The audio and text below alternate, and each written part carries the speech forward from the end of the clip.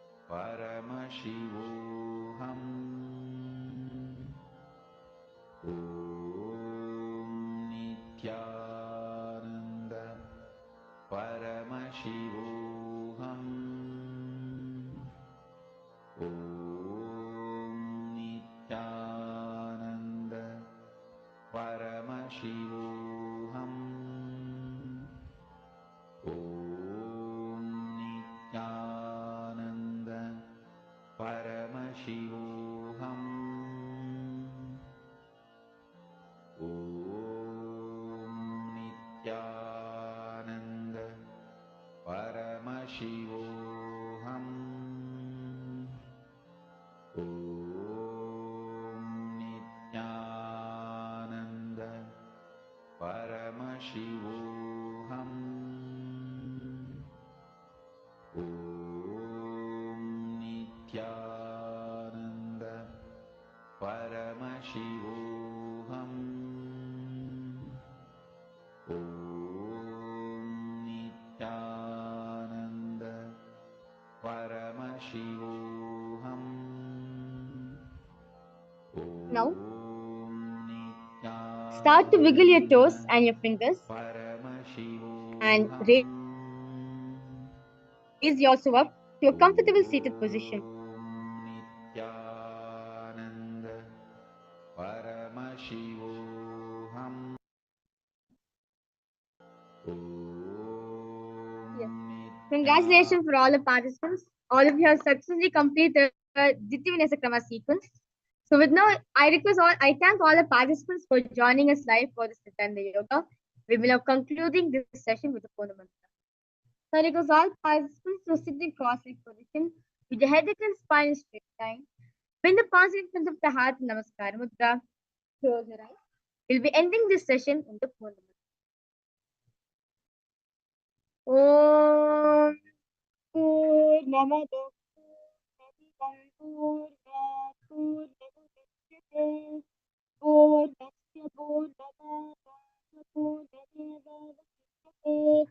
Om Shanti Shanti Shanti Hari Om Tat Sat Sarvam Bhagavad Shri Nithyananda Paramashiva Padukar Paramastu Om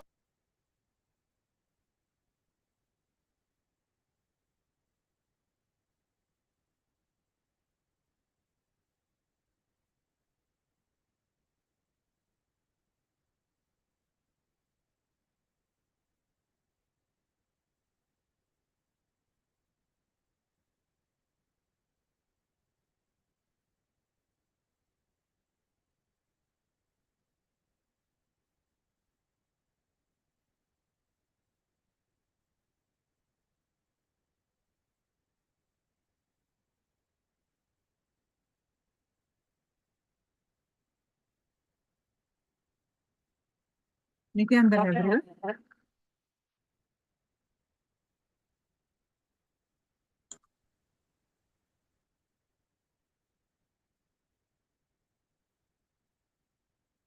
Welcome to the Paramashivoham Level-1 program,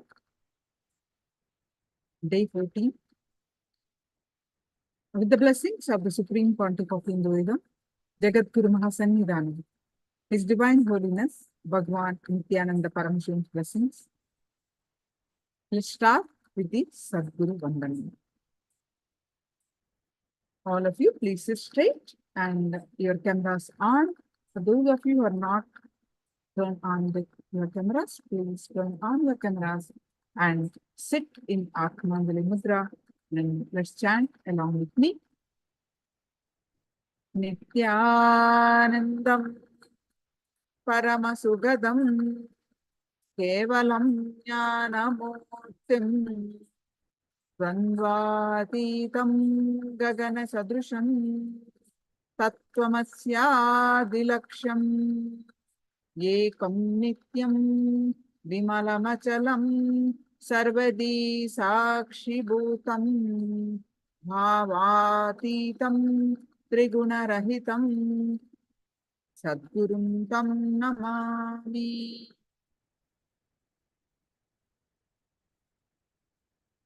Nithyanandam, everyone. Today we are going to learn about living enlightenment. Living enlightenment. Jivan Mukti. Before we start our sessions, we are going to do the third eye for manifestation. As all of you already aware, we start the power manifestation with receiving powerful cognition from Living Enlightenment book. So please go ahead and post your powerful cognition from Living Enlightenment book.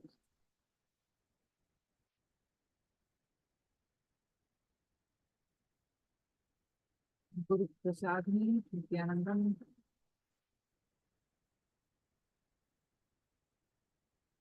Na. The camera is on, but I cannot see you. So please, Adora, Nithya Adora.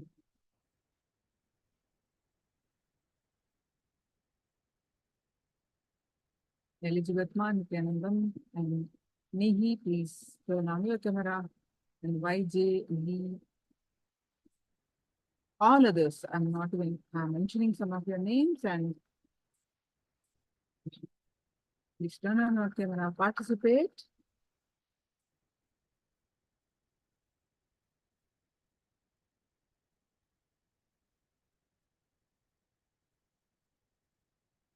It's me, wonderful. It's me, wonderful. Thank you so much, Ma, Nithyanandam. Yes.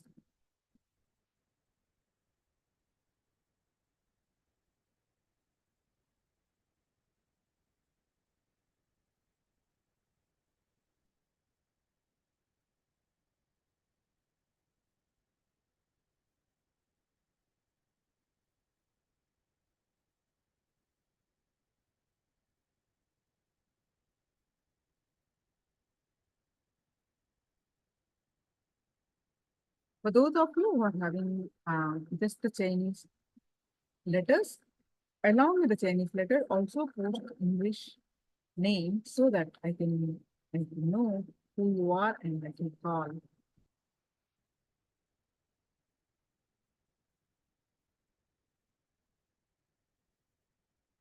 Few more seconds, please post your powerful cognitions from Living Enlightenment book.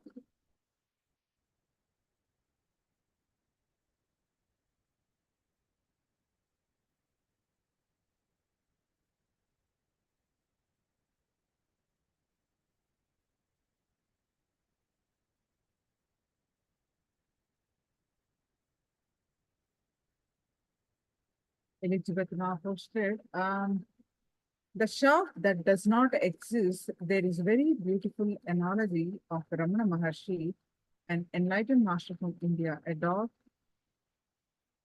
who's a dry bone. Such a beautiful analogy. Wow. Yes. Now, all of you, please sit straight with your head, neck, back, straight line. Now, Jenny posted, each of us is a unique part of the grand orchestra of the universe. So beautiful, no? Now, please sit straight with your head, neck, back, straight line and close your eyes. And Elizabeth Ma continue to post, as it chews. A dog chews a dry bone as it chews.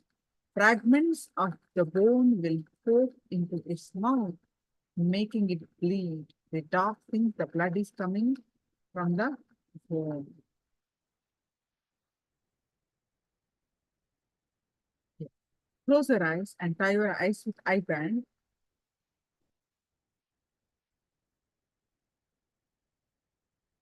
Tie your eyes with eye band.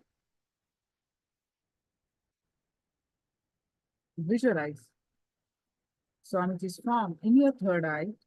Bring your complete awareness on your third eye.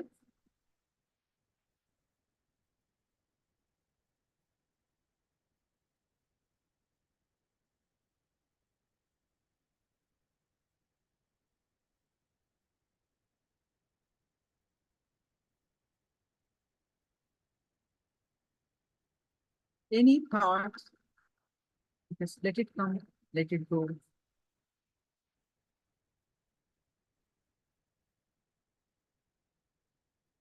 You bring your complete attention on your third eye. Fill your inner space with Swamiji's form again and again and again. And with this space, start chanting the Mahavakya. Om Nithyananda Paramashivoham. Start chanting the Mahavakya and experience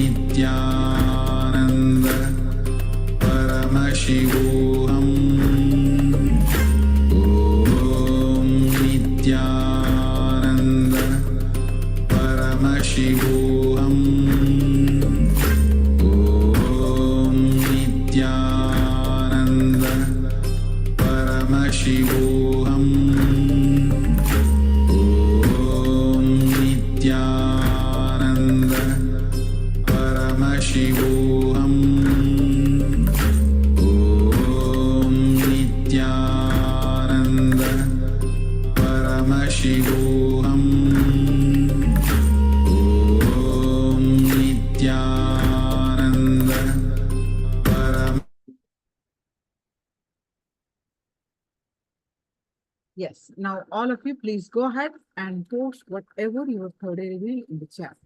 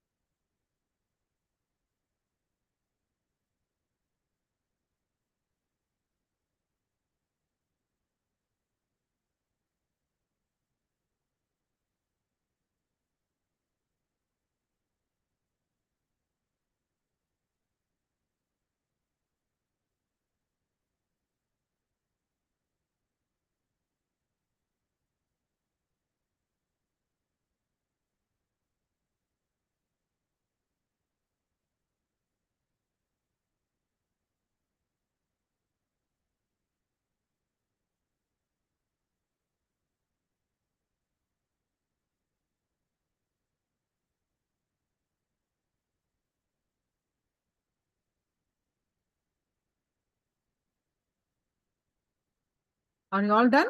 All of you are posted?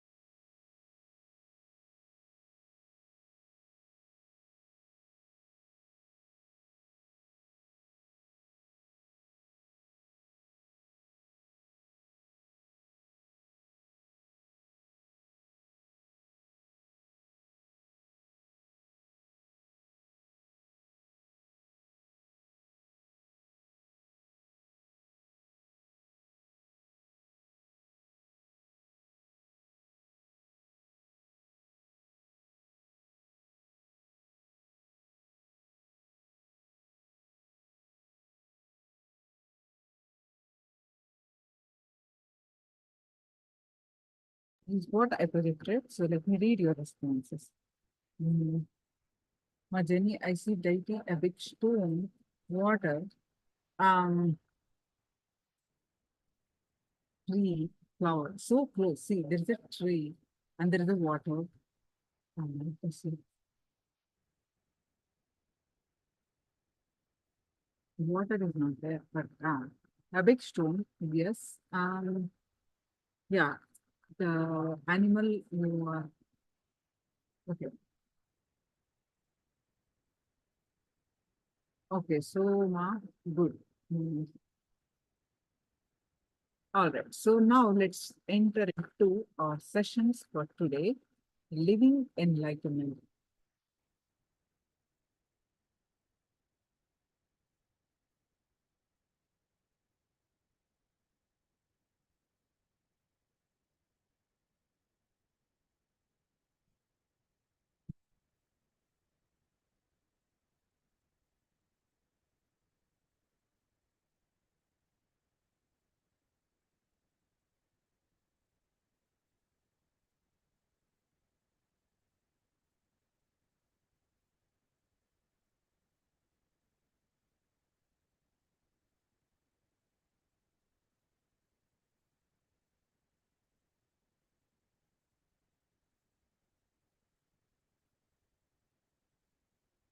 So Richard posted, I am joined late. I am newcomer. Could you please let me know the timings for tomorrow so I can attend the session? So now the sessions are starting today. Yeah, if you can possible today, you attend.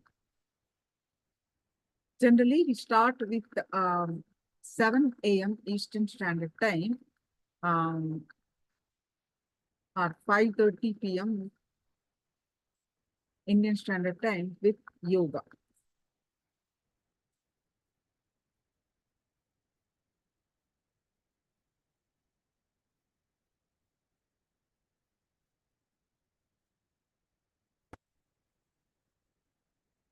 I would like to all of you.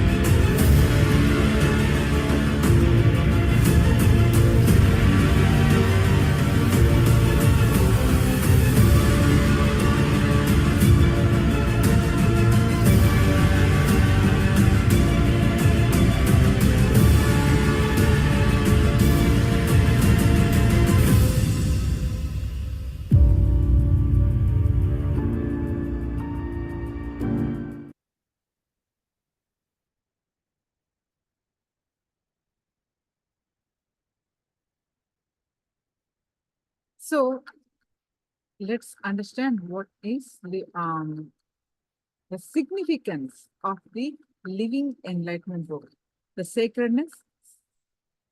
I would like to share what Swamiji has said about this book. It is not a book that we are going to learn.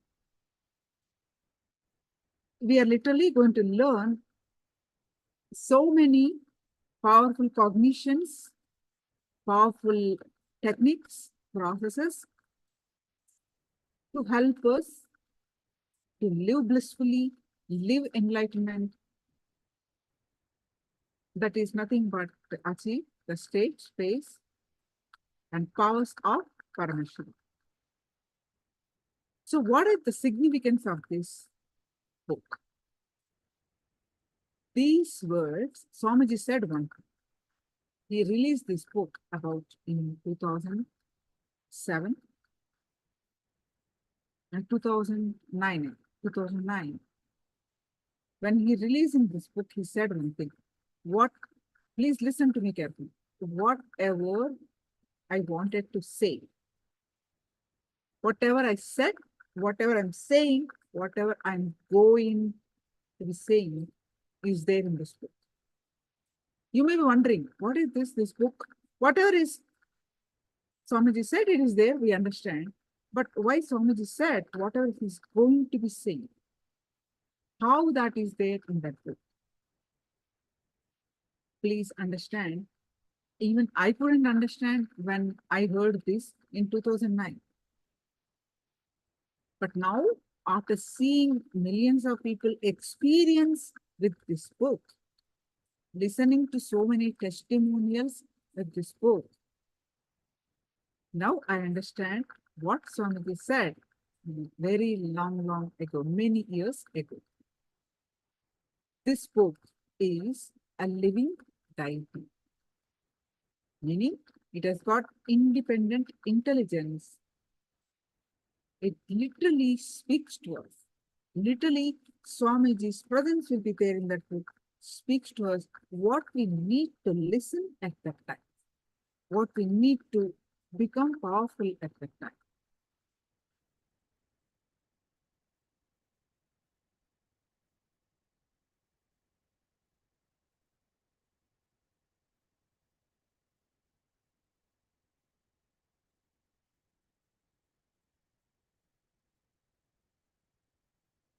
Bhagavad Gita from the enlightened consciousness of Krishna.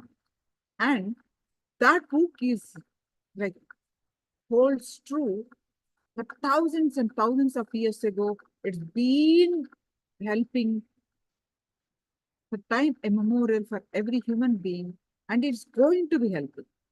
That is from the avatars, the words of the avatar, not in words, the song of the God. Similarly, and living enlightenment is the avatars, the sacred words, and then the song of Nithyananda. So many, each time, for years we've been reading that, but every time you read the same sentence, it gives you some other cognition, some other click. It's not the same. What you need to listen at that time, it is there. So let's understand about this powerful cognitions of this book.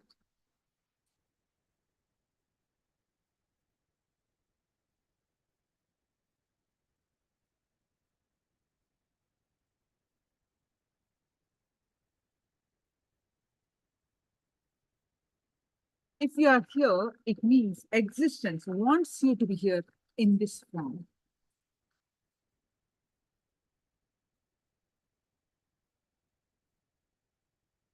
You are not an accident, you are an incident. This is the straightforward and simple truth. If you trust this truth, you will start experiencing life in its pinnacle. What you call your potential is nothing but the expression of existence through you. When you freely allow this, you will start realizing your infinite potential. Living enlightenment is living with the flowing energy of existence in synchronicity with its miraculous happenings. The understanding and the experience that we are one with the energy outside of us expands our consciousness. We realize that we are all waves in the same cosmic ocean. This experience is living enlightenment. This experience is Nithyananda. Nithyananda, the eternal bliss. Nithya is eternal, Ananda is bliss, the eternal bliss. Tattvamasi, a Sanskrit phrase translated as you are that, is one of the Mahavakyas in Sanatana Hindu Dharma from Chandogya Upanishad. Let me, the significance of this Vakya, of this Mahavakya.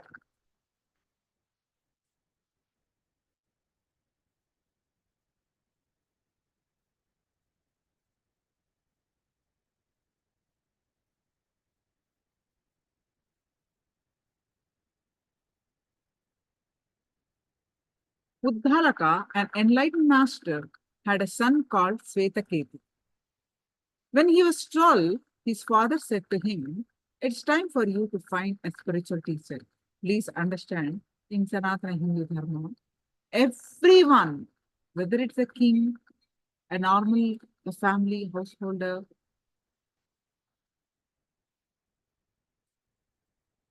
everyone, whatever category, wealth, wealthy person, poor person, king of the country, a normal citizen of the country, a sannyasi, everyone speaks for Guru. Everyone has Guru. So it is only seeking that exists. Everything around it. So these kind of sentences are very common if you read the scriptures. Uddalaka, an enlightened master, had a son called Svetaketu. When he was 12, his father said to him, "It's time for you to find a spiritual teacher." Everyone in this family has studied the holy scriptures and the spiritual way.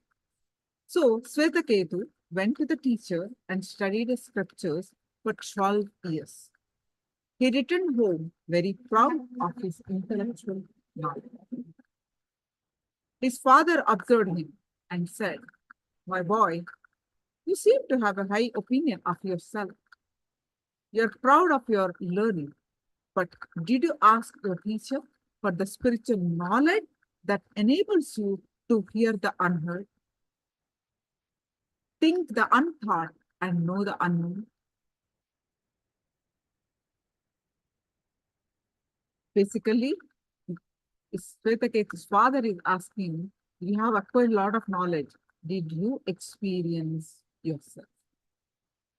The higher truth. Is it experiential? What is that knowledge, father? Asked Swetaketu. Just by knowing a lump of clay, everything that is made of clay can be known, since any differences are only words. From gold, you can make earrings, you can make necklaces, you can make long chains, you can make finger rings, but the gold is the same. Same way, clay, you can make a pot, you can make a glass, you can make a plate. Clay is the same. Since any differences are only words and the essential reality is clay. In the same way, by knowing a piece of gold, all that is made of gold can be known. Since any differences are only words and the reality is only gold.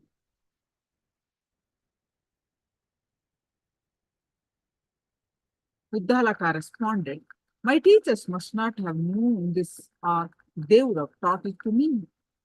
Father, please teach me this knowledge. I will, replied his father. In the beginning, there was only a being. Some people claim that in the beginning, there was nothing at all, and that everything has come out of nothing. But how can this be true?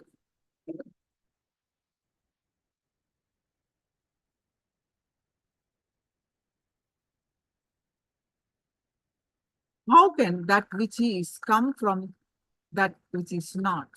In the beginning, there was only one being, and that being thought, I want to be many, so I will create. Out of this creation came the cosmos. There is nothing in the cosmos that doesn't come from that being. Of everything that exists, this being is the innermost self. He is the truth, the self supreme, and you, Swetaketu, you are that. Tattvamasi.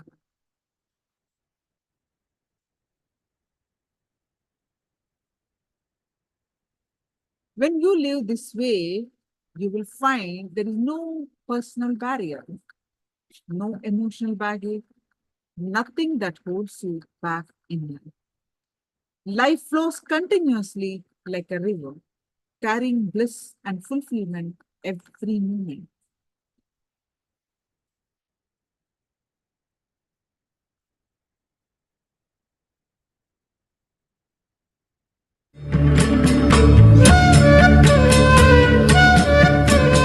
Enlightenment. We read about it. We talk about it. Isn't it time we started living it?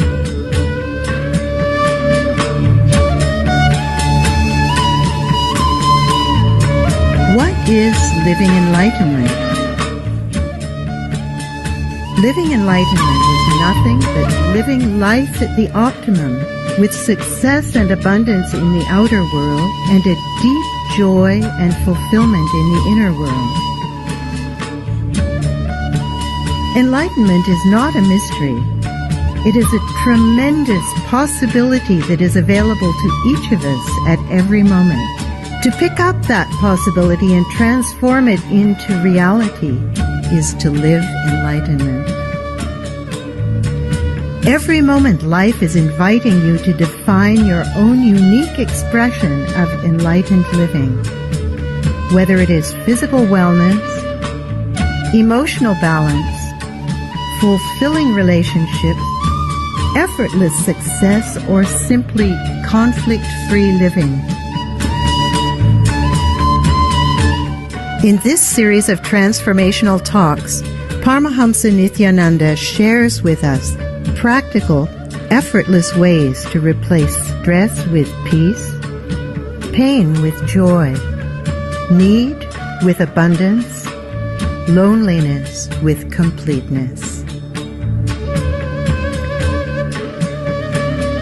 Stay tuned for the Living Enlightenment talks, for who knows which might be the truth that can change your life. Inspiring talks, yoga and meditation techniques, discussion forums, free downloads including articles and ebooks, podcasts, audiobooks, and more.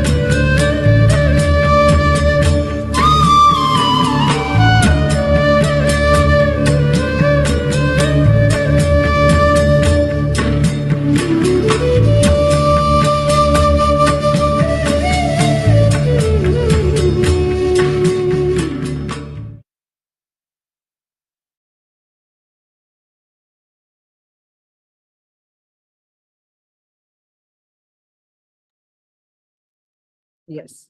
Now, only when you start becoming conflict-free, suddenly the world which you experience become conflict-free. The conflict with another person happens only when there is an ego. Our whole life, for all our actions, all the reactions you attract from others, all are all the happenings of life. Conflicts happening outside is nothing but a reminder of the conflict and incompletions which are there inside the inner space. Conflict can happen due to a situation in your life. When you clean your inner space with the power of integrity, you will realize that all the contradiction, conflicts, and confusions you carry are responsible for your life. Take the responsibility of all the conflicts in your life with people or with situations. Bring integrity to you in your inner space by doing Swapurna Kriya, the self-completion, or completing with yourself. Drop all the negative pattern you created in you, which you now feel as part of you, and create a complete you. Not having any inner conflicts, and because of that, not having any outer conflicts is Advaita. That is Shuddha Advaita, the pure Advaita, Shiva Advaita. The more and more complete you are with yourself and with others, the more and more you will experience the world also as conflict-free.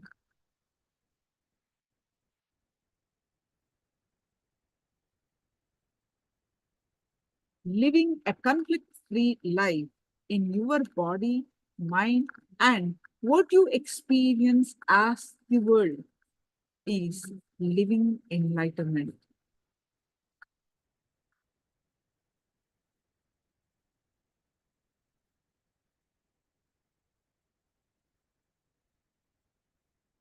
The scriptures of all great religions are the expressions of wise masters to convey their experience to us. When they live, the masters themselves are the experience that we can share. The Supreme Pontiff of Hinduism, Bhagavan Nithyananda Paramashivoham, is such an experience. Living enlightenment is for anyone who wishes to live a fulfilling life. It reveals the secrets of the self, existence, and the world. It is for every individual to start experiencing the ultimate purpose of taking human birth on planet Earth. Shakti, the energy to understand and change what you need to change in life. Buddhi, the intelligence to understand and accept whatever you don't need to change in life. Yukti, the clarity to understand and realize that however much you change, whatever you see as reality is itself a continuously changing dream. Bhakti, experience bhakti. Devotion, the feeling of deep connection to that which is unchanging, eternal and ultimate. Mukti, the ultimate liberation into living enlightenment when all these four are integrated. The living enlightenment, the gospel of Nithyananda Paramashivoham. Share with your loved ones the signs of living life, sciences and powers that they can use at work, school, personal life, and the knowledge that knows no boundaries.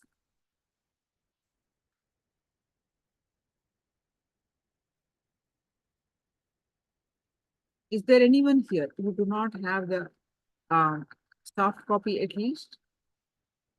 Is there anyone here attending for the first time who do not have the soft copy? Please do let me know. I will post the link.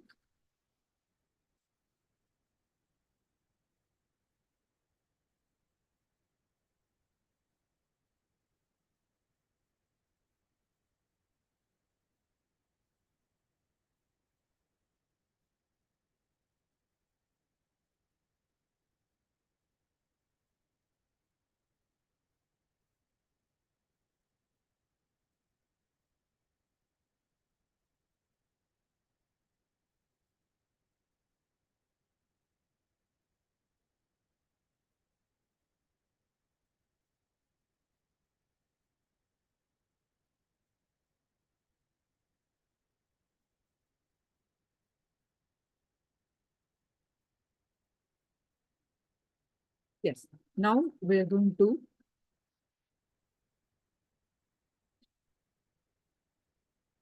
listen the powerful cognitions from Living Enlightenment book, about the book, significance of the book from Swamiji's own voice.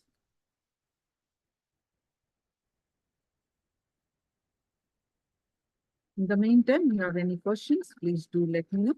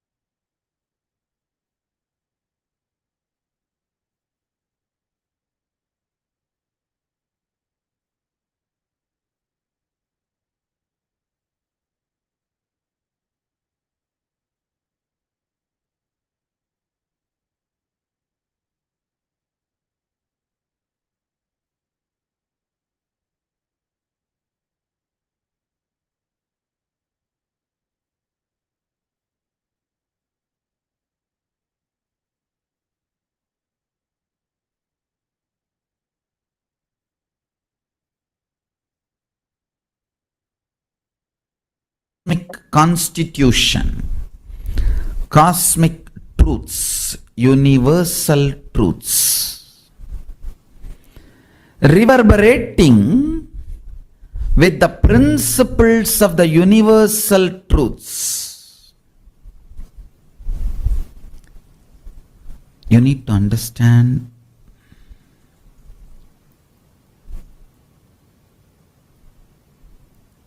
when the universal truths become the source cognitions for you, when you start reverberating with the universal truths, cosmic constitution, the ultimate cognitions, Paramashivoham,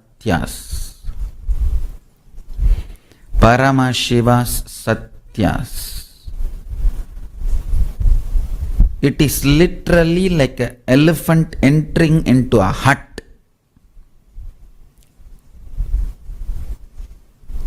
Paramashiva enters into your ignorance and shatters it. Understand how a small hut will be shattered if an elephant enters into it. Same way,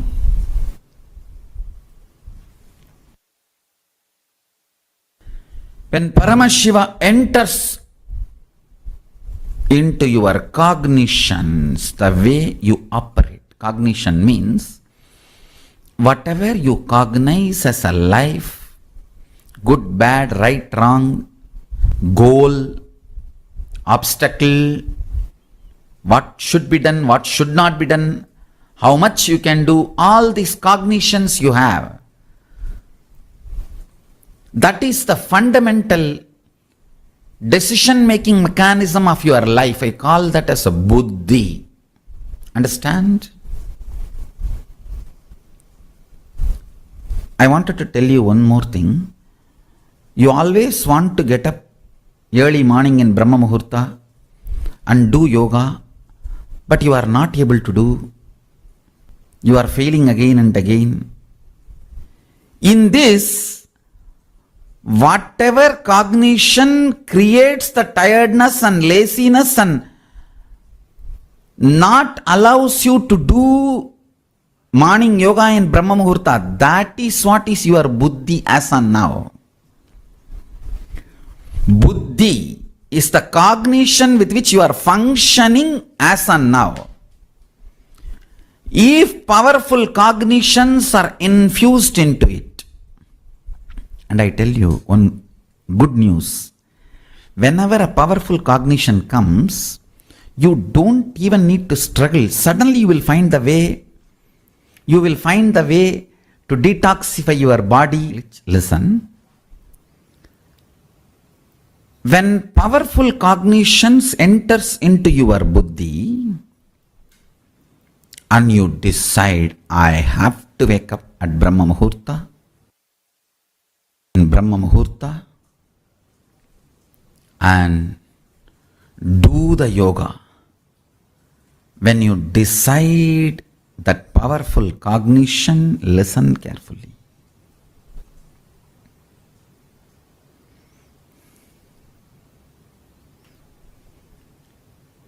When you do that powerful cognition, the source, the buddhi in you attracts right, easy, simple, doable methods. Suddenly, some way you will start seeing body gets detoxified, mind gets complete, and morning waking up during Brahma Muhurta becomes your simple lifestyle. Anything which happens as a natural flow, spontaneous flow in your life is powerful cognition in you. Powerful cognition never struggles. That is the law of life. If there is a struggle, some part of you is not having powerful cognition.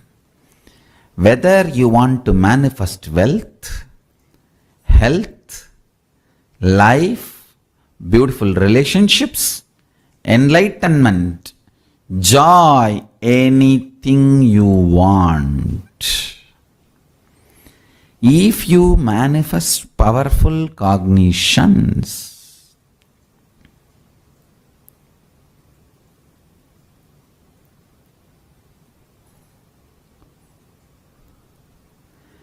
If you manifest powerful cognitions,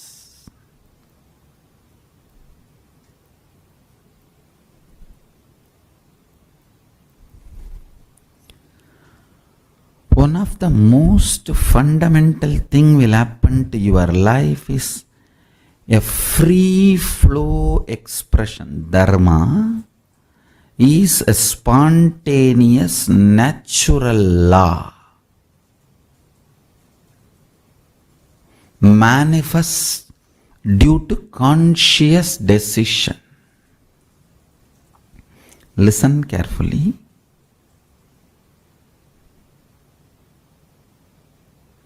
In you, about you,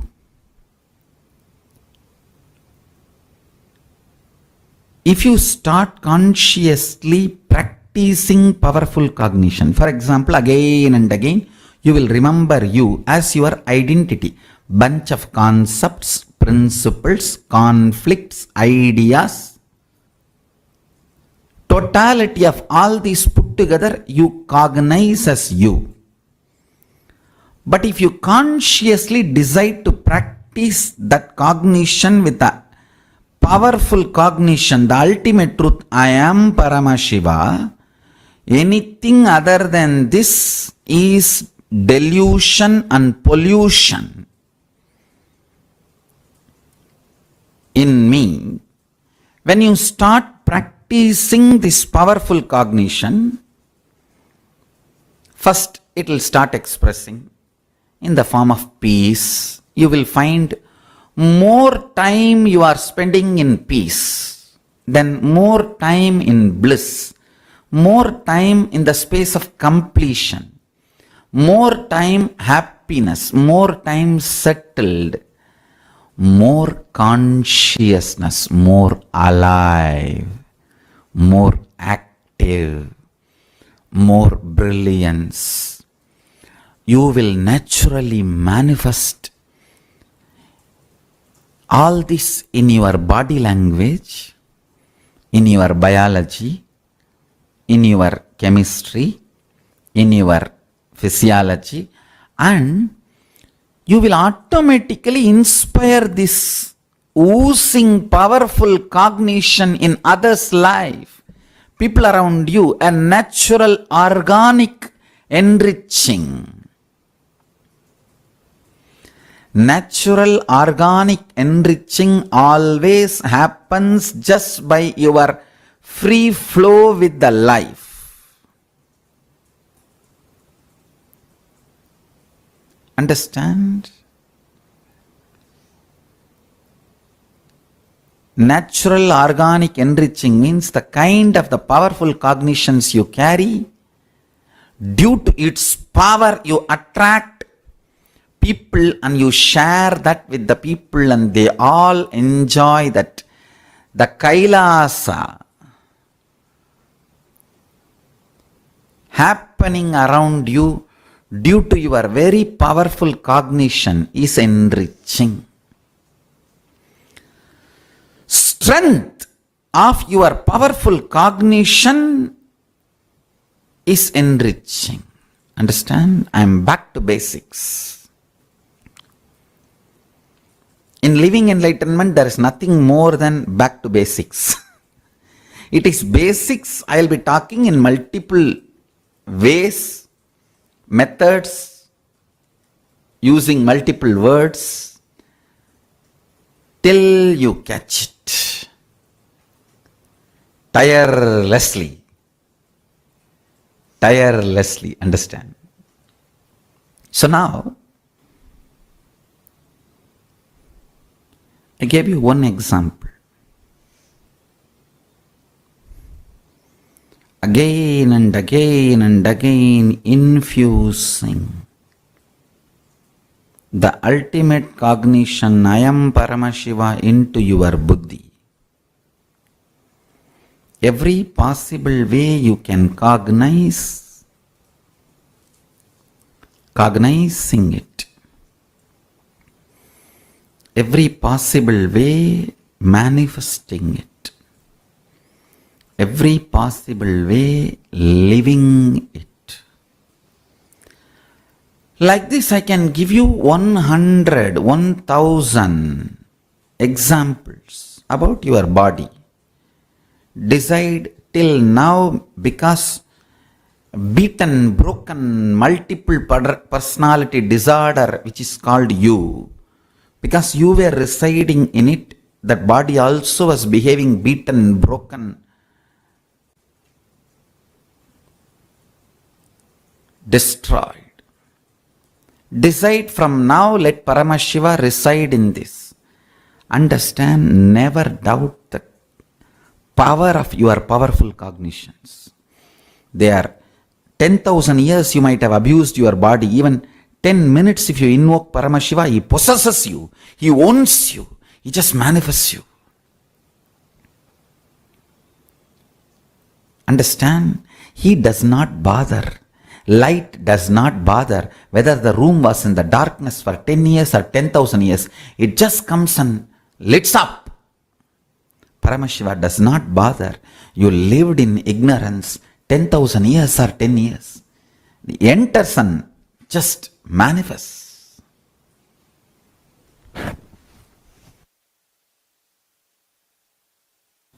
Immediacy, instant effect of Paramashiva's powerful cognitions is not dependent on the longevity of the practice, but the quality of ability to cognize. It depends on will persistence, conscious decision and will persistence. The quantity of the period of the practice does not matter. The quality with which you instill the powerful cognitions matter. Understand? Millions and millions.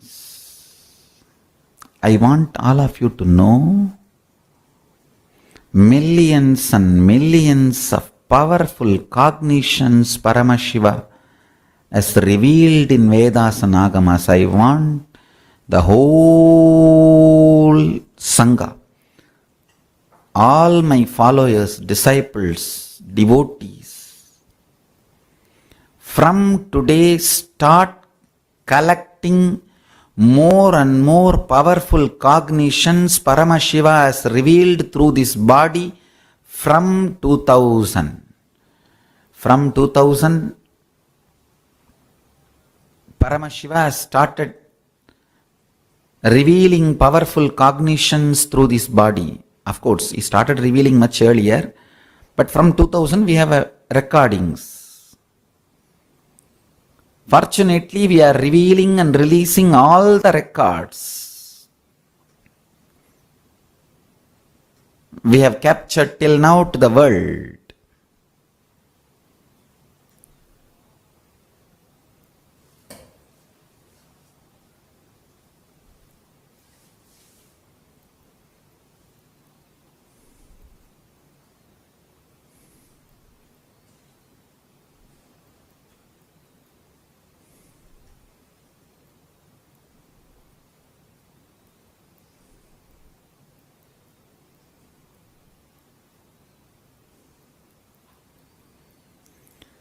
Start collecting more and more powerful cognitions, that is spiritual asset,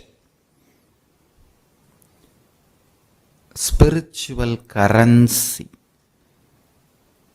The powerful cognitions you collect is the cosmic currency. It doesn't go waste. That is why Krishna says in Gita, Svalpamapyasya dharmasya Trayate mahato bayat. Even practiced little removes so much of fears. Svalpamapyasya dharmasya trayate mahato bayat.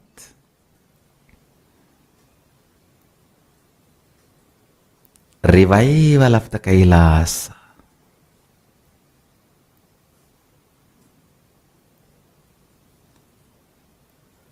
even if you practice little bit. Powerful cognitions are such, even practicing little bit releases you, liberates you from the great fears.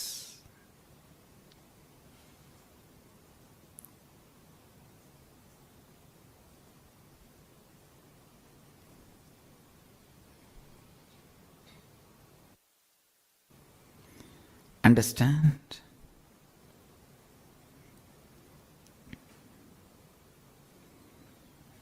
The state of Paramashiva, pure, unclutched, nirvana, sharira, turiyatita state, pure enlightened space. That state is the state of Paramashiva, where the source of the cosmos vibrates in its existential frequency. The space of Paramashiva means the space in which the integrity, authenticity, responsibility, enriching, causing, completion, these 6 powers manifest and manifest all the possibilities. Understand? Integrity is not rule or restriction or moral. No, it's a power. It is your own ability to identify you is integrity. Your own ability to upgrade yourself is authenticity. Your own ability to expand yourself is responsibility.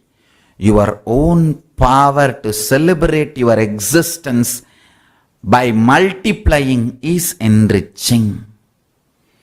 Your own ability to manifest anything you want to you and all the beings you have multiplied is causing. Your own ability to shower liberation to yourself and all the mirrors you manifested is completion.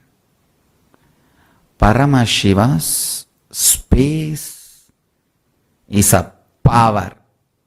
Integrity is a power. Authenticity is a power. Responsibility is a power. Enriching is a power. Causing is a power. Completion is a power. It is not moral. It is power. If you are struggling with integrity, you are thinking integrity as a rule. If you know waking up in the morning, Brahma Muhurta and meditating is nothing but manifesting power, your life's purpose, you know you have a power to expand more powers, you will simply wake up in the Brahma Muhurta and start doing yoga and meditation. If you are struggling to wake up in the Brahma Muhurta for yoga and meditation, you think sleeping will empower you. If you cognize yoga and meditation will empower you, you will simply wake up and start doing. Integrity is a power. Maybe you are more integrated to your sleep than yoga and meditation. That is why you feel sleep will empower you and you are integrated to sleep and you sleep in the Brahma Muhurta. Understand? I am giving you one example. In every level, this is the truth. Integrity is a power. I really want all of you do this exercise for a few minutes. Where all you feel integrity, authenticity, responsibility and enriching as a binding moral rule, suffocating, pen down. All that spots are your blind spots. You have incompletions there. You need to change your cognitions. You need to complete and manifest powerful cognitions there and realize integrity is power. Authenticity is power. Responsibility is power. Enriching is power. Let's do this.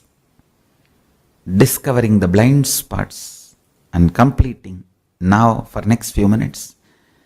Look into your life and see where all you feel integrity, authenticity, responsibility, enriching, completion is like a binding, rule, moral, suffocating. List them out and see what is the powerful cognition you need to manifest to make you understand integrity is power, responsibility is power, authenticity is power, and enriching is power. As I give you this example, if you feel sleep will empower you, that is why early morning, Brahma Muhurta, you decide to sleep. If you cognize powerfully, meditation and yoga will empower you more than sleep. Simply you will wake up in the morning and be integrated to yoga and meditation. Changing powerless cognitions and adding powerful cognitions is completion. Realizing your integrity, authenticity, responsibility, enriching is power, not bondage. Is living enlightenment. Let's do this for a few minutes. Then I'll continue the webinar.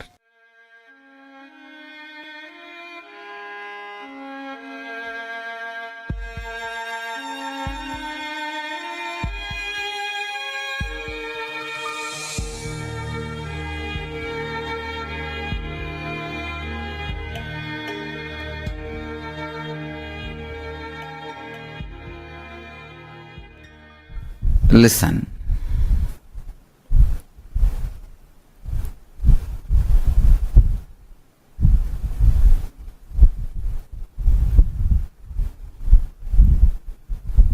Functioning with these powerful cognitions will make you experience your spiritual legitimacy. It will make you understand the best, most superconscious way to exist and relate. Understand? The most superconscious way to exist and relate. The fundamental principles. Fundamental superconscious way to exist and to relate with other humans, relate with the society, relate with the humanity, relate with money. See, from the superconscious existence, with the most powerful cognition, you are Paramashiva. If you relate with money, you will bring economical legitimacy to your identity. Poverty is nothing but economical illegitimacy to your identity. If you build the spiritual identity, right identity, you will manifest economical legitimacy, means wealth. You having wealth just because of your right identity is economical legitimacy for you. You having social success because of your powerful cognitions is social legitimacy for you. Because of your powerful cognitions,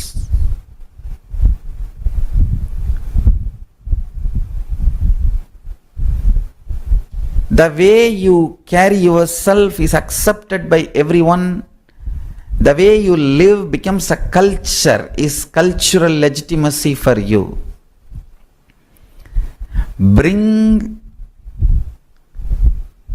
powerful cognitions in your life, through that bring spiritual legitimacy to your existence, to your identity.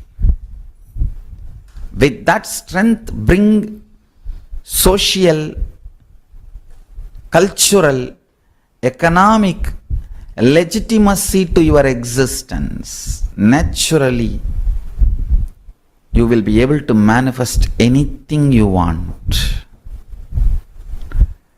Understand? This whole science, manifesting the state, manifesting the space, manifesting the powers, manifesting the being, manifesting the superconsciousness of Paramashiva,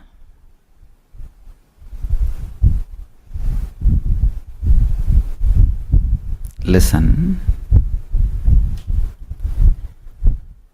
If you bring spiritual, social, cultural legitimacy to you, you will understand this science of living enlightenment is the complete solution for all the problems individual or society or modern day humanity is facing. Then you will understand all the problems of the modern day humanity, Sanatana Hindu Dharma is solution. Whether the terrorism or climate change, natural calamities or man-made calamities, extreme chronic capitalism or exploiting pharmaceutical industries, enslaving psychiatry field and pseudo-psychiatrists, or cheating philosophies, brainwashing ideologies, for all the problems humanity is facing, the only solution is science of living enlightenment, revealed by Paramashiva from the Vedagamas in the modern day through this body.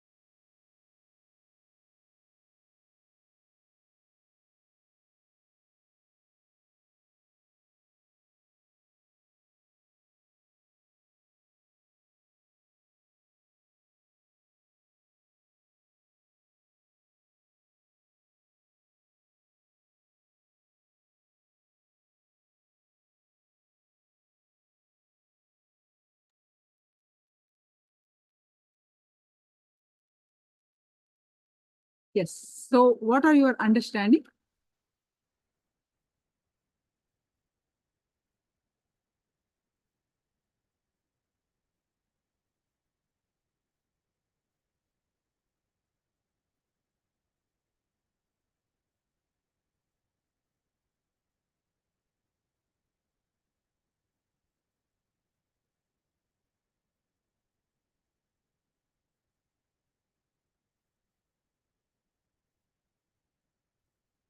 What are your understanding from this? What are your cognitions? Quickly post, and we are going to have the power manifestation today. Today's power manifestation is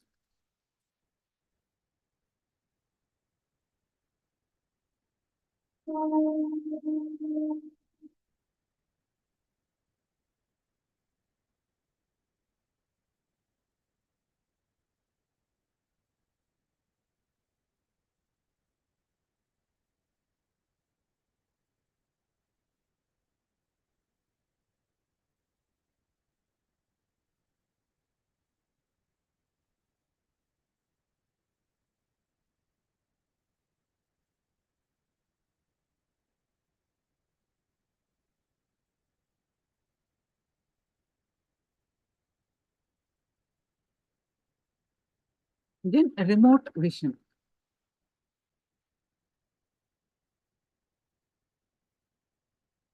So all of you, please post what is your understanding of Living Enlightenment book. What are the powerful cognitions? So we're going to do the remote vision, power manifestation.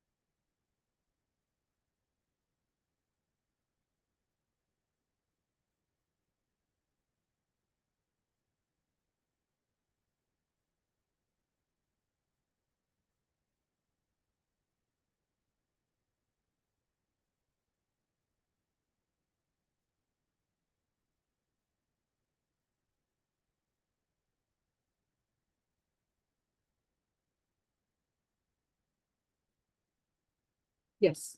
So how we are going to manifest this power is Jnana Guru Prasadini, Christina, Elizabeth Ma, Rikshmi, all of you, please post your powerful cognitions. Record. It was wonderful to watch Swamiji live. I'm trying my best to follow his teachings as per my understanding, and I will download and read the book. Thank you. Yes. See, how you receive the powerful cognition is the book. Swamiji has given the procedure. See, I'll show you the physical copy here. This is the physical copy of the book, Living Enlightenment. Okay? If you have it, great. If you do not have it, you have at least the soft copy. How you use this book is you chant the Mahavakya 3 times and open the book, and wherever, open a random page, and wherever your eyes fall, read that. That is your powerful cognition. It is not like any other book. You read from page 1 to all the pages. Record, you are able to understand. Richard, you are able to understand. And soft copy also the same. You browse. Wherever your cursor stops, you read, and that is your powerful cognition.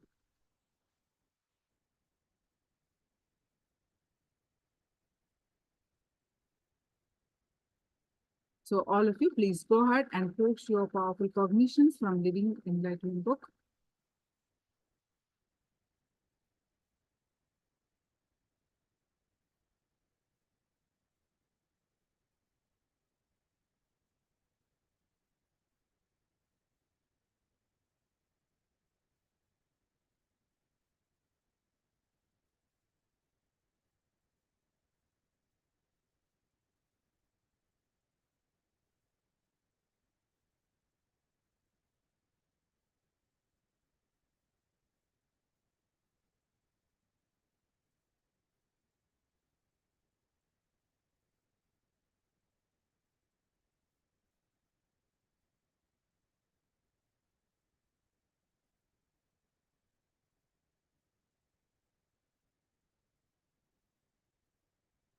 Yes, now please sit straight.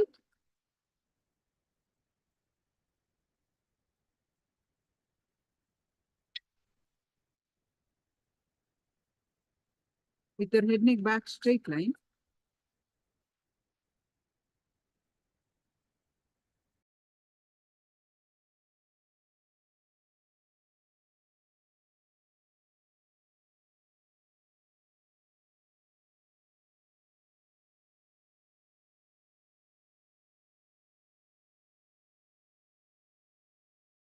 Okay. How we are going to manifest this power is, I'm going to keep some objects on my left side. You need to experience the oneness space with Swamiji, and with that space of oneness, you have to scan through your third eye and find out the objects' names, which are on my left side. Okay, so that is how we are going to do this power.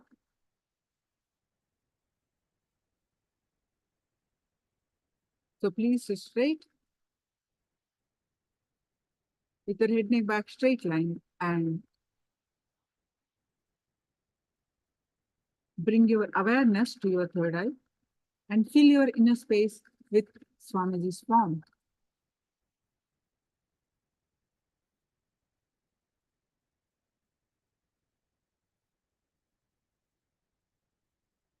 Any thoughts that are coming in the way now, let it come, let it go. You bring your attention back to your third eye again and again.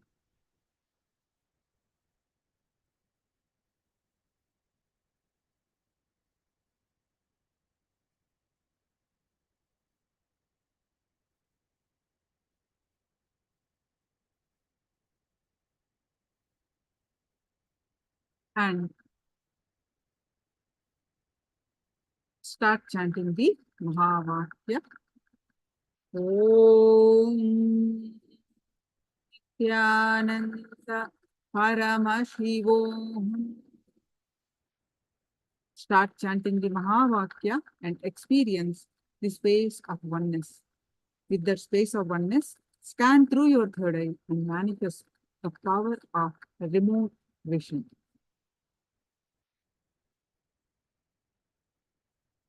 What are the 5 objects that are on my left side?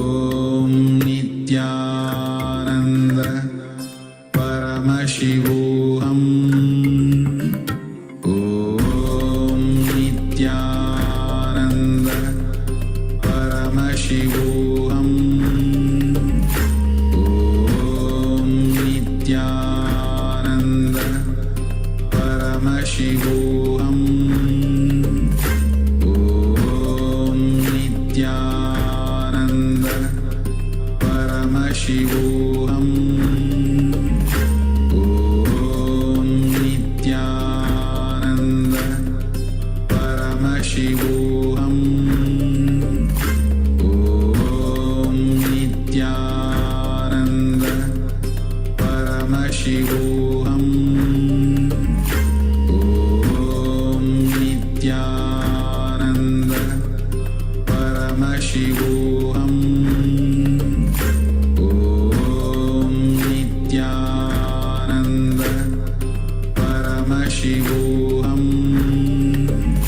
Om Nithyananda Paramashivoham Om Nithyananda Paramashivoham Om Nithyananda Paramashivoham Om Nithyananda Paramashivoham Om Nithyananda Paramashivoham Om Nithyananda Paramashivoham Om Nithyananda Paramashivoham Om Nithyananda Paramashivoham Om Nithyananda Paramashivoham Om Nithyananda.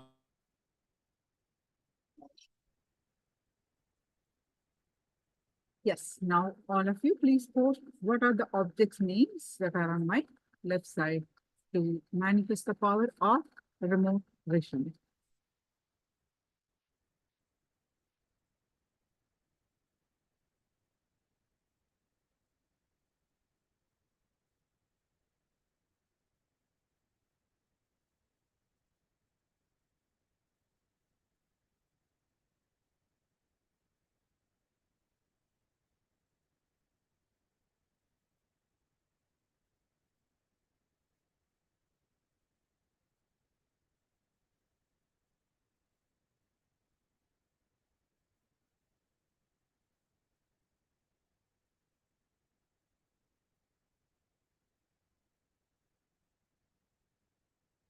All others, please quickly post.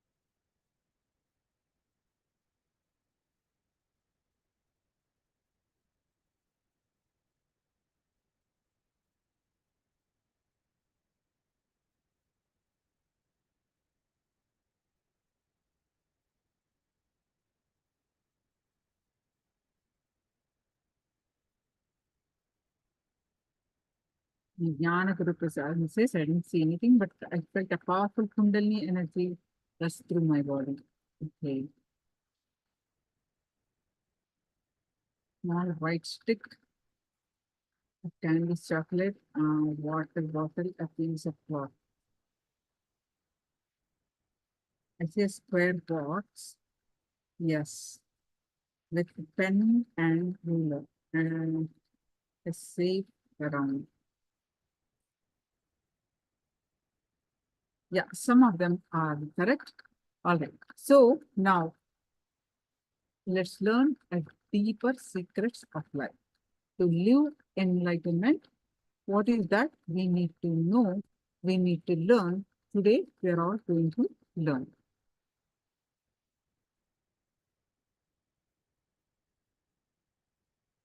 If you are having a certain amount of wealth now, intelligent now, relationships now, life is happening in you, all these have happened to you, not as an accident. Existence really wants you to have this. you are qualified for it. Even if you are this moment, you will take birth again with all these facilities with you.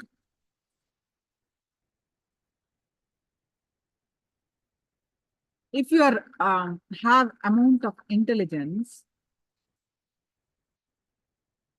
for example, you are a doctor, you have this much of wealth.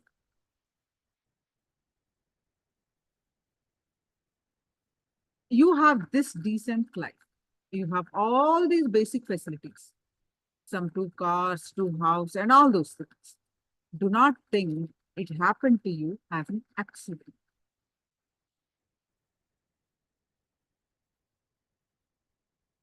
You may be thinking, anytime it may be taken away from me if I die.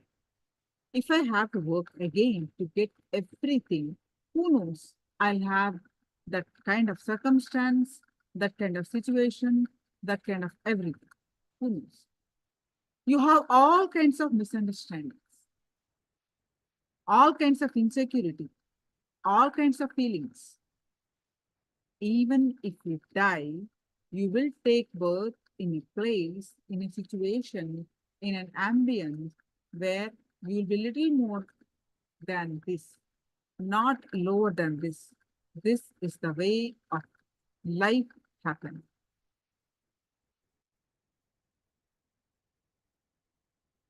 If you're holding on to some position which you are not worthy even now, don't think it will be left with you.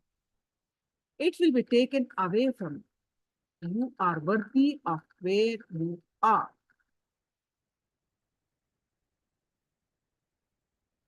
You are worthy of where you are. That's the first tool to bring confidence of contentment. Existence is living through you.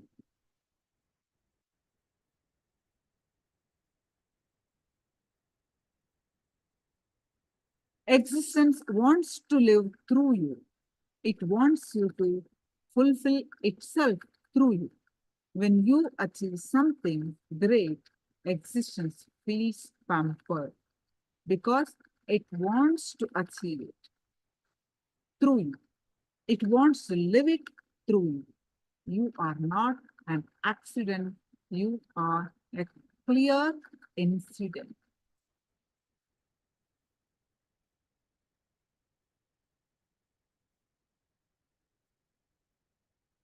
Truth is, existence is living through you. You are not an accident. Even if you think you are an accident, you are not an accident. Existence is feeling really overflowing. It wants you to be where you are now.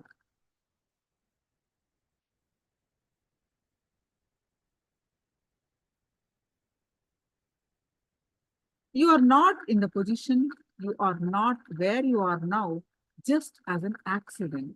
You are in the position where you are now just as a clear, planned miracle.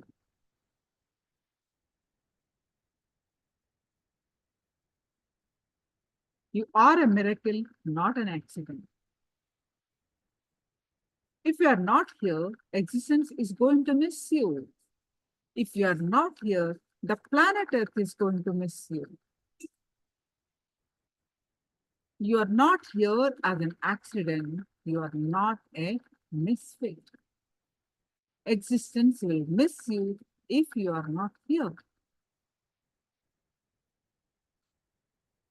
List at least 10 misunderstandings, insecurities you carry in you. No one loves me. I am left alone. If I die, I have to restart, go to college, again struggle. What are the misunderstandings you have about you? Please pen them down. Please pen them down. What are all the misunderstandings that you have?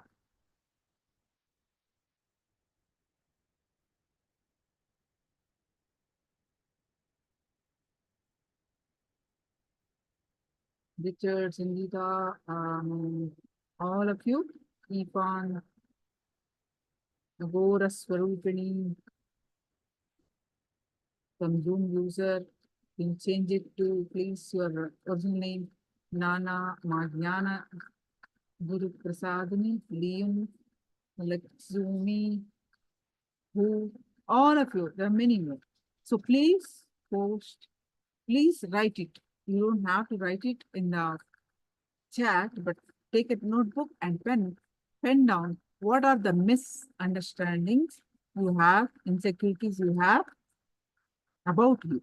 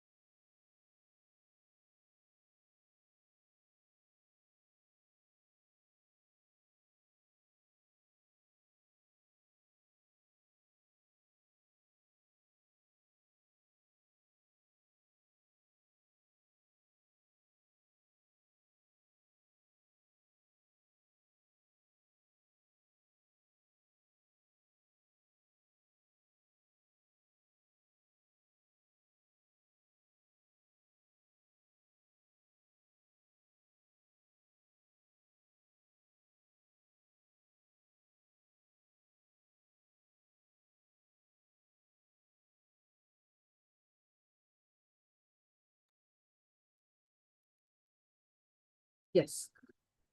Are you all done?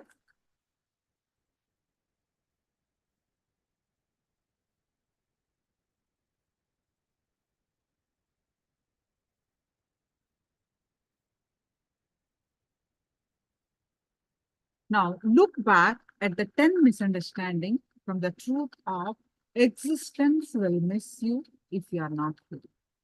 With this truth, observe your inner space for a few minutes.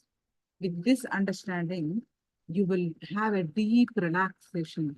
Oh God, I am worthy of what I am.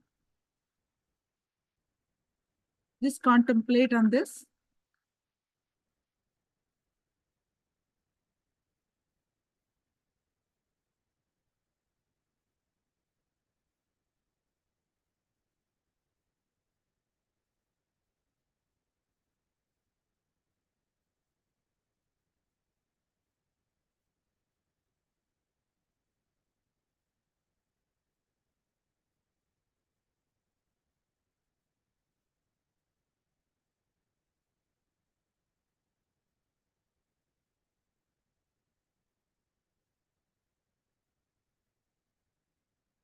Live like devatas on planet Earth.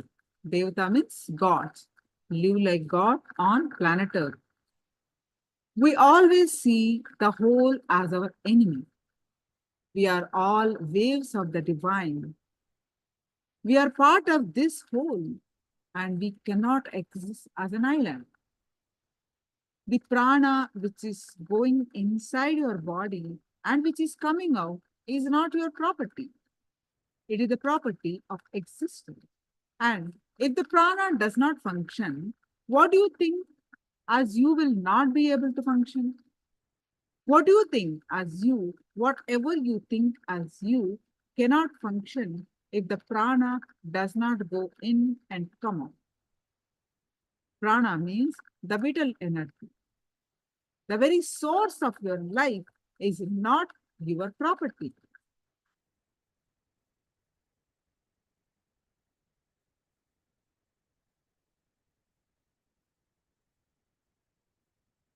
We always think whatever is outside is our enemy.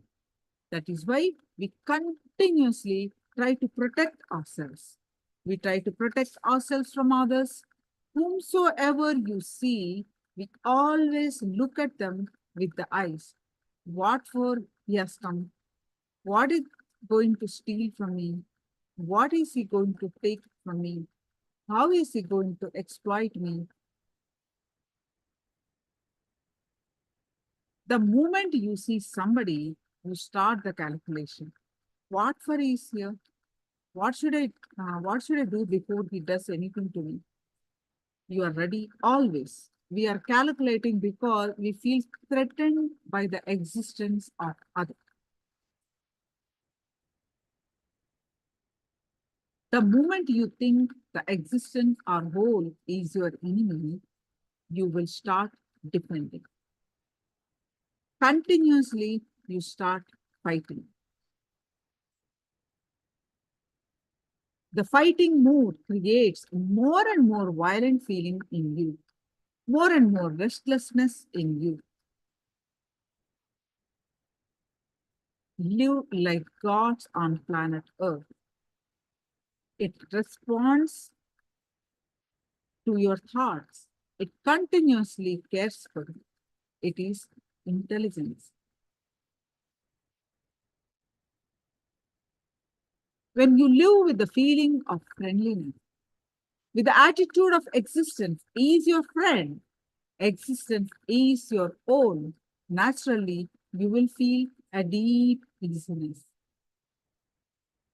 The ultimate secret, which is existence, Paramashiva Shakti, Brahman, is your friend. The universal energy is not your enemy. It is intelligence and it responds to your heart. Dakshinamurti Swamigal never used to wear dress. He lived a Paramahamsa's life. He's an enlightened being.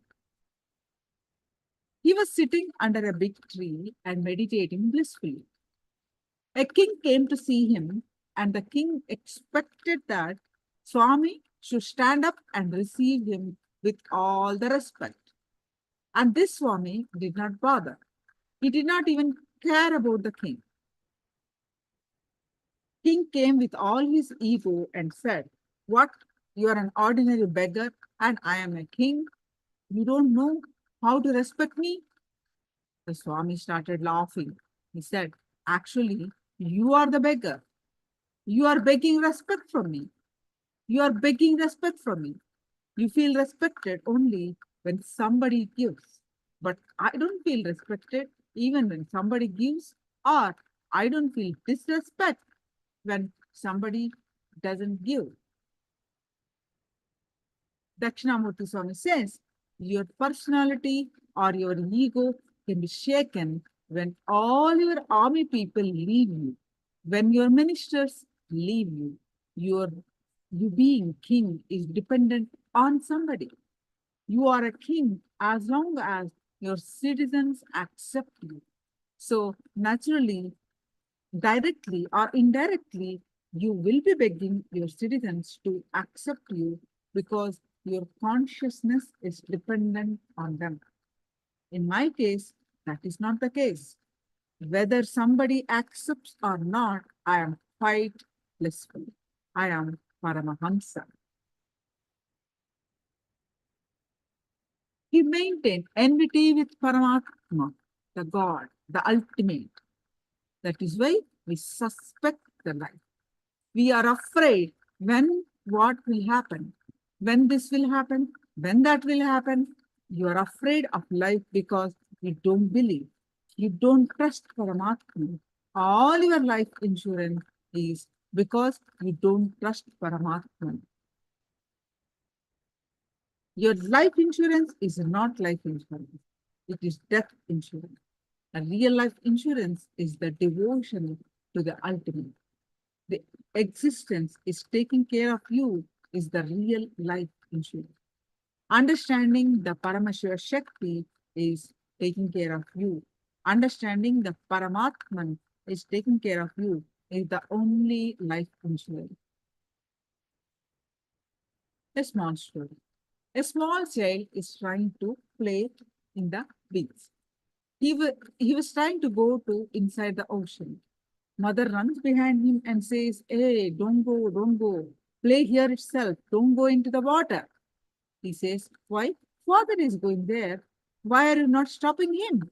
You are stopping me?" He says, "He has got insurance. He has got enough insurance." So when you have the deep love, the connecting with the Paramatman, even if you die, he knows where to keep you. You will have a deep relaxation. You will be utterly relaxed. Even after death, you know He is there to protect you. He is there to guide you. If existence doesn't want you to be here, you cannot be here even for a single moment. There is no reason for existence to keep you alive. If He is keeping you alive means you are wanted. You are wanted in this form, in this way, in this place. That is why you are still kept alive. Even if you are exploited, when you live with the trust, you will live like a god on the planet Earth. You will live like a god on planet Earth. You can live without thinking. You can live without insecure feeling. You can live without fear, consciousness.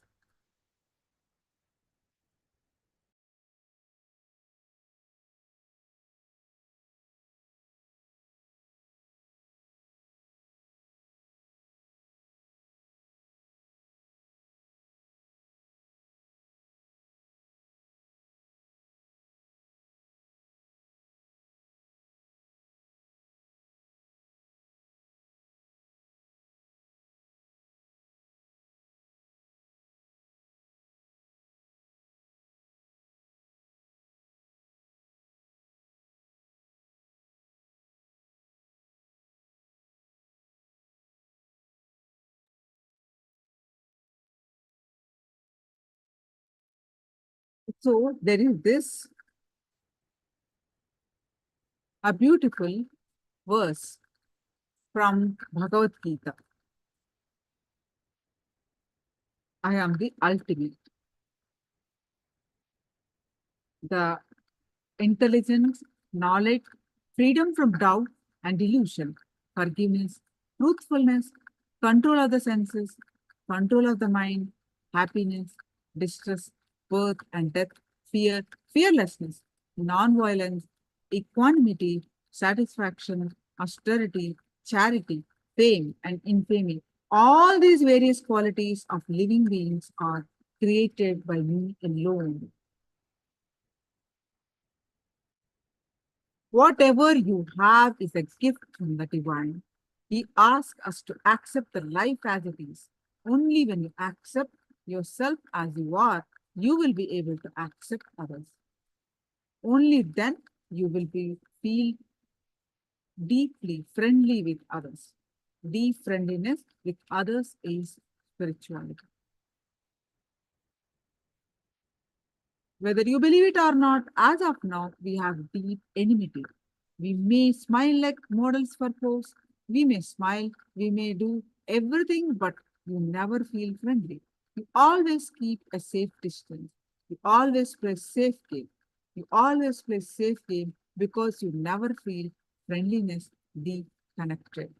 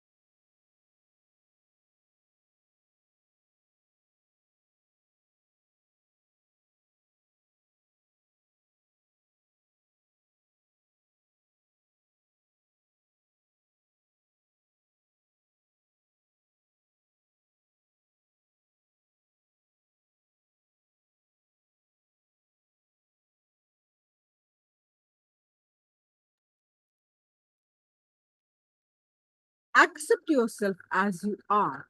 Otherwise, if you are not able to accept yourself as you are, at least accept that you are not able to accept yourself as you are. Basic things, basic truths of accepting yourself and connecting with the universe. When you understand all these things, when you start connecting with the divine, when you start trusting, when you start completely opening yourself, when you don't have any other vested interests, when you are not begging anything from life, you start experiencing the very life is divine, very life is blessing.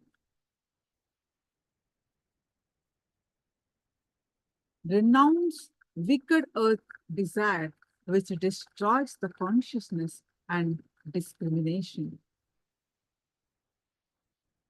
Wicked urge, the thoughts which are making you forget the higher vision, larger mission of your life, making you take short-term decisions is wicked urge.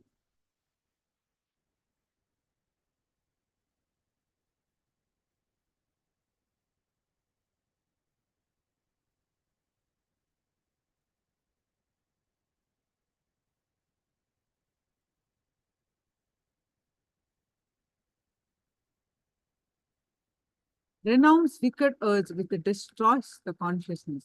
Wicked urge means the electrical signals which goes into your system and makes you lose the purpose of your very existence and overturns your whole thinking flow. See it like a 20 hours you think, plan, properly develop your life spiritually by going to the right place and doing everything. By evening 11 o'clock, something happens to you and your wicked urge comes up and all your spiritual planning, action, everything goes into the air. And the wicked urge goes so strongly in your system. You lose the whole purpose of existence and life mess with your life and somebody else's also.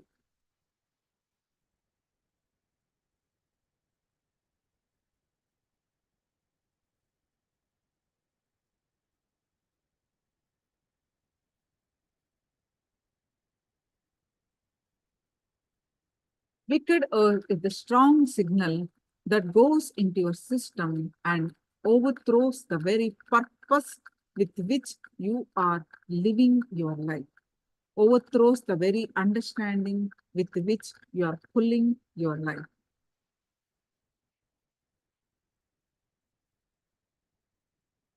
Now, let's do one exercise. Step 1. Sit and describe your purpose. 5-6 points. You just sit and describe your purpose.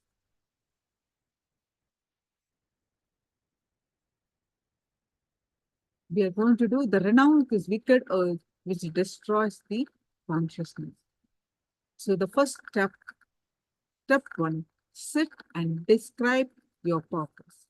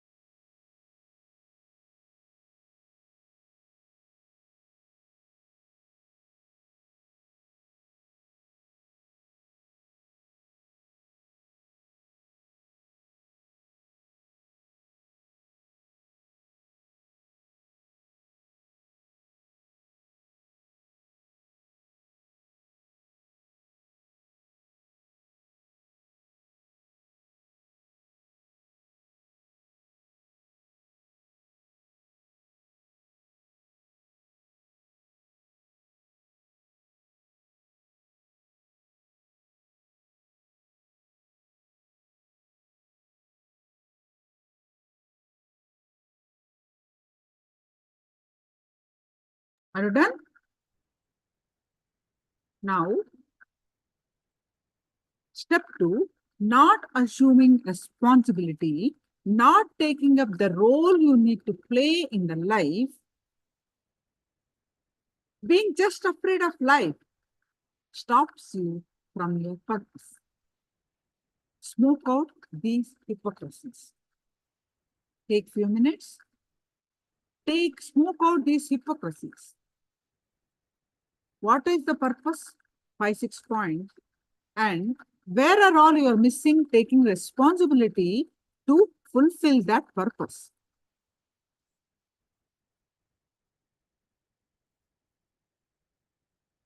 So please pen them down.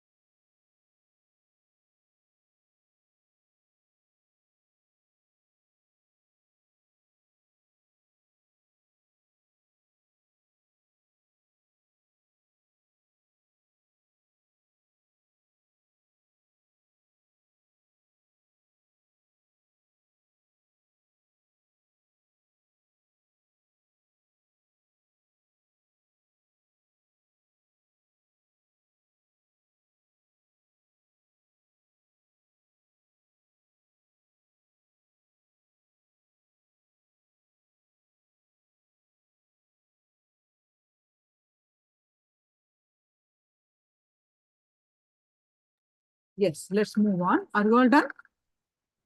Now, step 3. Renouncing means understanding and executing by realizing certain object or action or thought pattern is not conducive for the fulfillment of the mission you have taken. For the sake of larger vision, your larger vision and mission and responsibility, giving up your whims and fancies and loose way of thinking and acting is renunciation. Whatever coming in the way of your lower thinking, in the way of your achieving your life's goal is renunciation. So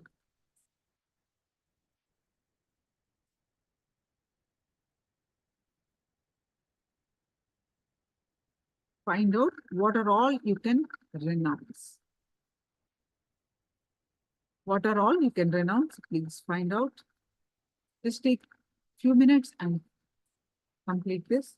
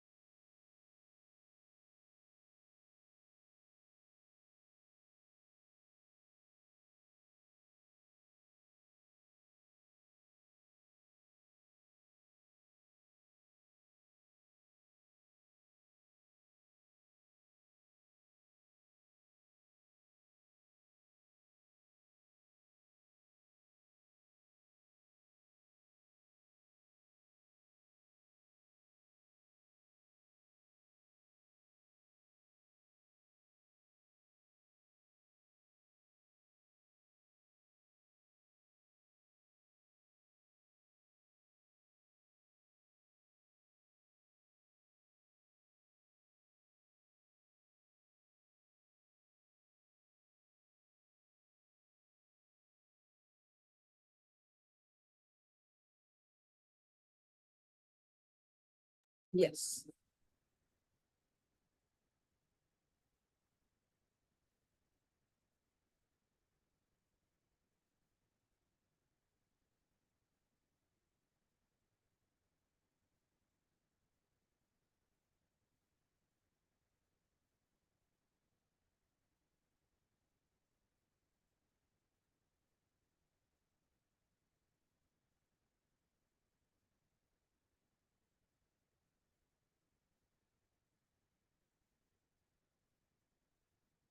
Now let's move on to our next session, conquering desires.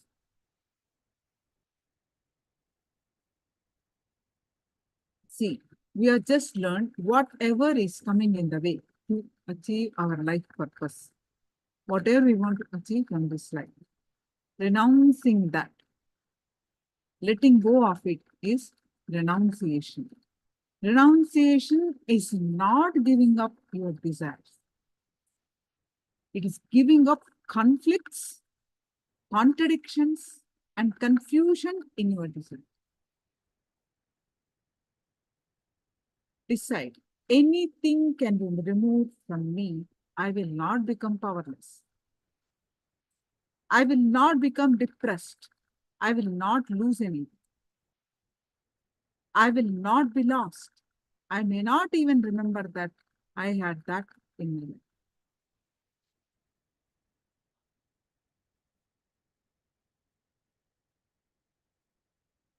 So let's listen from Swamiji how to conquering those desires.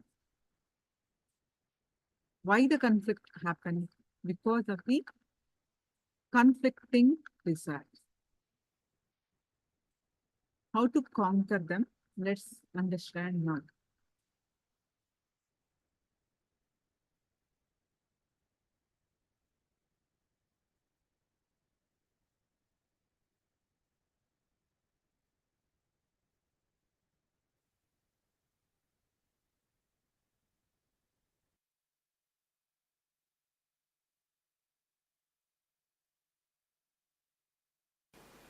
Your desires are your life. Your desires are your life. Listen. It's your desires which infuse life into you, and it's your desires which infuse energy into you. Same way, conflicts in your desires brings tiredness in you. Contradictions in your desires brings boredom in you. Confusions in your desires bring frustration in you. Please understand. Your desires are your life. Conflict in your desires bring confusion in you. Conflict in your desires bring tiredness in you. Confusions in your desires bring frustration in you. Its contradiction in your desires bring boredom in you. Actually, if your desire is pure, every breath you inhale and exhale will make the desire into reality. When your desires have conflict, confusion, and contradiction, every breath brings tiredness, boredom, frustration in you. Every breath is like a air blower into balloon. Your desires are the shape of the balloon. If the shape of the balloon is Tom and Jerry, when you blow the air, you will have Tom and Jerry. Conflict, constant conflict.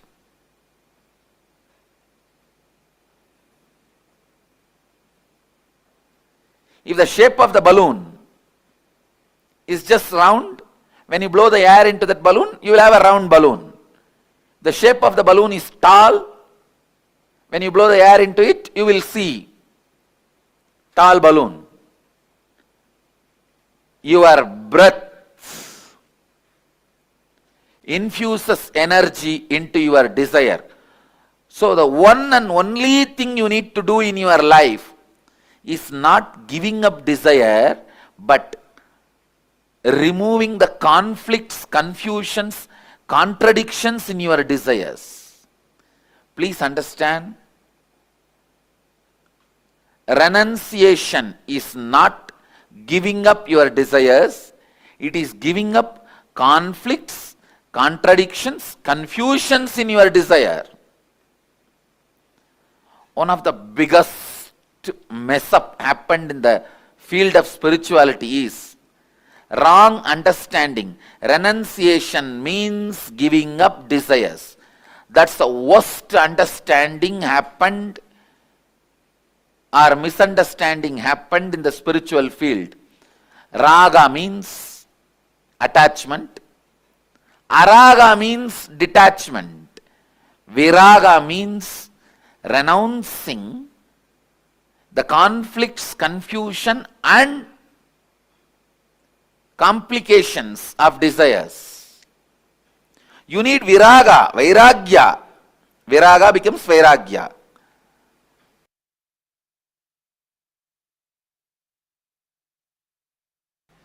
Be very clear. This is what I call, this is the definition of renunciation. Remembering nothing can make you powerless. Anything removed from your life cannot make you powerless is renunciation. Vairagya, raga means feeling obsessed, completely overpowered by the desire. Desire is raga. Attachment is raga. Obsession is raga. Araga means detachment, hatred. Viraga means knowing very clearly whatever you think as even core of your life, even those things, if they are removed, you will not become powerless. You will not miss them. You will not become empty. You will not be disappointed. You are not going to become dead. You will even forget you had those things or beings as part of your life. Having this clarity is renunciation. Understand? Having this clarity is renunciation. I tell you, this clarity, when it becomes your strategy in your life, business is war, your living is war, relationships are war, everyone is in their own Kurukshetra. Understand? Kurukshetra has never ended. Everyone has their Kurukshetra. Let this be your strategy for your Kurukshetra. No one can win you. No one can shake you. No one can frighten you. Be Vedanta Kesari, the lion of Vedic strength. I tell you, because I have applied this strategy, I applied this cognition in my life again and again and again, and I saw I always won the game. I always won the game.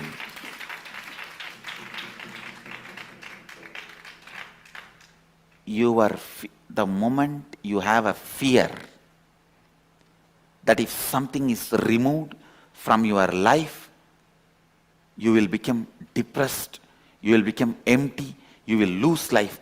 That fear becomes strength of your enemy. When he knows you can't be frightened, he becomes powerless. Understand? If you can be frightened, your enemy is powerful. If you can't be frightened, your enemy becomes powerless. I tell you, this simple understanding of me and this simple cognition of me, anything can be removed from me. I will not become powerless. I will not become depressed. I will not lose anything. I will not be lost. I may not even remember that I had that in my life. Be very clear. The spiritual truth, when it becomes part of your cognition and strategy, anywhere you go, Krishna is driving your chariot.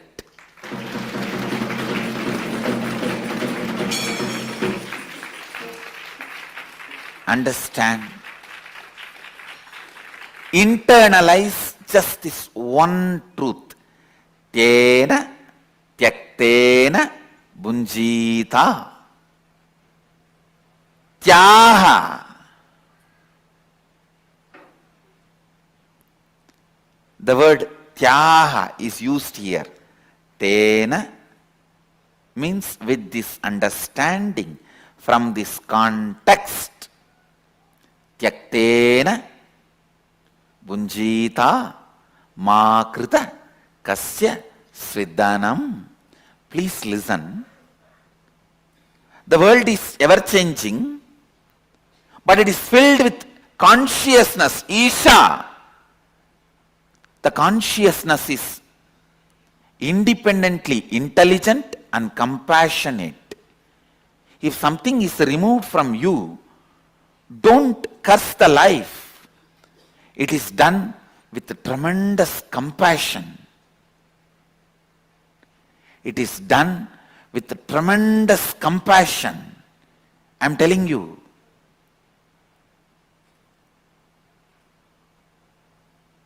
Here, Upanishads are declaring you to do tyaga, renouncing, you to renounce with this context of Isha Vashyam Idagum Sarvam Yatkincha Jagatyam Jagat. Means world is changing and it is established in changing and it is filled with consciousness, Sachidananda, which is intelligent, truthful, blissful and compassionate. I tell you, a blissful being will always be compassionate being. When you are blissful, you will see all the good things, best things comes out of you. When you are blissful, you will be such a good person. Only when you are frustrated, you will express all bad qualities, violence, cunning strategies. A blissful person is always compassionate person. Isha, consciousness, independent intelligence, which has its own will, functions out of pure compassion. So understand, renunciation is not supposed to be done out of frustration or inability or powerlessness.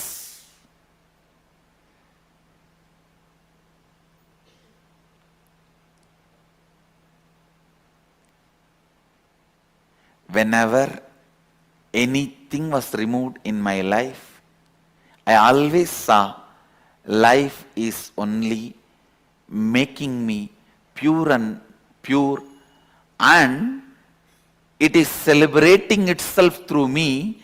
It is providing opportunities to reinvent myself. Understand? When life removes something from you, it is providing opportunity for you to reinvent yourself.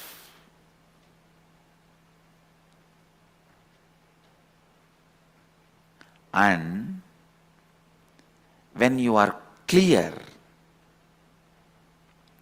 that nothing can frighten you, nothing can make you lost, nothing can put you in powerlessness and depression. And I also want to tell you, you will understand exactly who is the exact enemy. You will exactly pinpoint who is your enemy, where things need to be done. You will not be confused. You will not overestimate your enemy. When you are frightened, you overestimate your enemy. Because you overestimate your enemy, you become powerless. Because you become powerless, it becomes easy for your enemy to destroy you. It's a vicious circle. And I am telling you, when you are clear, you will not be lost. You will not become powerless. Just have this one word in your throat all the time. So what? Keep this as a mantra. So what?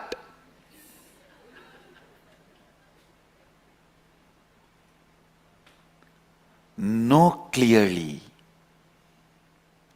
nothing removed from you can make you powerless. And life removes it only to make you understand you can live without it. Reinvent yourself. Wake up.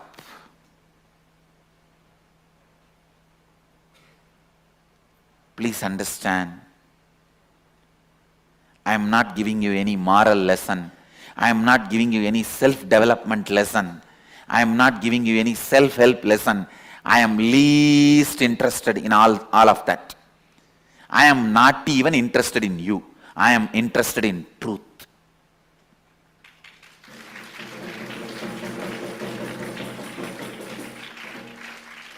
I am just interested in truth.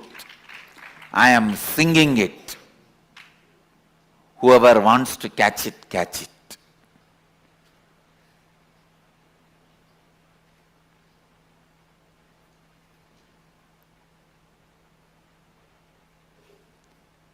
Understand.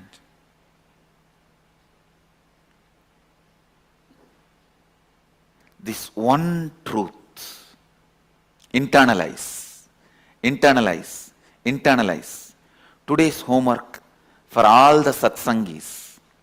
List out 10 items which you really thought if it is removed, you will be lost, your life will collapse, but it was removed. Not only you are living your life now, you even forgot you had that once in your life as part of you. And I guarantee you will have 10 things, either persons or things or place, at least 10 things will be there. Pen them down and put it in your Facebook as a status. Pen the 10 things down, put it in your Facebook as status. With your own understanding of today's satsang, you paraphrase it. Now whatever I shared, you paraphrase it and put these 10 things which was part of your life, which you really felt if it is removed, you will collapse. But now it is not there in your life, and not only you have not collapsed, you even forgot that they were part of your life at one time.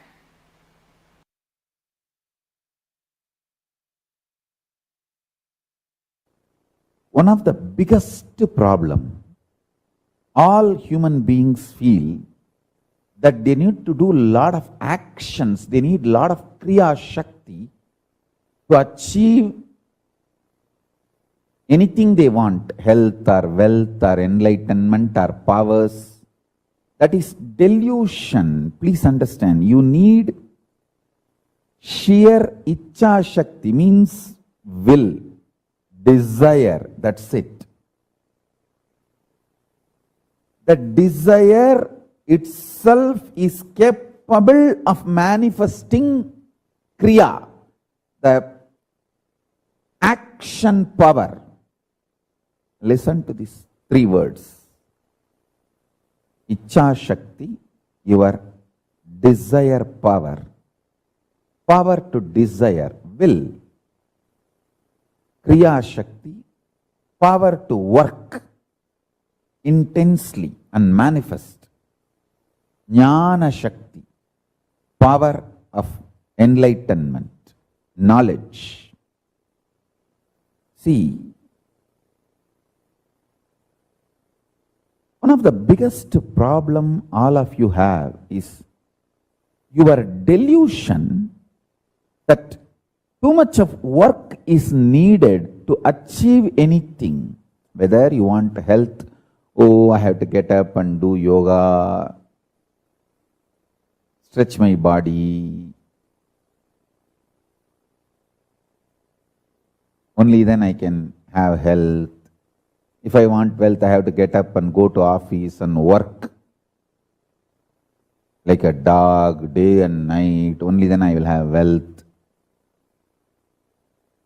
First of all, you don't understand, no dog works.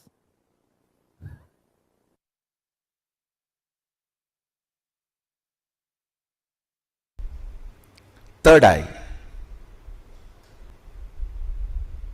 It is also described as Anya in Sanskrit. Anya means will. Will to exist or will to collapse. Any will you carry is Anya. If your will gives you the hope about life, you will have life. If it gives you hope about death, you will have death.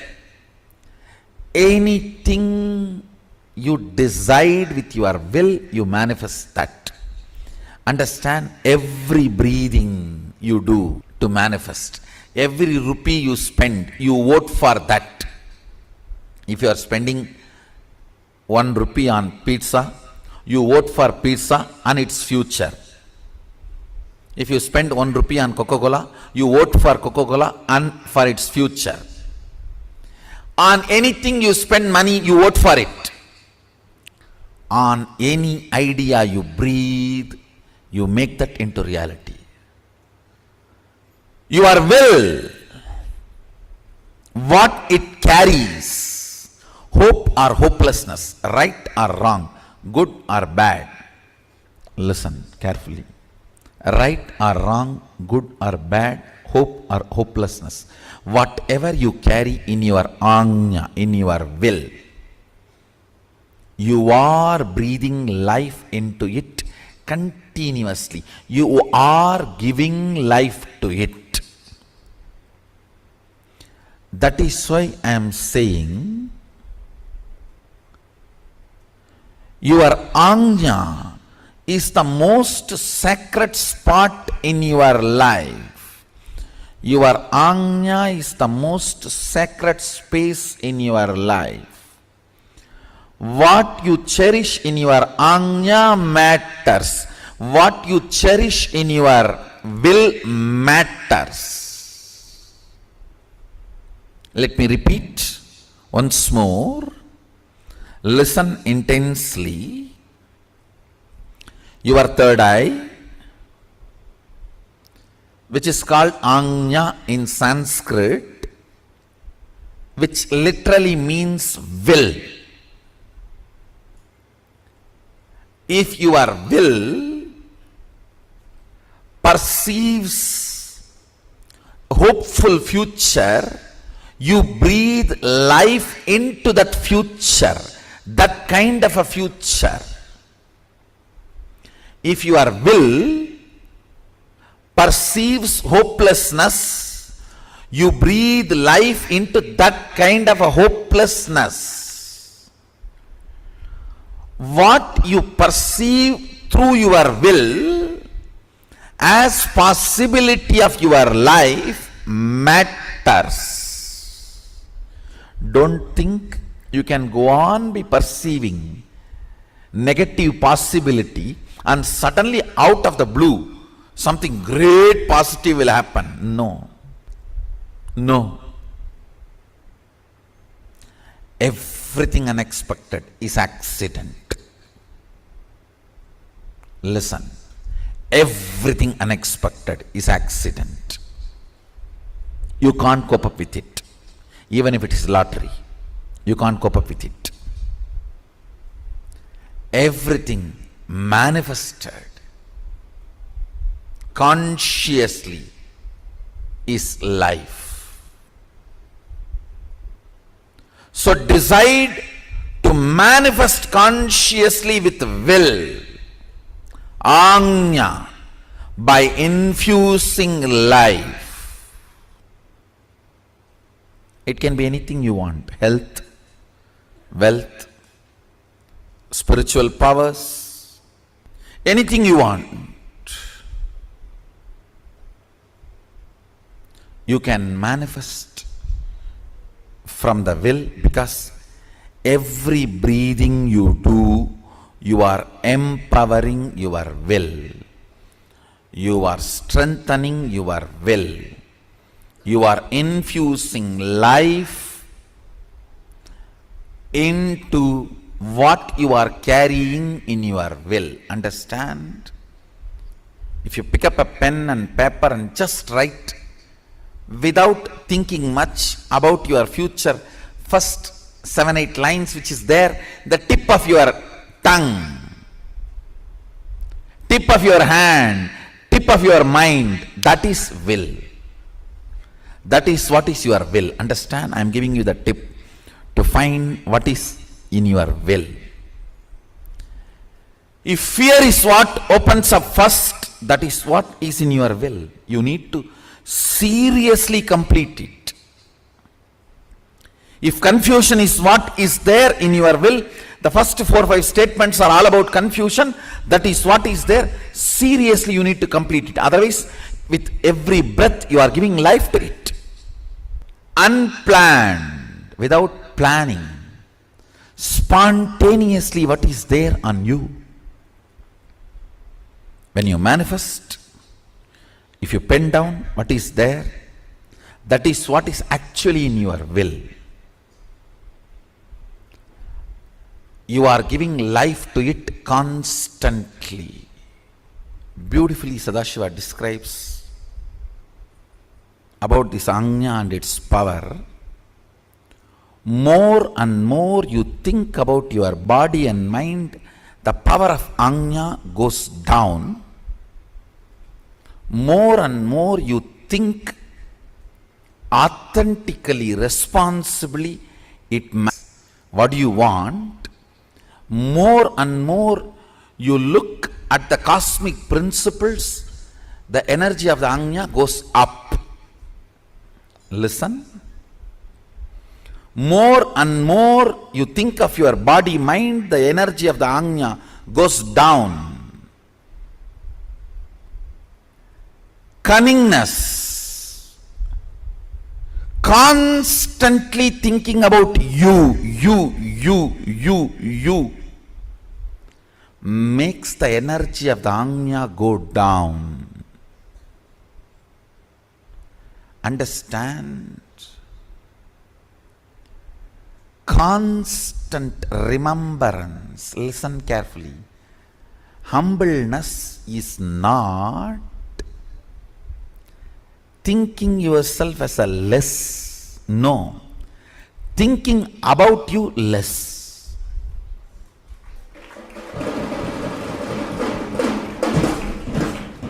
Humbleness is not thinking yourself as less. Listen carefully.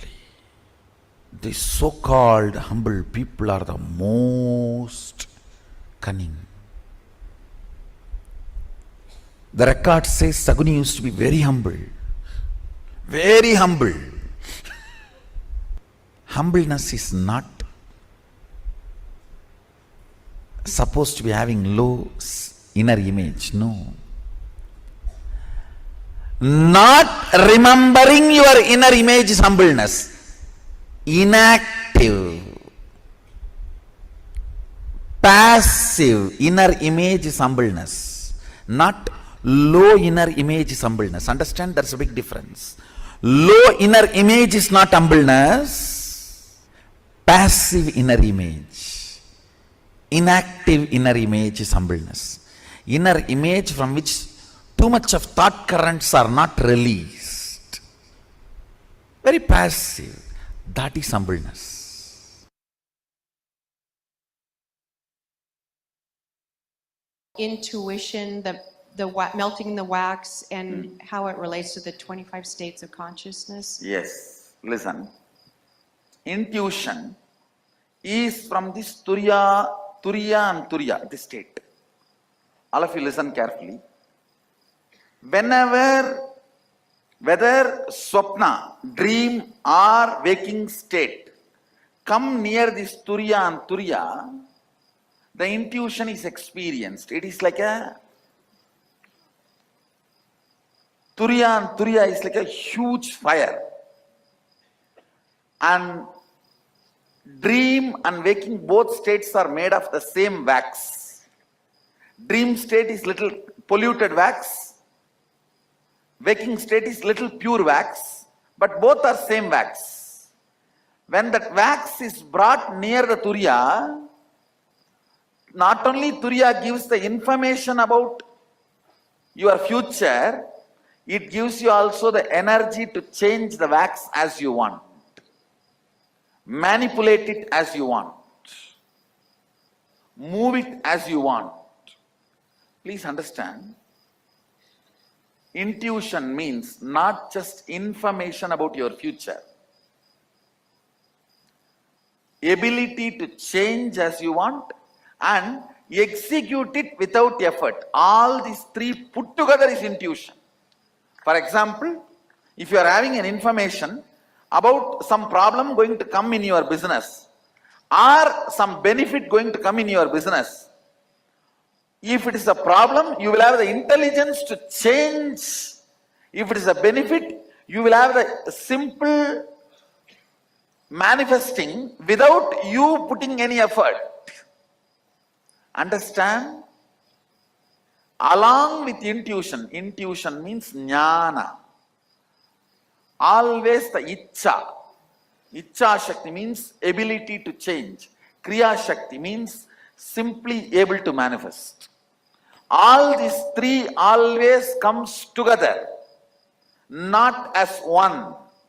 You cannot say, I just came to know the accident going to happen in my life and I went there in the car exactly in the time and got into the accident and broke my hands. No, that is not intuition. That is your fear assumption. Sometimes it may become right. Fear assumption, sometimes becoming right does not mean you have intuition. If you are having information as intuition that you are going to have a car accident, you will simply be able to change it. Same way, if you are having intuition, you are going to have $1 million. You will manifest it without any effort. Any intuition always comes with Icha, Kriya, Jnana, all the three Shaktis together. Jnana means knowledge about the future. Icha means ability, desire to change. Kriya means ability to manifest without effort. All these three, if it comes together only, it is called intuition. Otherwise, it is not intuition.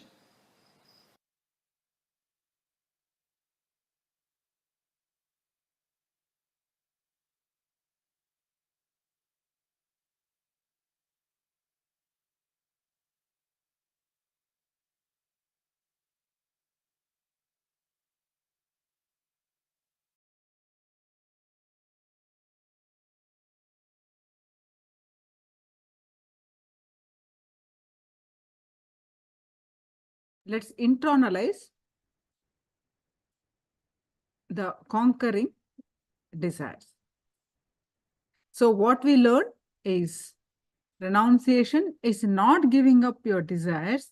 It is giving up your conflicts, contradictions, and confusion in your desire. And decide anything is removed from me, I will not become powerless. I will not become depressed. I will not lose anything. I will not be lost. I may not even remember that I had that in my life. So deciding that So let's do one exercise.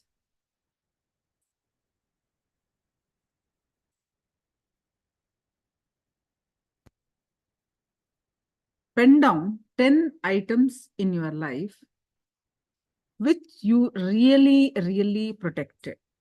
You were afraid that without that, you may not be able to live. Without that, you may not be able to be. You were holding on to it. But after that was taken away, you even forgot the name of it. Look in, what are those?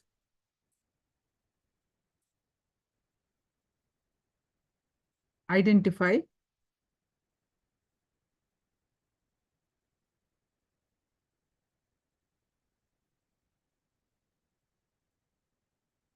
It may be money, it may be name and fame, it may be a man or woman, or it may be a person in your life. It may be anything. It may be your credibility. It may be your city. It may be your bedroom. It may be your house. It may be your car. It may be anything. You can look in and remember and pen down easily 10 items in your next 10 minutes. To remind you about your innate strength, that the renunciation does not make you weak, something getting removed from your life does not make you powerless. Kala Bhairava takes away things from you, removes things from you. So ponder over it, pen down for just few minutes.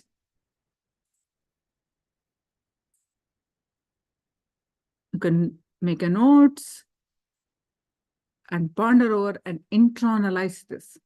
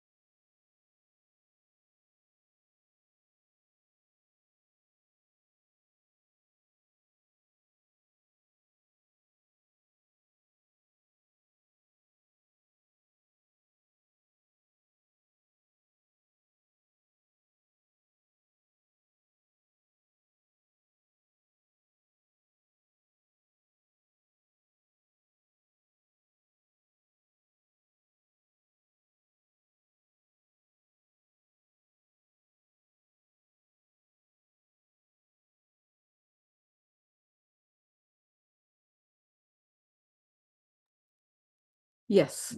Now, are you all done?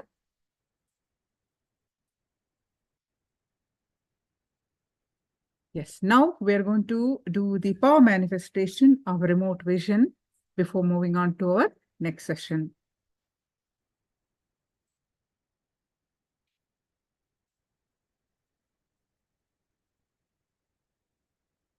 So please go ahead and share your powerful cognitions from Living Enlightenment book.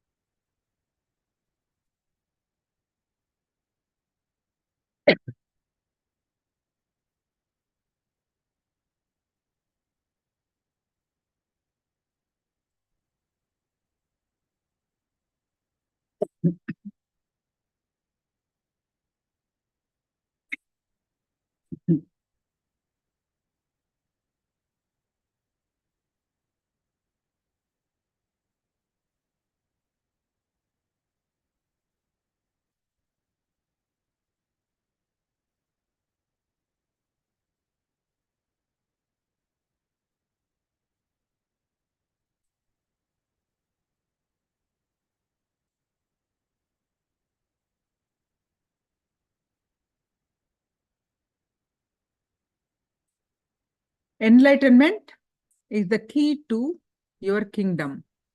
Wonderful. And Erijivatma posted, the whole process of meditation is to start communing and find the silence within you. Beautiful. So now please sit straight. How you find out the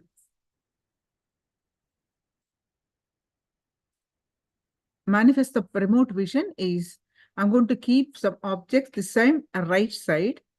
So you have to scan through your third eye by experiencing the oneness space with Swamiji and find out, scan through your third eye and find out the objects' names on my right side. Now, please, let's start experiencing the oneness space with Swamiji. So please straight with your head, neck, back, straight line.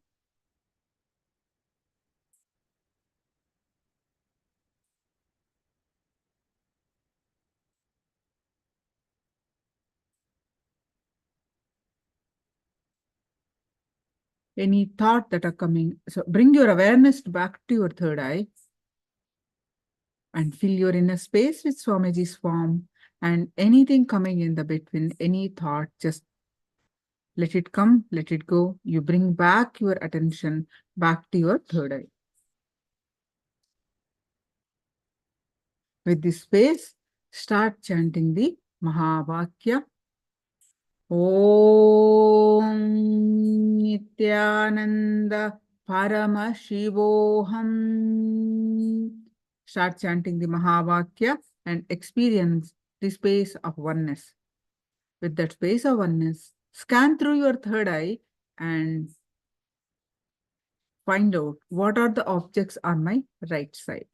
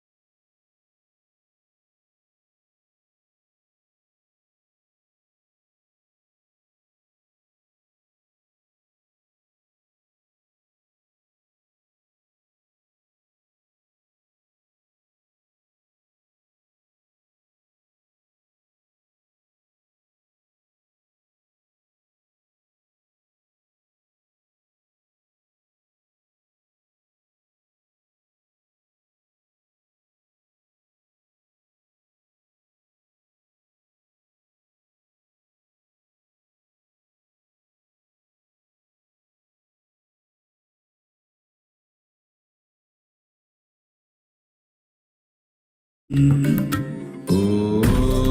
Nityanand परमशिवोऽहम् ॐ नित्यानन्द परमशिवोऽहम्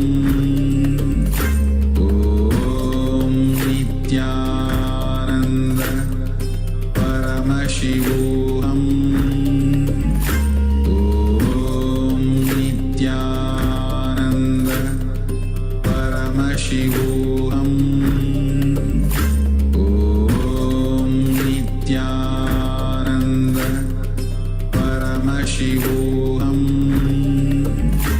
ॐ नित्यानन्द परमशिवोऽहम्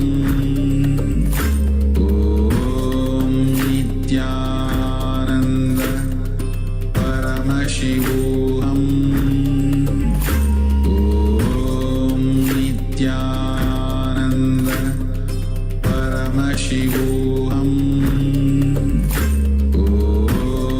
नित्यानन्द परमशिवोऽहम् ॐ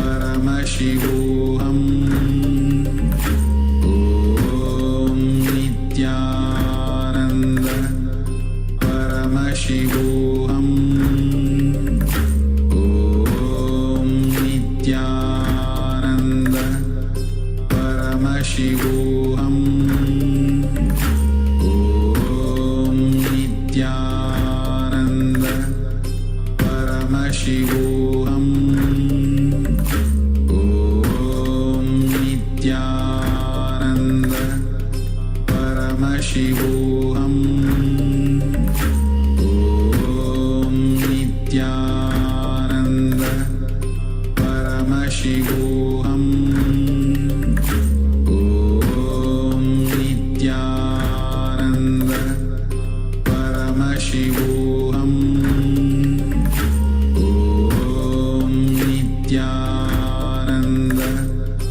ॐ नित्यानन्द परमशिवोऽहम् ॐ नित्यानन्द परमशिवोऽहम् ॐ नित्यानन्द परमशिवोऽहम् ॐ नित्यानन्द परमशिवोऽहम् Yes. Nithyananda. Now, all of you, please go ahead and post whatever your third eye revealed in the chat. What are the objects your third eye showed, which are on my right side?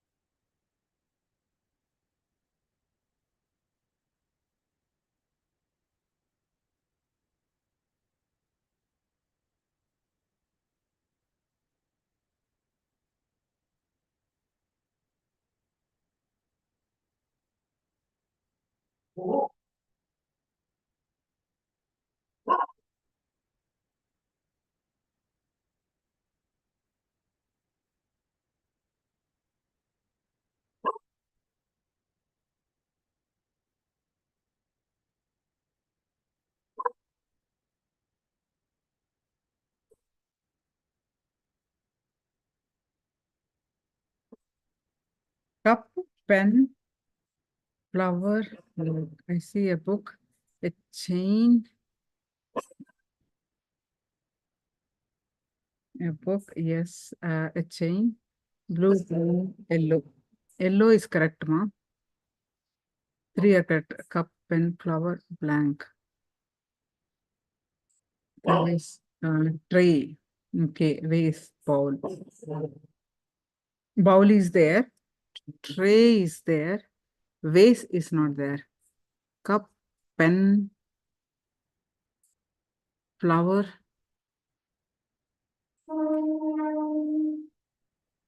Yes. Pen is there. There is no cup. No. One. Correct. So good.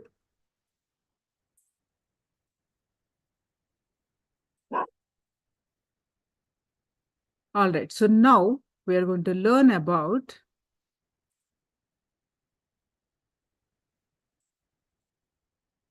what is the source of suffering. The source of suffering is what is that we cry for? I, mine. These two are the root of your suffering. Root for the incompletions. Root to become powerless.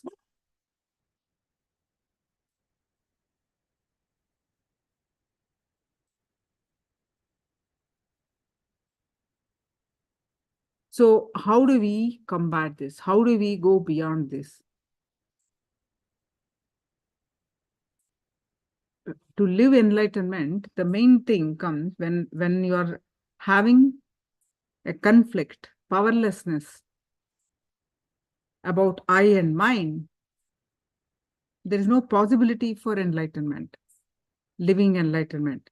So how do we go beyond this? How do we understanding this and go beyond this to live enlightenment? So let's listen from Swamiji from the various compilation, I and mine.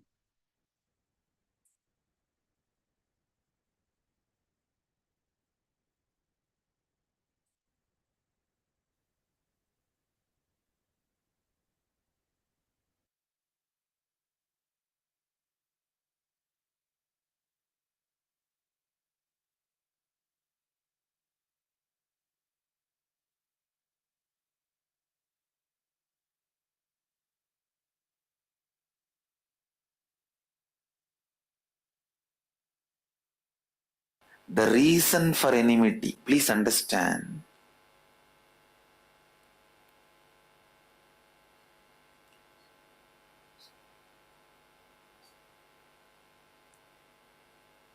Biggest delusion you need to handle in life is there is something other than you. Underquote, there is something other than you. Everything exists is you.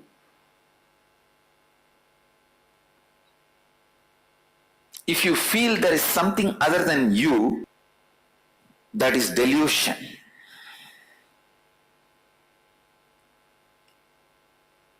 Handling the delusion is very important. For that, you need to know what or whom you feel as other than you and why you feel that or them as other than you. Please understand. If a bamboo is thrown in the Ganga and the bamboo is floating, it looks like Ganga is become two now, right side, left side. But Ganga never became two. The bamboo makes Ganga look like two. It is always our enmity that makes your conscious Ganga to look you and other.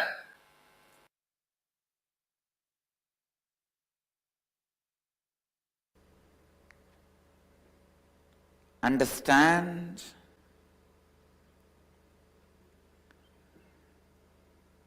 Digest Advaita more and more into your thinking.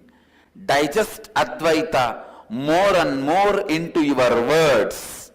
Digest Advaita more and more in your actions. Every simple digestion means even if you make a very simple decision,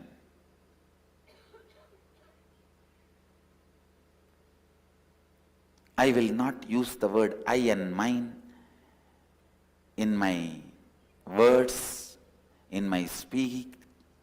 When I speak in my speech, I'll use only the word we, us. Even this simple decision will go on be reminding you, if you take it from the context of oneness. If you take this simple decision from the context of oneness, even this simple decision will go on be reminding you the Advaita. It will go on be reminding you the Advaita.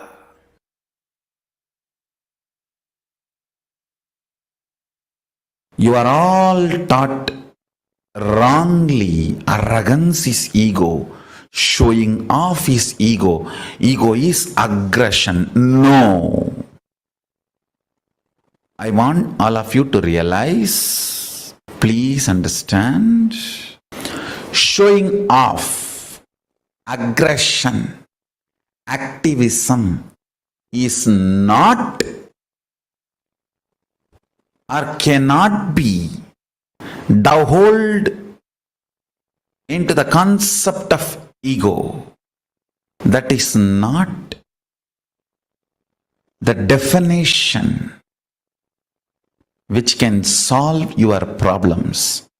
I'll tell you from the vision of Paramashiva what is ego precisely.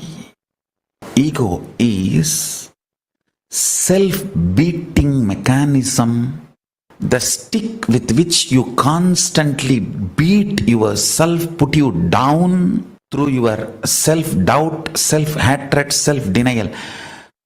Constant SDHD bonding gum is what I call lust, and the frequency with which you use that is ego.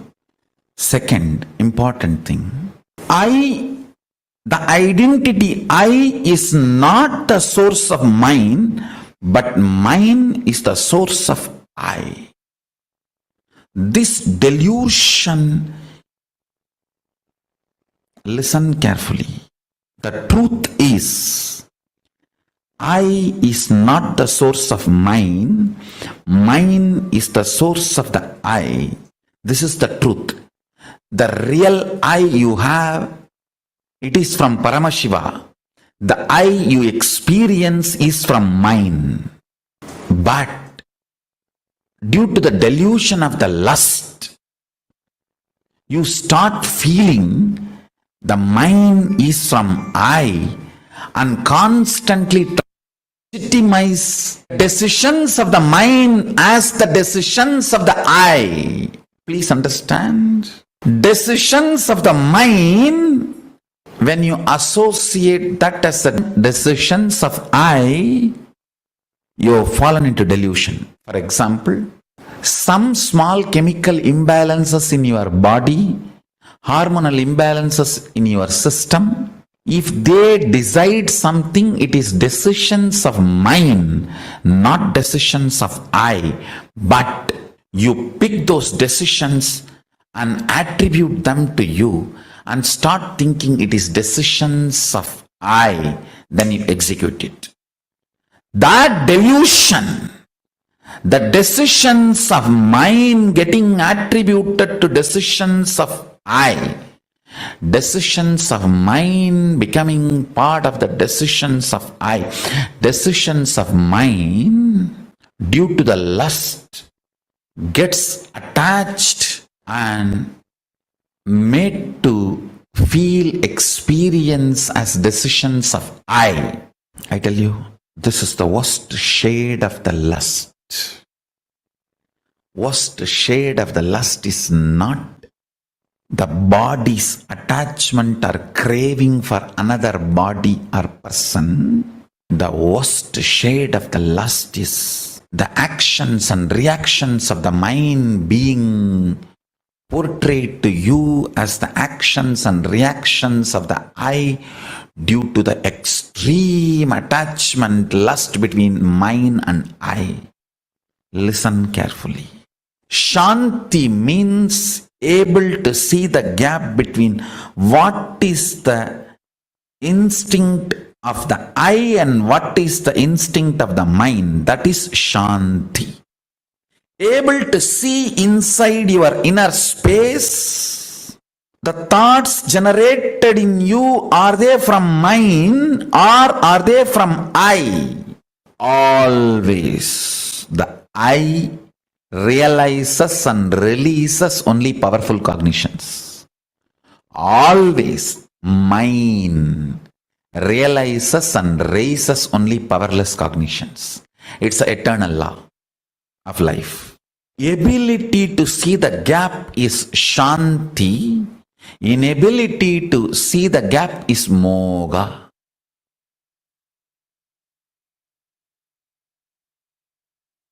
The I and mind, these two are the root of all your incompletions. I and mind. People always think the I comes first and then mind happens. No. Mind comes first, then I happens. Based on whatever you cognize as yours, you cognize who you are. Listen. Based on whatever you cognize as yours, based on that you cognize you. Many times the yours, that mind, becomes the source of I. So if you give away all of them, the incompletions also will disappear. You will evolve a new I which can be reinvented, which can be rebuilt based on completion. I tell you. Poor man is a man who has never seen poverty even once in life. Understand? I am defining who is poor man. Poor man is a man who has never seen poverty even once in life. Because this country has already suffered in poverty, we are not understanding the richness it can cause. Please listen. I am not promoting poverty. All I am trying to tell you is, even once, if you have not realized poverty, you will not have the free space in your being to reinvent yourself. That is why in the science of enlightenment, at one point you have to break, renounce everything, be in the street empty-handed, till that you don't own anything. Nothing can be the reason for your cognition of I. Your I has to be just dependent on I. The mind cannot be the foundation ground for I. For that understanding to sink in, at least 1 year in your life, you should have been empty-handed, nothing, without anything. No relationship, no friends, no money, Nothing, I tell you, that 1 year will give you the strength to reinvent who you are. And I can tell you, 9 years of my accepted poverty, self-imposed poverty, not imposed on me forcibly. I may not want to say my Purvashram family is rich, but they are decent. They were able to provide food and clothes and shelter for me. That much they are able to do. But when I renounced all of that, and family, friends, all the known contacts, everything, that 9 years of self-imposed poverty gave me tremendous space to reinvent myself and rebuild the new I from the space of completion. Because of mine, you build I. When that mine is taken away, the I can just be rebuilt. Many people come and tell me, rich guys, filthy rich guys, Swamiji, there was a time I declared bankruptcy. I did not even have food. This scene which I am describing will be a typical part of all big rich guys. There was a time I declared bankruptcy. I did not have anything. There was no friends to help me, nobody to support me. I was homeless. I was begging and eating in the streets. I tell you, that part of the life is a blessing. They may not know, but that is the blessing. Because that is the time when mine is taken away, I melts down, all the incompletions disappear. You will have an inner space where you can reinvent and rebuild yourself from the space of completion.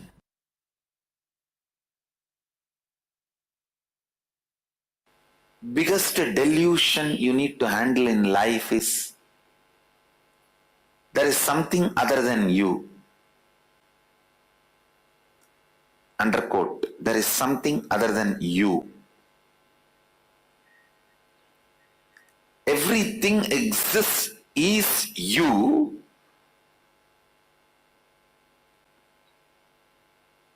If you feel there is something other than you, that is delusion.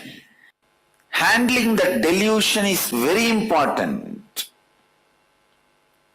For that you need to know what or whom you feel as other than you and why you feel that or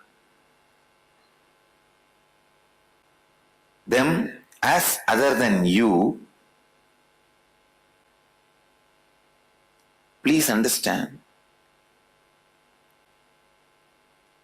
if a bamboo is thrown in the Ganga and that bamboo is floating, it looks like Ganga is become two now, right side, left side. But Ganga never became two. The bamboo makes Ganga look like two.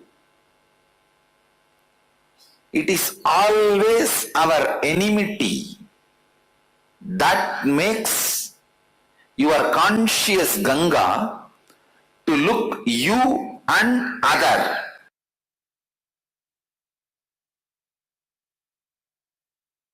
Tena tyaktena bunjidam akrita kasya sridhanam. Celebrating everything by renouncing everything. Isha vasyam mitam sarvam. Yatkincha jagatyan jagat. Tena tyaktena bunjidam akrita kasya sridhanam. Kurvannevega jijivishecha daggun sadaha. Whatever is, by renouncing, celebrate it. By renouncing the idea of I and mine, celebrate whatever is.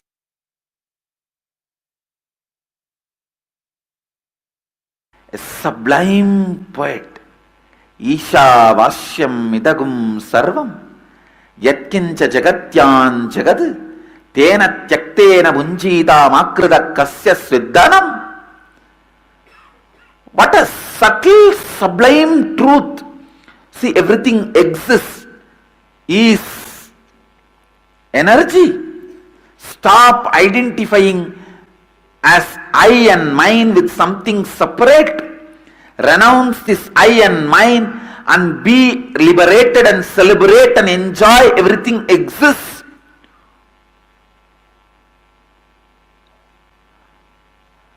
Are just remembering this verse, without food and water and sleep, I can spend days together.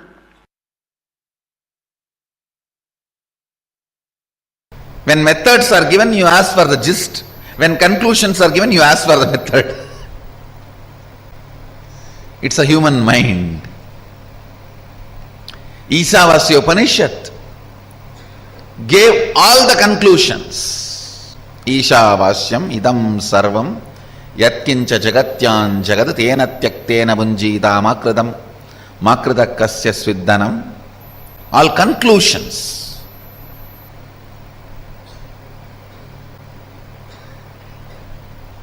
Ishavashyamidam sarvam, the conclusion about the universe, the life image you need to have.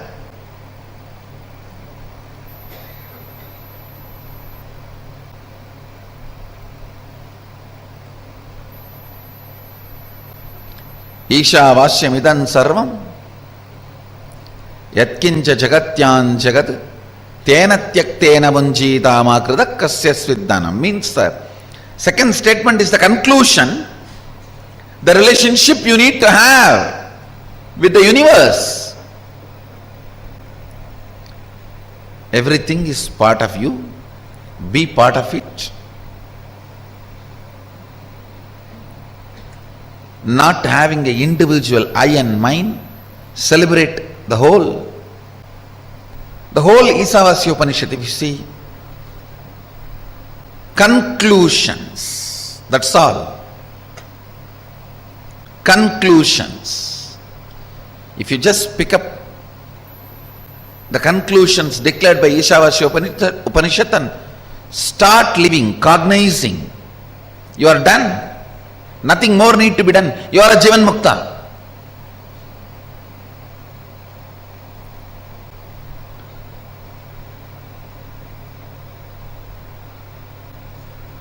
But you don't do it with that simplicity, in that simple way.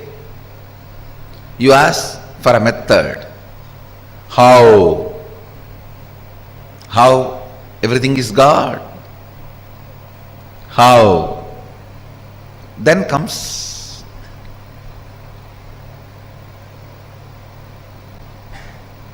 the answer from Upanishad.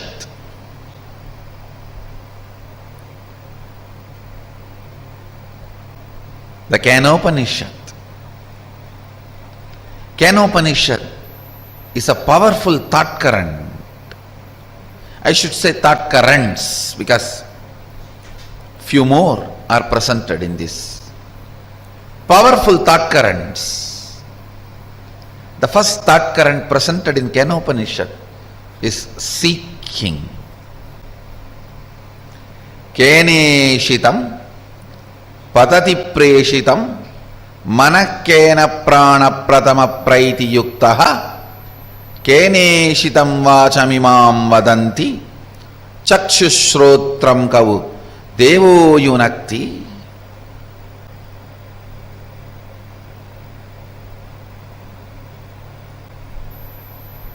By whom, willed and caused, does the mind go towards its object? What a question.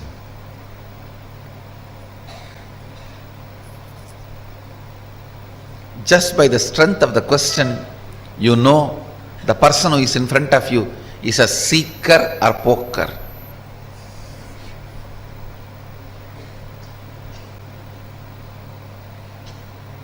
Or just an empty cooker.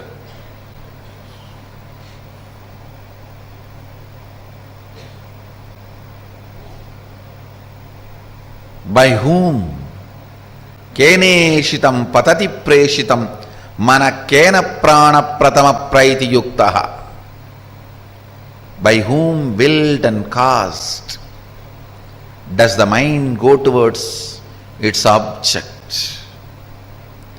By whom directed and united with which does the first vital life energy, the chief cause, comes forth towards its activities? At whose will does the speech gets activated and speaks? Enlivened and directed by what luminous divine power? Indeed, do the eyes and ears engage in their functions? Understand?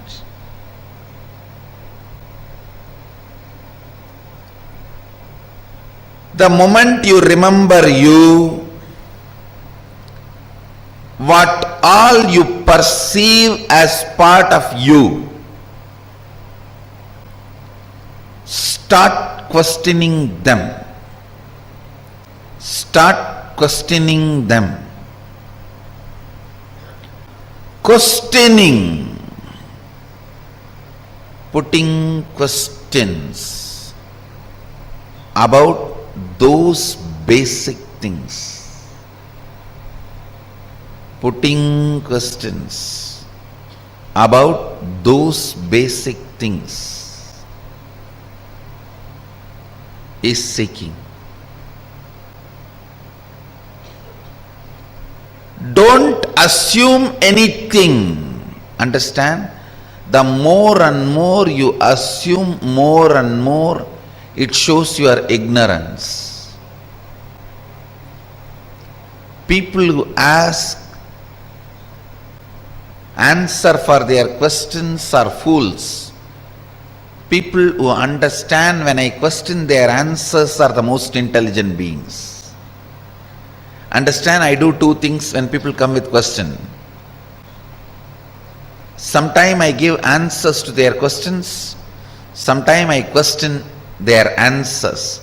When you put a question, you have certain answers in that question. You have certain conclusions. Based on those conclusions, you put the question. I question those conclusions. I question those answers you have.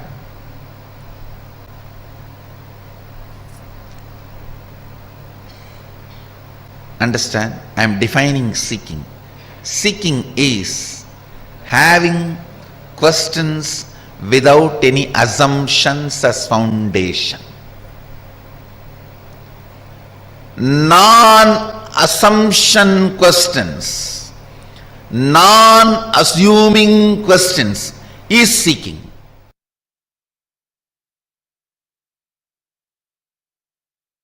All of us are completely connected in the space of oneness. I am not saying all of us are one. All of us are in the space of oneness. All of us are in the space of oneness. If you see goodness from outside, you are in the space of completion inside. If you see bad things outside, you need to complete inside. Let every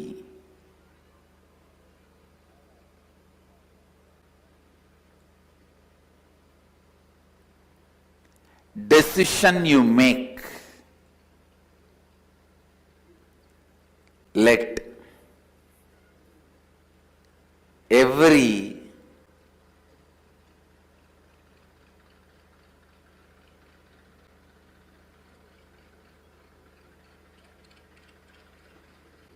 thought you entertain, every word you utter, every action you do, let it be based on Advaita.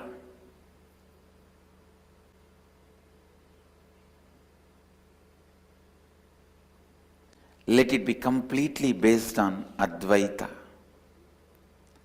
Understand, Living Advaita means your self-drive, your inspiration, your energy, your experience,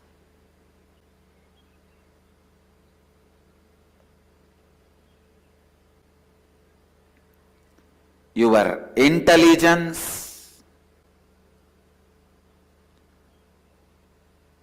everything operates from Advaita, from the truth and fact, sacred secret of the oneness.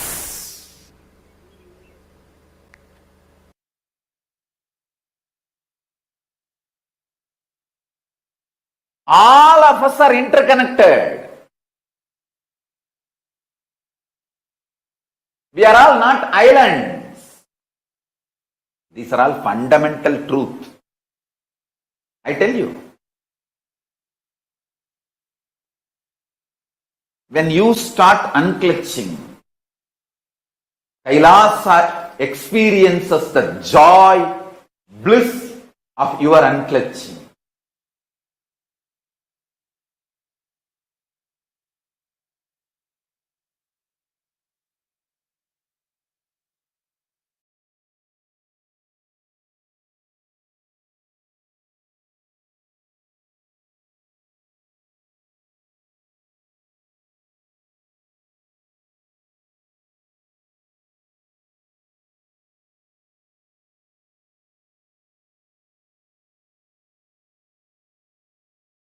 One internalizing exercise. Diagnose where the mind got mistaken as I.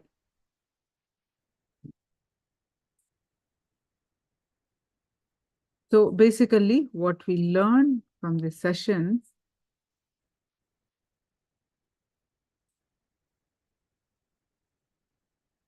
are, see, ego,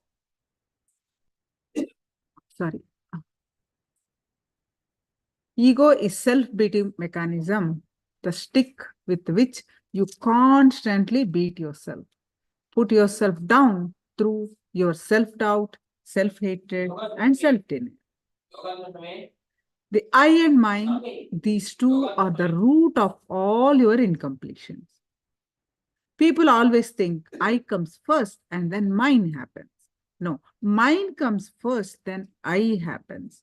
Based on whatever you cognize as yours, you cognize who you are.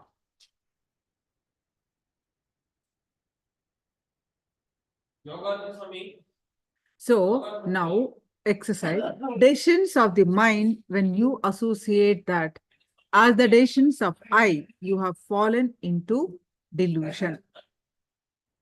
Contemplate on where you have associated the decisions of mind with the decisions of I.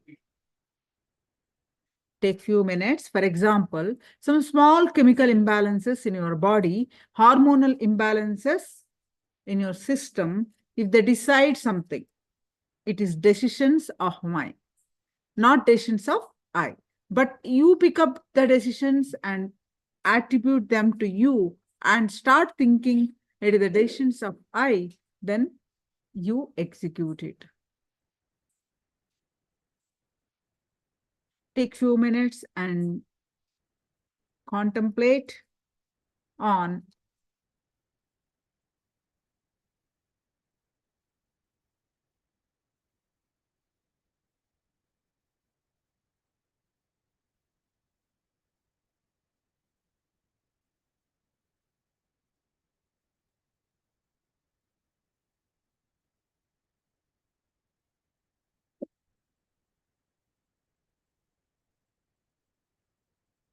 please pin them down, quickly internalize this.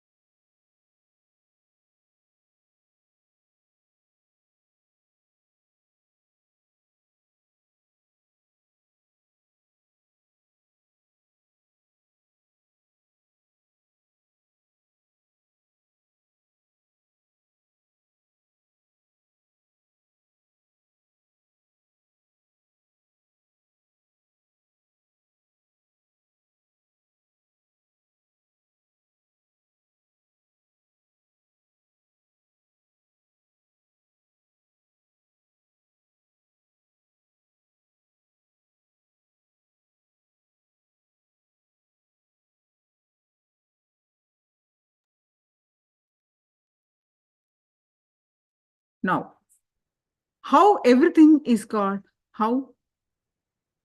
The answer is from the Kenopanishad. The first thought current presented in Kenopanishad is seeking. Kenesitam prasitam manah kena pranaha pratamaha pratihi yuktaha kenehitam vachamimam vadanti chakshustotram ka yu devo yunakti. Meaning, by who? That is the Sanskrit verse. The meaning of that verse is, by whom willed and caused does the mind go towards its object?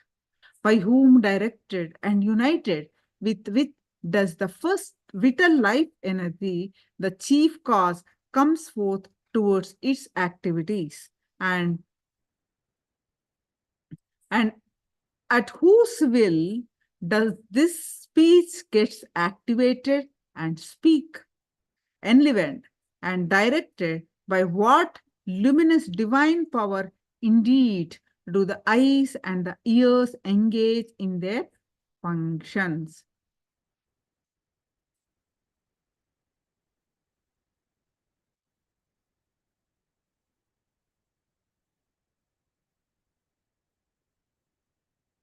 The moment you remember you, what all you perceive as part of you, start questioning them. Start questioning them. Don't assume anything. The more and more you assume, more and more it shows your ignorance. Perceptions about I am weak. Perceptions about mine. I don't have enough money. So what are all you have about perceptions about I and about mine? Please pen them down. The moment you remember you, what are all the perceptions as part of you?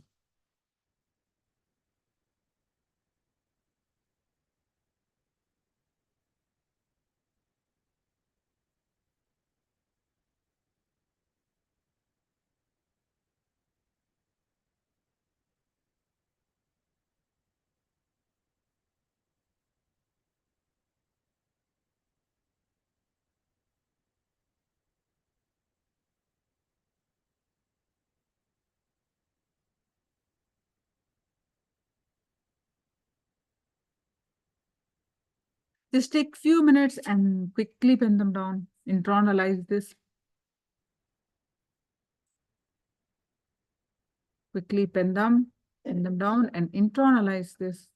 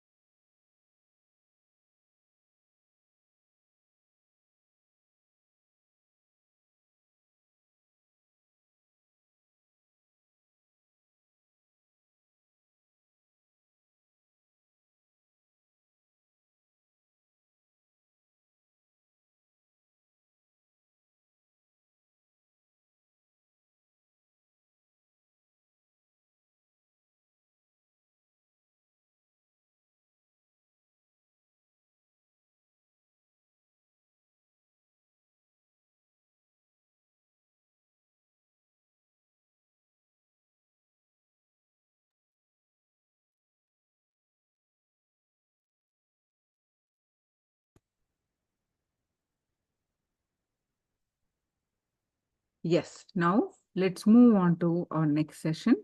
Any questions? Please do let me know.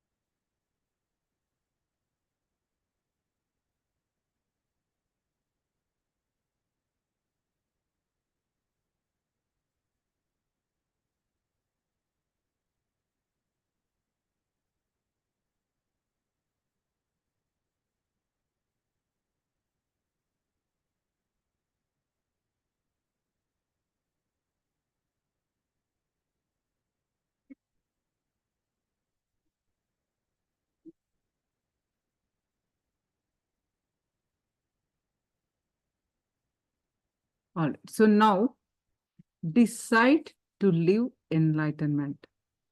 Next, we'll be learning about what are all the things that we can do to live enlightenment. For that, anything, whether to completion to happen, whether to live enlightenment, radiate enlightenment, anything to happen in your life, the first thing that we need to do is a decision, isn't it? First, decision is important. So decide to live enlightenment first.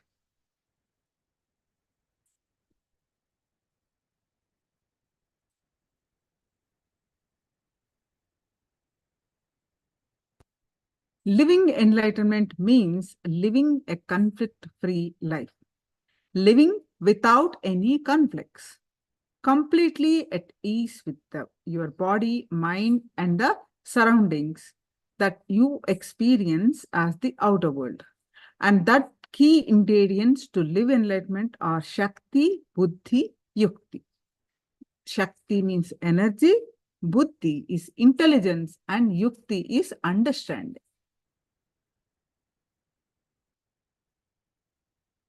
A small story. A child was waiting on the seashore to have a bath. His mother asked, "Why are you waiting without having a bath?" He replied, "No, let all the waves settle, then I'll have my bath."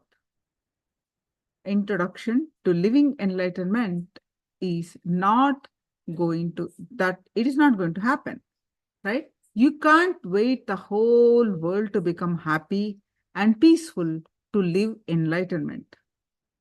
If you understand this truth, you will be relieved from your unnecessary efforts of trying to create peace.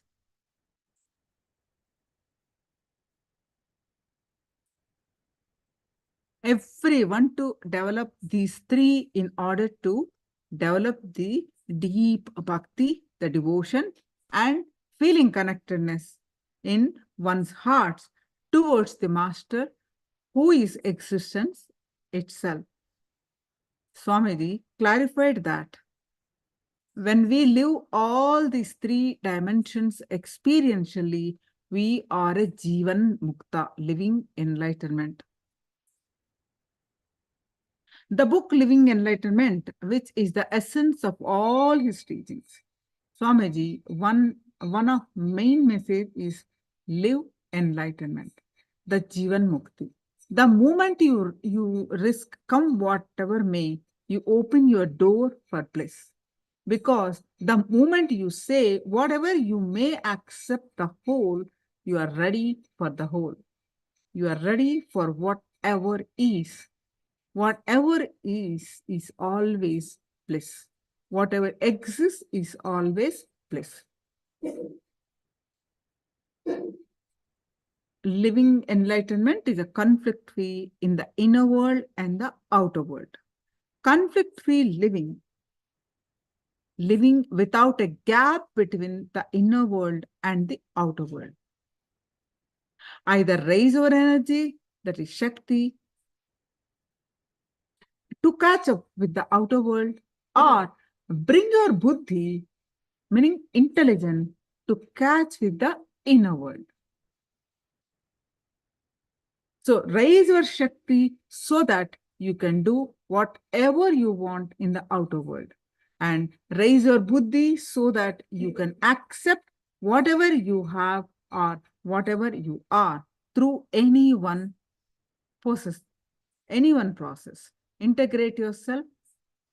Living an integrated life is living enlightenment. Continuously living conflict-free life. Continuously living the beautiful, harmonious feeling. Continuously living in a deep feeling connection with the whole existence, with whatever is living enlightenment. You have to put it in 4 words. Shakti, the energy to change whatever you can.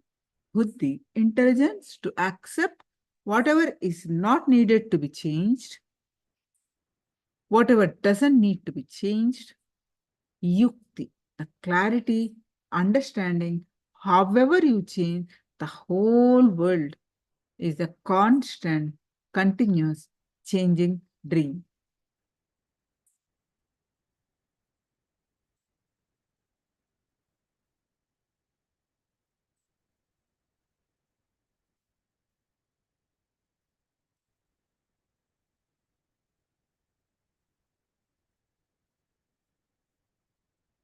Shakti, to change whatever you can, means energy to work on your life. Buddhi, to accept whatever doesn't need to change, means clarity. Intelligence, we don't have to change the whole thing. No need. Then you'll be too busy with changing instead of enjoying.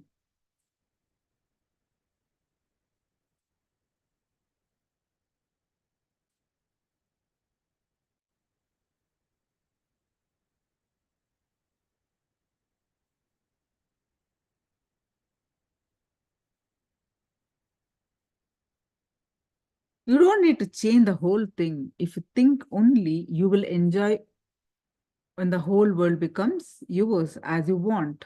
It can never happen. So, no need to change the whole thing. Intelligence to accept whatever doesn't need to change. Ultimately, yukti, the clarity, however you change, whatever you change, this existence, the whole thing is a continuous changing dream. With that clarity, you will have the ultimate inner healing or the ultimate rest or peace.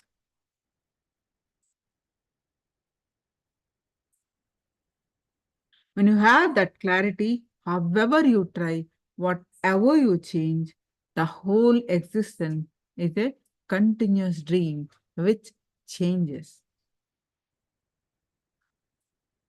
Suddenly, you have a deep feeling connection with the one thing which doesn't change, which is eternal, Nithya Ananda. The feeling connection with which doesn't change is what I call bhakti. When you live all these four experientially, it is mukti.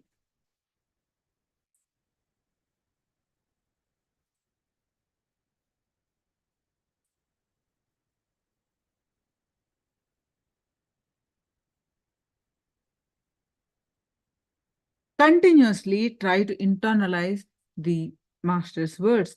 Internalize these words. Actually, nothing else needs to be done except internalizing. Don't have guilt if you are not able to practice. Sometimes in the initial levels, you may or may not be able to practice. Don't bother, just internalize. Do not judge yourself. The day you hear the teachings, don't take up the teaching to judge yourself. Take up those teachings only to inspire yourself.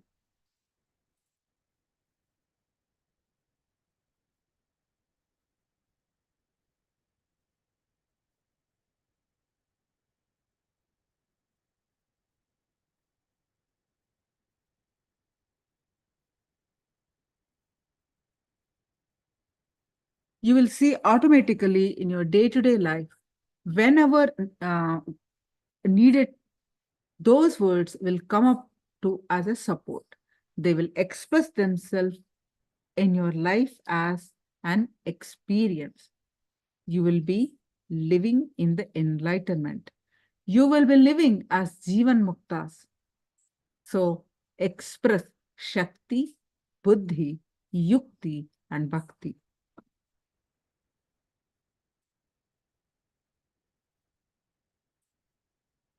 Whatever level you can radiate these four, you will see you are radiating mukti. You are in living in enlightenment. You are radiating Jivan Mukti.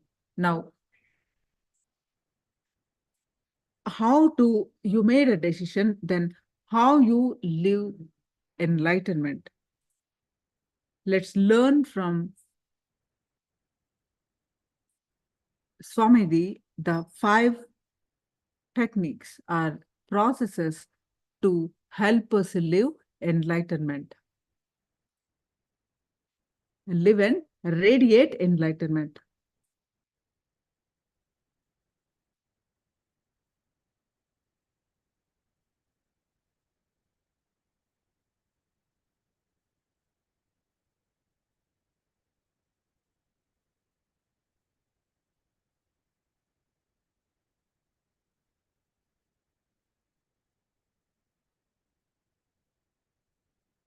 Hmm.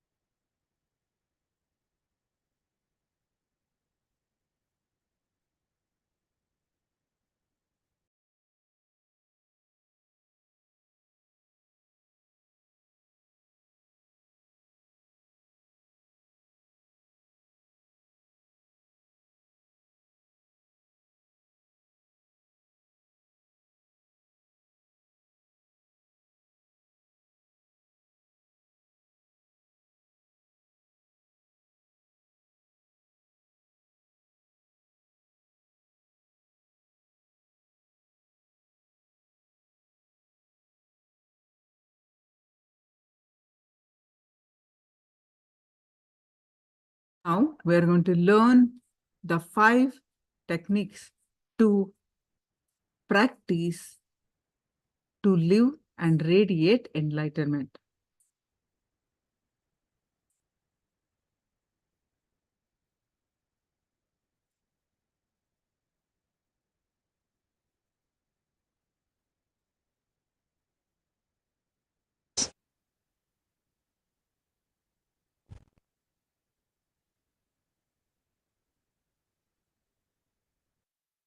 Paramashiva's message from Sri Kailasa directly. Listen.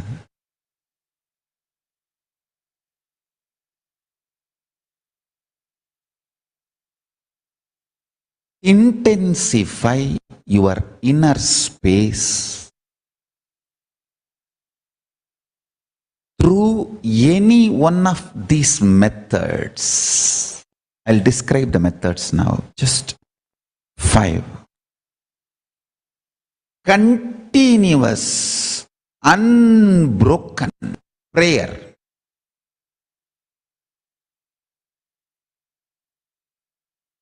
Or continuous, unbroken ajapa.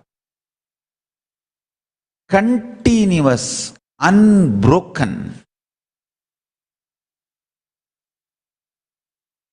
Paramashanta Swarupa Dhyana.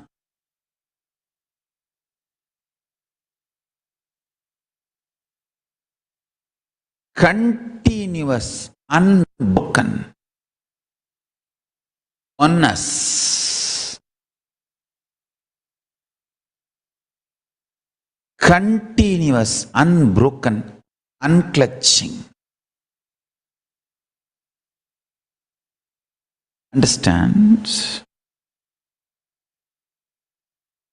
I can give some more methods. First, let me describe these.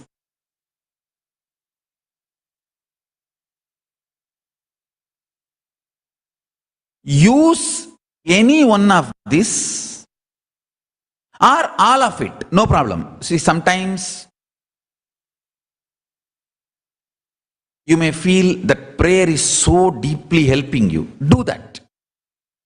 Sometimes completely sitting in Paramashanta Swarupa, just letting the universe run, and you sit as Paramashanta Swarupa, Paramashiva Swarupa, as the center of the whole universe. I tell you, really, the life you feel inside you is center of the universe. I tell you, this is the fundamental truth. The inhaling prana going inside you touches the Dvatashanta, the space of Paramashiva, where Paramashiva resides in you. Only then it takes a turn and comes out. Understand? The first sutra, Bhairava, Paramashiva, gives to Devi. The first technique, Paramashiva gives to Devi. In that he says, where your inhaling breath, the prana going in, takes a turn and starts coming out. That turn, where it takes turn, is the space Dvadashanta I am residing. So every time your prana goes and reports to Paramashiva's feet, only with his permission it comes out. Means the life in you is constantly happening by continuous support, management, supervision, direct approval of Paramashiva. Every breath you are inhaling comes out only after touching the space of Paramashiva. It's such a sweet, intimate good news. He is only soulmate for you. You can marry any number of persons you want, any number of time you want.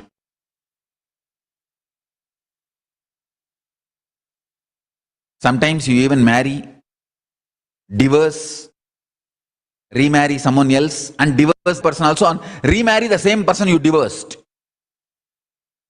All that mess up you can do.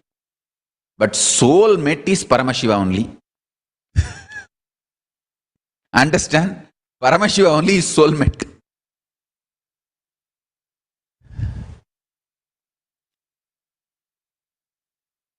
Like any different forms of chains I can wear, but Rudraksha is the content. All the other art work, gold, silver, copper, all that is a container. Rudraksha is the content. So, just like Rudraksha is the content, that's the core principle. All other decoration, the way it is tied, the metal used, the way it is strung, and the way it is looking, sometimes like a mala, sometimes like a snake, sometimes like a different, all that is secondary. Rudraksha is the content. Same way, you can marry, remarry, divorce, or live without marriage, live in relationship, or not have anybody in your life, whatever. தமிழ்ல சொல்றானுங்க முரட்டு single. அது என்ன வேணா பண்ணிக்கோ. Do whatever you want. Paramashiva is only soulmate. Because every breath touches him and comes out. Actually, if you know that, then every time you are exhaling very fragrance, body smell of Paramashiva.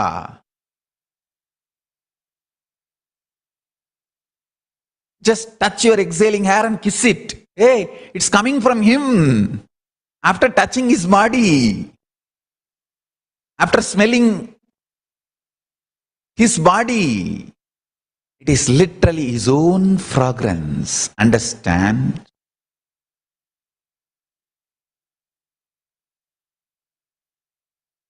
Intense prayer makes Paramashiva fully alive in you. This intense, continuous prayer was the habit taught to me by Arunagiri Yogeshwara himself. The way I fell in love with him,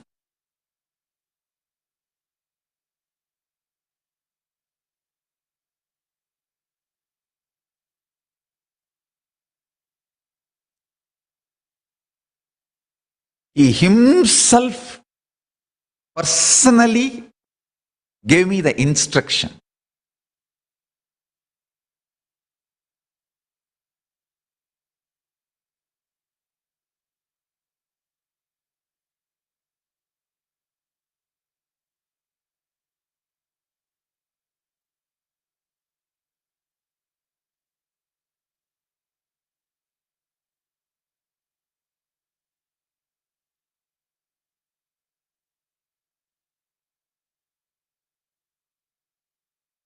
I still very clearly remember, he was having the Atma Linga he gifted me. Still I'm wearing inside this kandi. And he gave me two. I don't know, always any deity materializes and gives. He always gives two.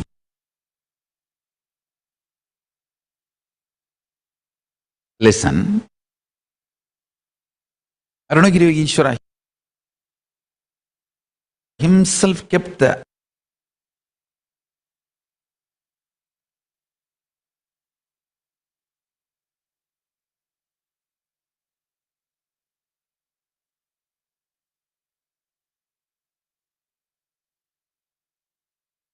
Atma Linga on my Anandagandha area, means below the heart, above the navel. That is the area. He just kept. I could see like a laser beam, that energy penetrating inside. I saw clearly that inhaling breath going deeply. And Arunagiri Yogeshwara put that Atma Linga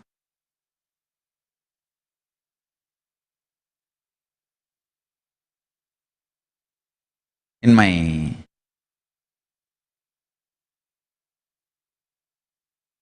heart center.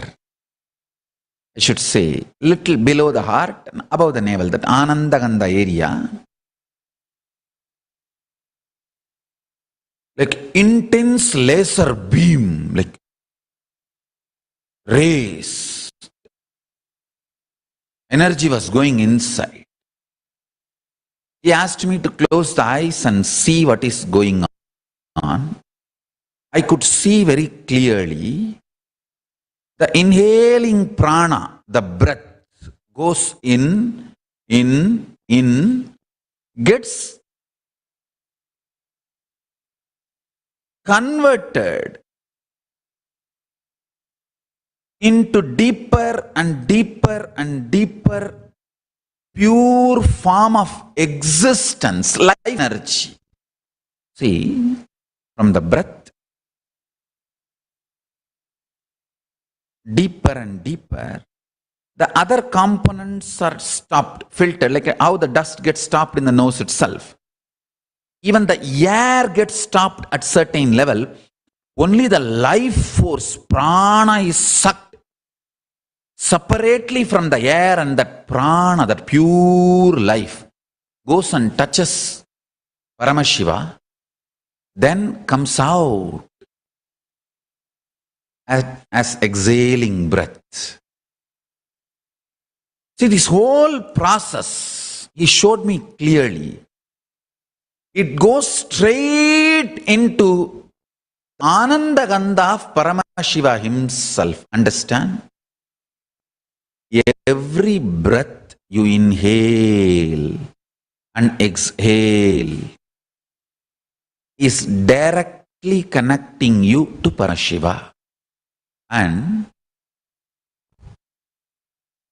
Dvadashanta, where Paramashiva, the space of Paramashiva, where Paramashiva resides, the Dvadashanta exists in you, where your breath takes a turn. And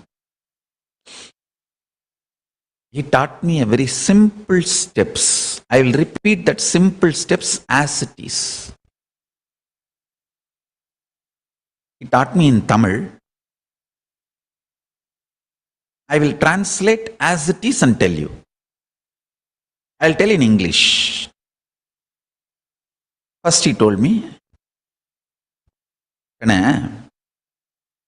இந்த மூக்கு நுனியில காத்தோட குளிர்ச்சியை பார்ப்பா. He told me, oh dear, the coolness of the air touching the tip of the nose when it is going in. Just feel that.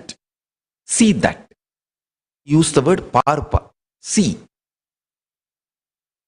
It's almost like I put both my eyes towards the tip of the nose and started seeing how the cool breathing, that inhaling is happening, and that feeling in the tip of the nose. Then the second statement he told, just see how it is going deeply inside. உள்ள போறத பாருடா கண்ணு. And I saw how it is going deeply inside. The third statement he made,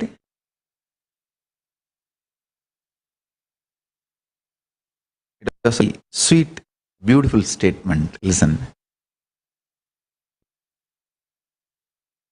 First statement he made, second statement he made as if he is outside me and he is instructing. The third statement he made, kitta vada, means come nearer to me. That by third statement, he has already sucked me inside. And he is in Dvadashanta.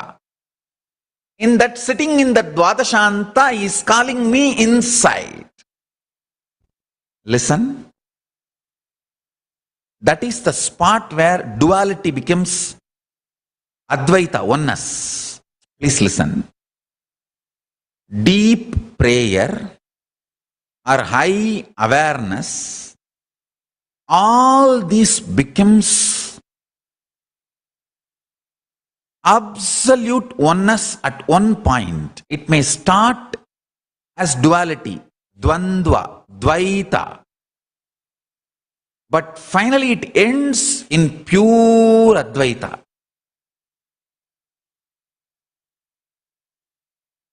The third statement he made is Ullavadagane. I could see very clearly that my existence is sucked into his larger existence. By the time my eyes were closed, I could see into the deep inner space.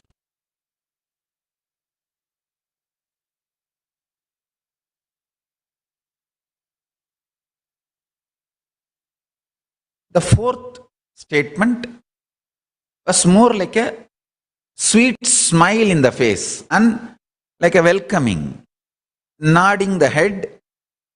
Even though I was with closed eyes, I could see that inside. So by then, he is sitting outside, inside, that identity has disappeared. I know he was sitting and I have become formless. Only his form exists.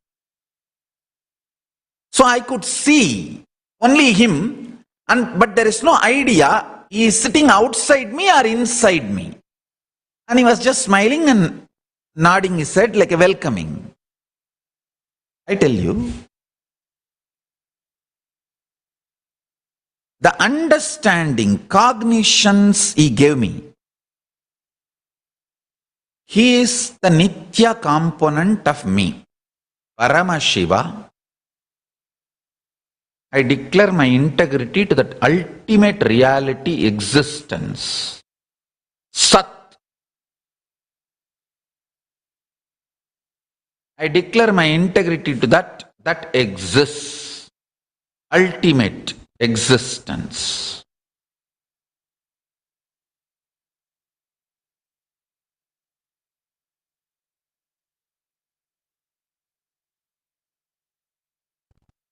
The cognition of Nithya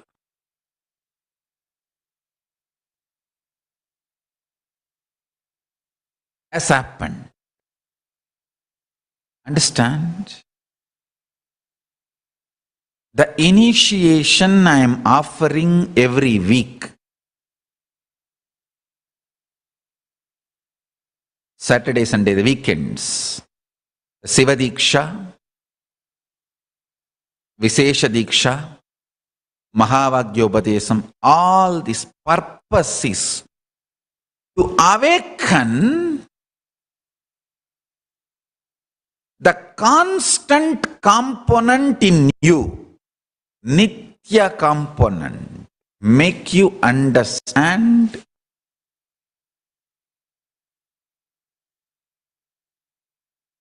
that ultimately he exists and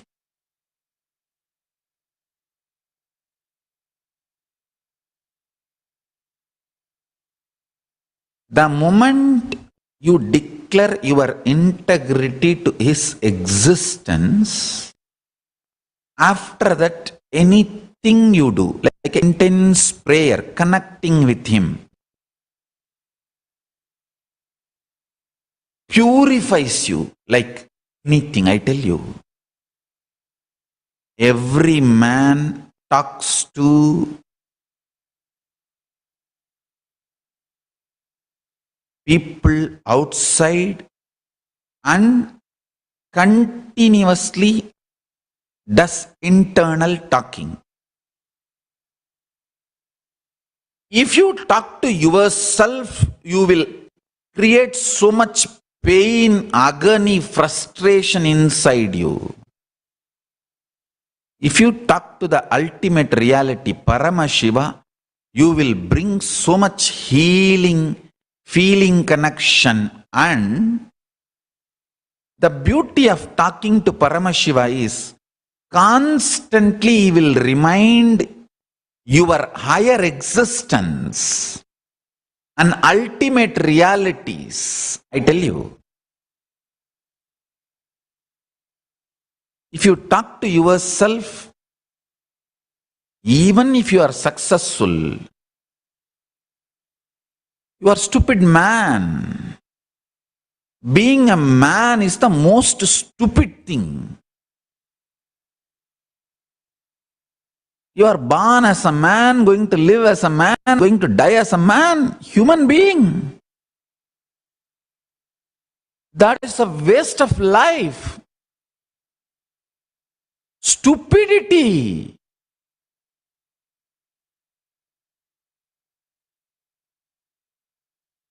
Don't waste your life. But by talking to Paramashiva constantly, you will start manifesting him. Every small things, whether to change the signal, traffic signal in the road, or to change your career, relationship, house, or to change the body in which you are living, that itself means life and death. In every level, you will achieve ultimate success, ultimate possibility, if you learn to talk to Paramashiva. I tell you, who talks to himself is an atheist. Who talks to Paramashiva is ultimate being. Why will you talk to yourself? It's not enough that you made your life so messy because you talking to yourself. Anything, talk it out with Paramashiva. Paramashiva is the ultimate existence, goes on supporting you with powerful cognitions. Goes on supporting you, supplying powerful cognitions to you. If you talk to yourself, you will get only frustration, guilt, anger, powerlessness, more and more self-doubt, self-denial, self-hatred, because you can supply only what you have to yourself. But Paramashiva will supply higher and higher powerful cognitions in you. You will even forget that you existed at some part of your life. You will see like as if you are there always in his lap and he is carrying you and running your whole life. That ultimate, absolute, restful awareness, Paramashanta Swarupa. The space of Paramashanta is the gift given to people who learn to talk to Paramashiva whole day. Day in and day out, go on talking to Paramashiva. Even if you fight with him, anything do with him, he will intensely supply powerful cognitions in you. Support powerful cognitions in you.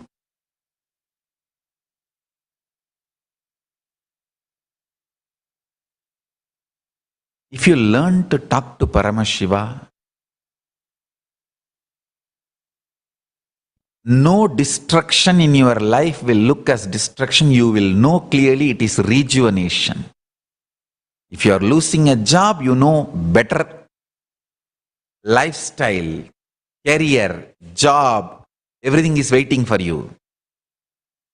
If you are losing a home, be very clear, better place for you to stay is waiting for you. If you are losing some people in your life, you will know better people are waiting for you.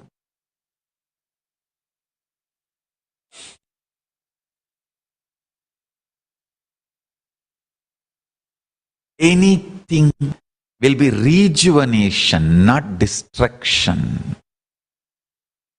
I am so sure Nothing is falling apart in my life. Everything is falling in place in my life because I know Paramashiva is manifesting through me.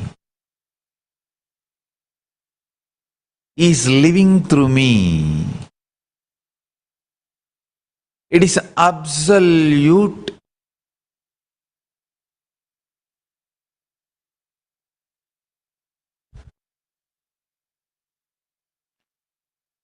Nithya component of me.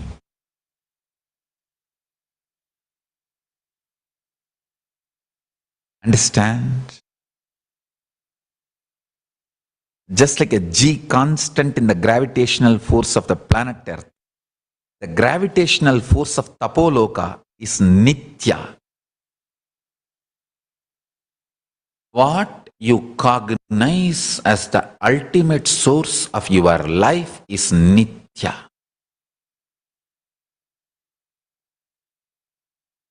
If you cognize ultimate force of your life, ultimate source and resource of your life is Paramashiva, Paramashiva becomes your Nithya.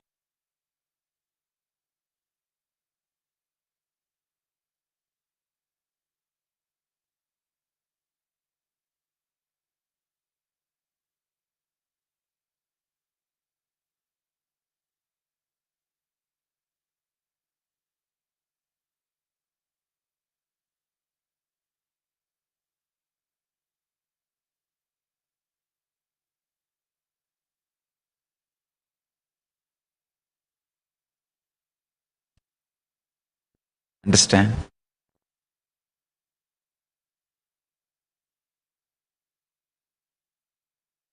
Stop talking to yourself and stop damaging yourself more and more. Start talking to Paramashiva and start raising the quality of your existence as soon as possible. The more time you talk to Paramashiva internally, the intense prayer, your pains are healed, patterns are completed, attachments are burned, pure unclutching happens, high awareness grows, Kundalini Shakti is awakened, Paramashiva himself becomes alive, vibrant. He reveals his independent intelligence, powerfulness, and his very presence in your life in every sphere. Experiencing existence of Paramashiva in your life in every sphere is Jnanapada, enlightenment. Prajnana Vijnana of Paramashiva. Understand?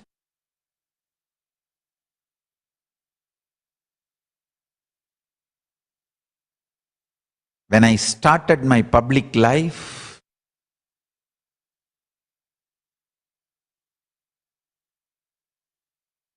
started speaking to public,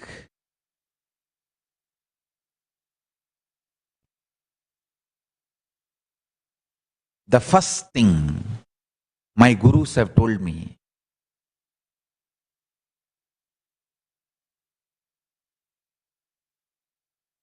I should put this on record before putting me on the stage. Stage means that local Tiruvannamalai temple, kind of the stone platform will be there in where you sit and start talking to few people who come to the temple about all the spiritual subjects. My gurus have taken care of me so well.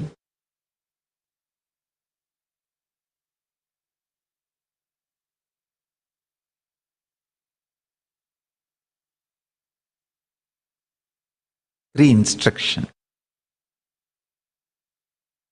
Isaki Swamigal gave. Actually, Kuppamal brought me to touch the feet of Isaki Swamigal and told Isaki Swami that today I am taking him to temple. He is going to speak.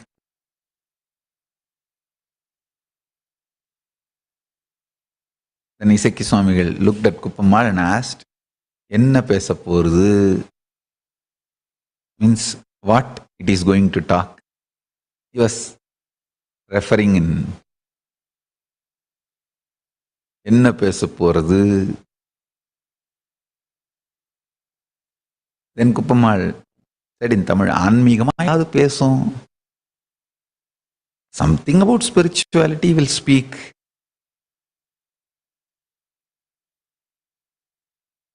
And then Isaki Swami said, "Brush the teeth with the neem stick." That's the first instruction he gives. Always before going to speak, brush the teeth with the neem stick. Then second instruction he gives, extreme care and micromanagement of the gurus. I've enjoyed. I'm the product of their sacrifice and dedication.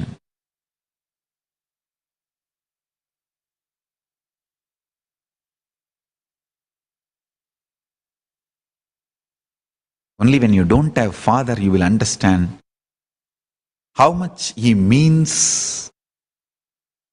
When you don't have mother, you will understand how much she means. Only when you don't have a guru, you will understand how much he means.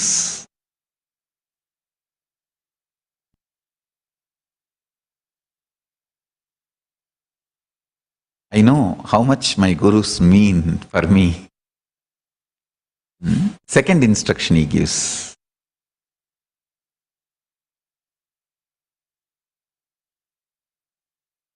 உனக்கு விளங்காதத சொல்லாத. In Tamil he said, whatever is not become enlightened. விளங்காதது means not become light, awakened in you. Don't tell. Don't talk about that subject. Third instruction, little longer, beautifully he said. In very beautiful Tamil. I'll repeat it and then translate.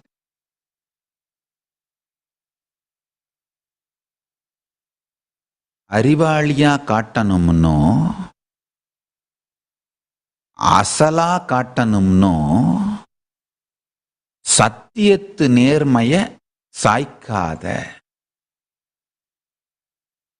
To show yourself as intelligent or to show yourself something original, do not compromise with the integrity of the highest truths. That's the most powerful teaching. The punch. Still, I am absolutely integrated to that.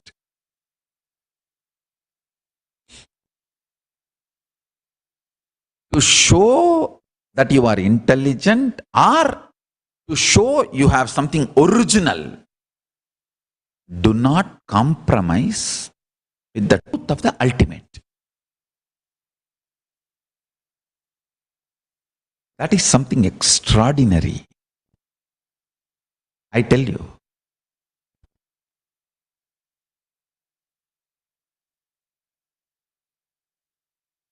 I am absolutely integrated to my Guru and Guru Parampara.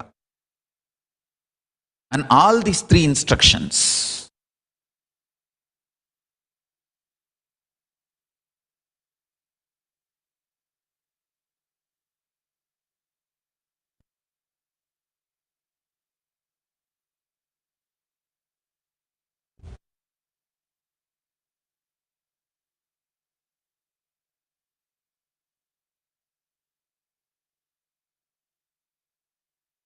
even if I don't have neem stick some places, I'll knock the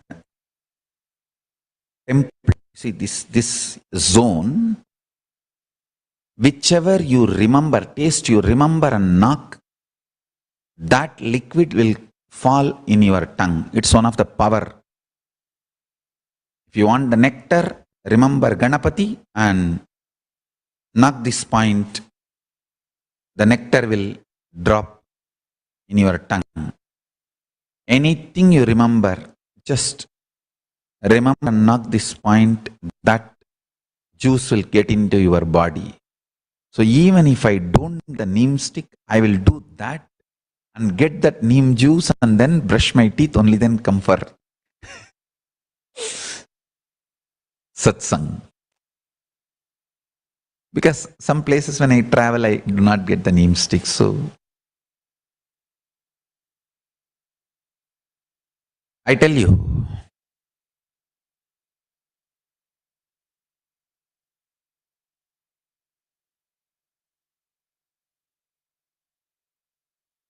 with all my integrity to my Guru Parampara and to the absolute truth,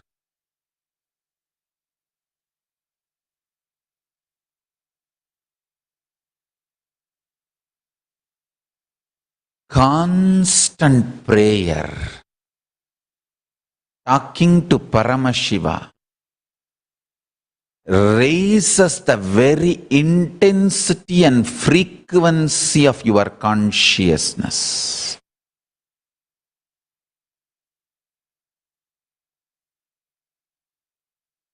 Talking to Paramashiva may evolve multiple stages, sometimes initially, like a friend. You can talk to him and tell all your problems, confusions, expect him to absolutely support you. And then you will see, yes, he supports you intensely and sometimes very mildly but politely slips few powerful cognitions in you and says, don't you see that we should be little practical and do things practically? Then slowly, more powerful cognitions. Then you will see, before even delusion starts, he will clear it with intense, powerful cognitions, and there will be one time you will even forget that you existed as normal human being.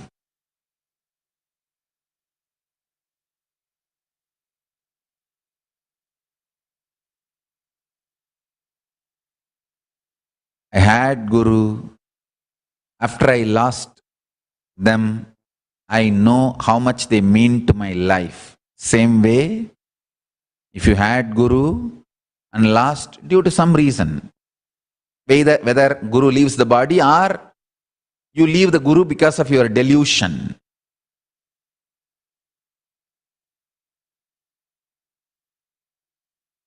Stupid fellows, when they come to transform themselves. And after coming, they think and they plan to transform me. Hey, I have not called you. Please come and help me to transform me. You came to get transformed. Stop your business with that.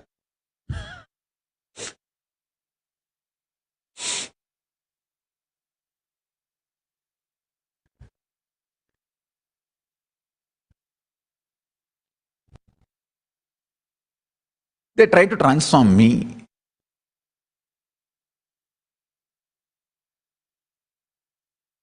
Atrocious. Understand? Maybe you lost the Guru due to Guru leaving the body or due to your delusion. Only after you lost, you will understand how much he means.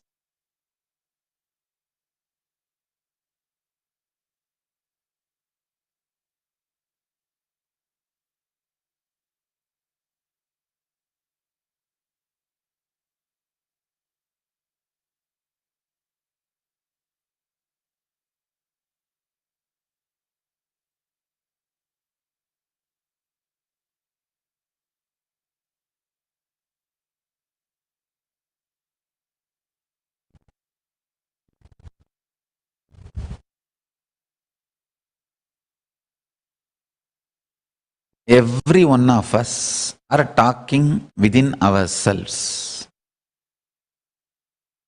If you are talking unconsciously within yourself, you are schizophrenic. If you are talking consciously within yourself, with yourself, you are atheist, frustrated. Use all the depressed, dull, bored, potato couch, or couch potato, sorry. Both one and the same. Potato couch or couch potato. You sitting on the couch or couch sitting on you is one and the same. Anyhow, both are not going to move. For some time, you sit on the couch.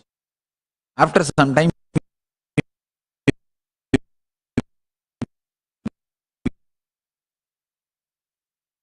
becomes so heavy. So, couch potato, anything.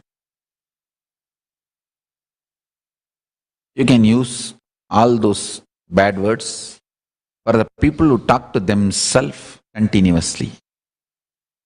If you talk to Paramashiva, higher existence in you, continuously the powerful cognitions will start leaking inside you. Understand? Initially, it will be like a trickling only. From Paramashiva, one or two powerful cognitions will trickle.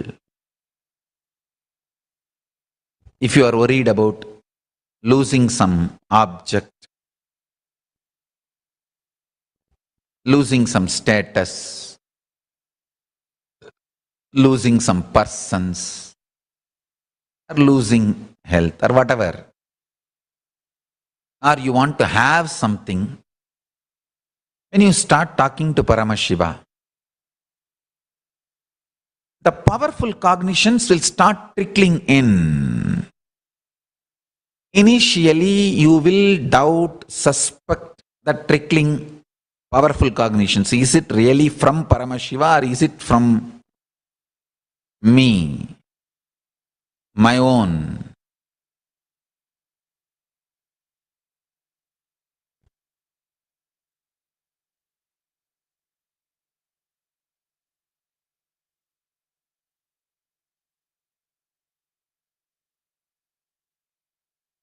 From my own confused mind. You may have doubt. Don't worry. Talk about that also to Paramashiva. Paramashiva, is it really you talking? Or I myself talking on behalf of you? Can you show me some sign that it's only you talking? Nothing wrong. Go on, go on. I tell you, no prayer goes waste. No prayer goes waste. Continuously responds. Sometime in the language you understand, sometime the language you can experience. Understand? Sometimes he responds to the language you can understand verbally. Sometimes he responds as the experience inside. A deep peace, coming to terms with the reality. Paramashanta Swarupa, the courage and confidence you feel, powerfulness you feel, all these are responses from Paramashiva. Understand? It's not that all the time he will appear and say, oh my son, my dear son, this is the answer for your question. Don't expect that all the time. Sometimes he just oozes out the response as the experience to you.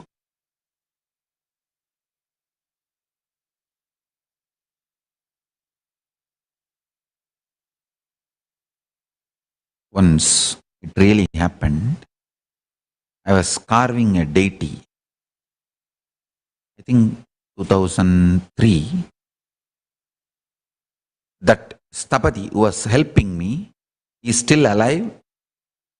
Bhaktika, the autobiography team, can go and talk to him and he will tell this experience. I was carving the face. It was like a late night, maybe 12 o'clock, 1 o'clock. He was holding the torch, that lamp for me, lander lamp for me. And I was carving because that chip, that stone powder should not fall on the face. I tied a towel on my nose so that dust will not go inside.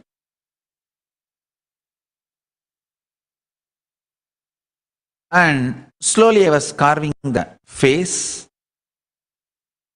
There's a clear, the dimensions we need to follow. The face, the chest, and the hip and feet, all that, there's a clear proportion. So I had that coconut leaf, tenna ola, coconut leaf, in which we mark the measurement. So I kept the size on the face and I was checking part by part. The deity was really big size, 6 feet size deity. That is a deity now sitting in Ohio. So I was carving and checking the measurement, whether that measurement is proper.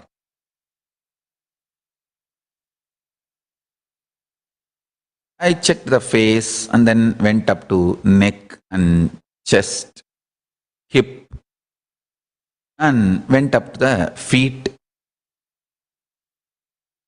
And still I was getting that Lander was continuously following me.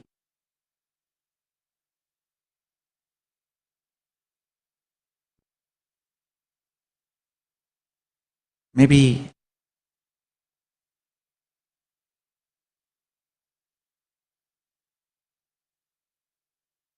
in or 15 minutes.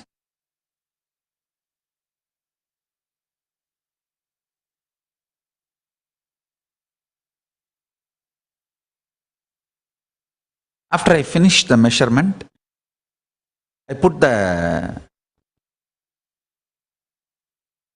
leaf, that tender coconut leaf, and removed the towel and looked and said, "Appa, konjam tea eduthu appa, kudikalam." I just said that, "Hey, come on, get tea." Understand, only then I saw that fellow was not sitting there. He has already gone. Then from where the light was coming? Who was holding the lantar?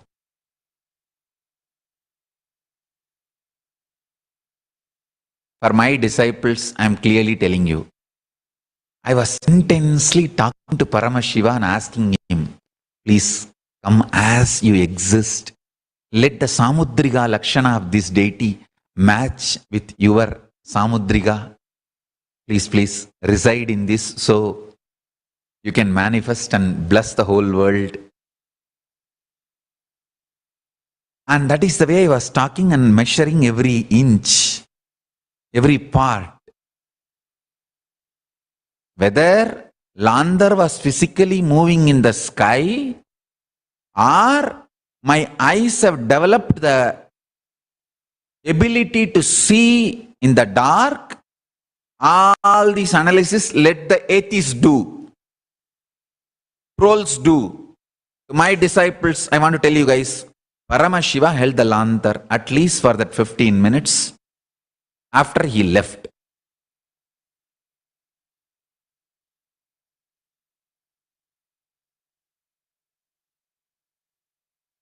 One of the most measurement proportionate Samudriga Lakshana matching to Paramashiva deity is the Paramashiva in Ohio.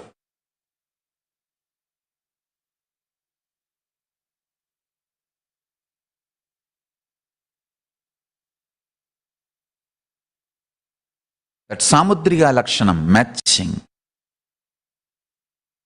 It was done with lots of effort.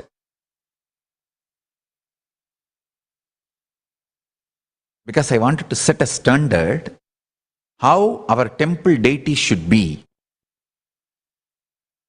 So that we can make, later on we can just make replica. Even now I am telling you, the Venkateshwara in Los Angeles, Meenakshi in San Jose, Paramashiva in Ohio, Dakshinamurti in Houston, all this we have taken a mold. The cement mold of all that is still in Biddi. So whenever we make new deities, we call the Stapadis and show this as the model.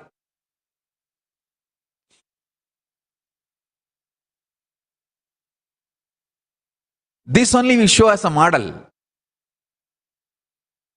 for the measurement. And Samudriga Lakshana. Samudriga Lakshana means the way where all the leg, hands are twisted and where all they are straight. The flow, body language of the deity.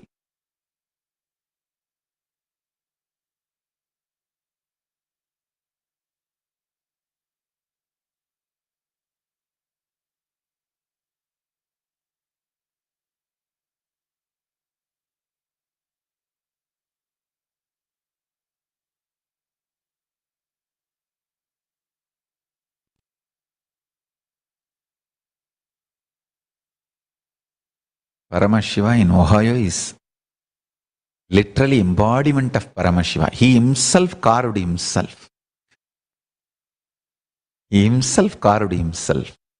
I tell you. Continuous talking within you with Paramashiva. Continuously will cause miracles in your life. That's all his power manifestation. Go on, be talking to him. Nothing wrong in fighting with Paramashiva. Nothing wrong. Go on, fight internally. In 2-3 days, you will see all your violence will melt down. You will become Paramashanta Swarupa. You will become such embodiment of sweetness and peace. Even people who are living around you will feel the smell of your friendliness and fragrance of the peace you are radiating. I tell you. See, understand this one. One of the most fundamental principles of Siddha tradition is intensifying your ability to digest. If the power to digest is awakened, intensified in you, no disease can come. No disease, including cancer, heart problems, nothing can come. Ability to digest anything. Because your whole system creates lots of chemicals, hormones, multiple things needed for you to exist. And in that, there are many things need to be cleaned after the work is done. That cleaning can be done only by the Jataragni inside you. Not only digesting the food, even detoxing yourself can be done, converting the bread into blood and energy and detoxifying everything happens by the Jataragni in your stomach, in your navel, in your Mani Padma, the Mani Puraka, navel center, navel chakra. Talking to Paramashiva within you intensely kindles the Jataragni.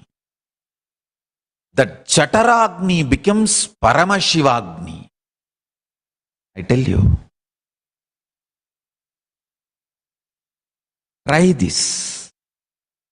Any of you have a digestion problem? decide to talk to Paramashiva intensely for 3 days, I guarantee the whole digestion problem will be solved. 3 days.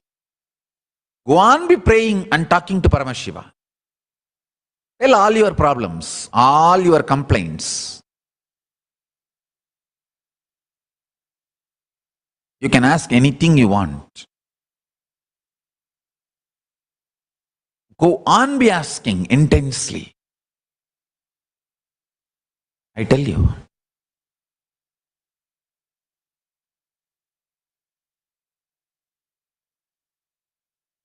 The beauty of prayer, constantly talking to Paramashiva. See, prayer comes with a connotation, you have to be begging with Paramashiva. Hinduism says, just talk to him. It is not necessary you have to be begging. You can even be fighting, nothing wrong. Because even to fight, if you start relationship with Paramashiva, it will end up in such sweet, beautiful flowering of oneness.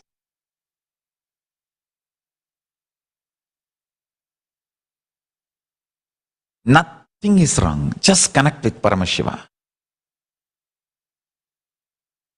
I tell you, when you start connecting, start talking, start intensely relating, like whatever is happening outside you, just tell him, see, this stupid fellow has stolen my money and ran away. See this fellow harassing me. And see, with so much of effort, I am coming to your temple. But see the traffic signal, now only red. And it is showing 90 seconds I have to stand. Why don't you change it? Go on be telling him everything happening in your life, like a live relay, live report. Nothing is wrong. I tell you, this relationship will make you vibrate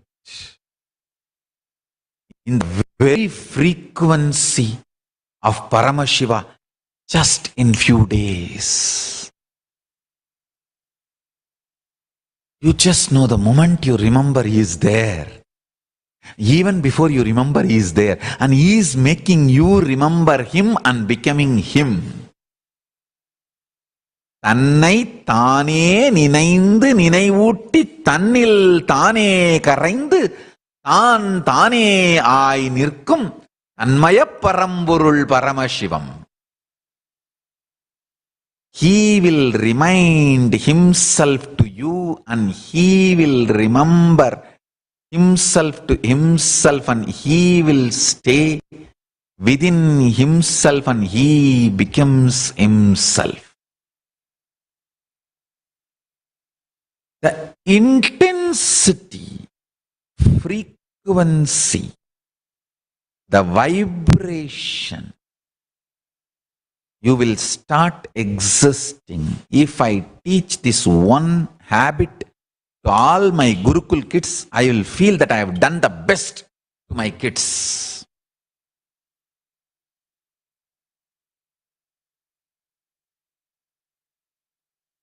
This is the most sacred, secret teaching I can give you.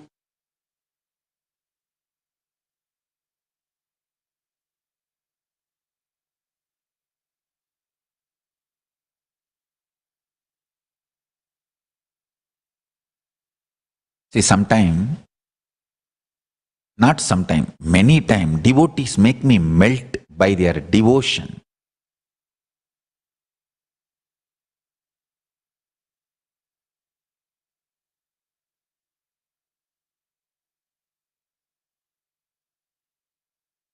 Some of my devotees, I can name a detailed list. Maitrik Patel. He drives truck, but every penny he earns is literally mine. Somehow he just comes and pours the whole thing. Maybe he keeps few dollars for his food. Otherwise he works only to give to me.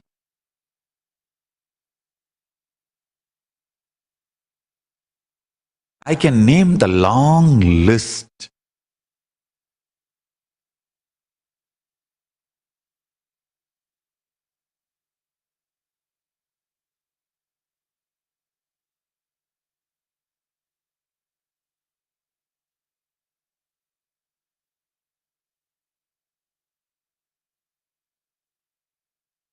Lakshmi Devi Neni.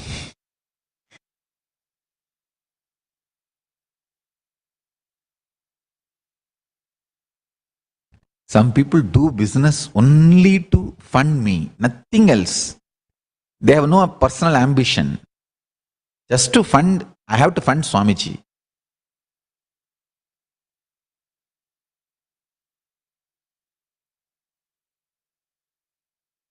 I can give you the long list.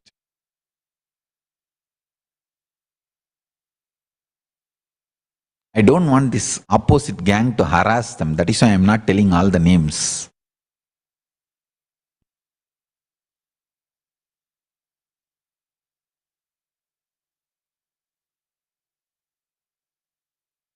They melt me by their devotion and commitment and standing as a pillar, strength. Just day before yesterday, we got a huge prime property in Fiji. I don't know how many millions of dollars worth. That person came and said that I wanted to donate this to Swamiji. It's not that he's a well-known, long-time devotee and all that. When we asked him who you are and all that, he said, I have met Swamiji only once, but I am following his songs and all the discourses for last 10 years. He has given me so much in my life and supported me and enlightened me. I have decided the best thing in my life, the best thing I have in my life, I made in my life, I wanted to give it to Swamiji.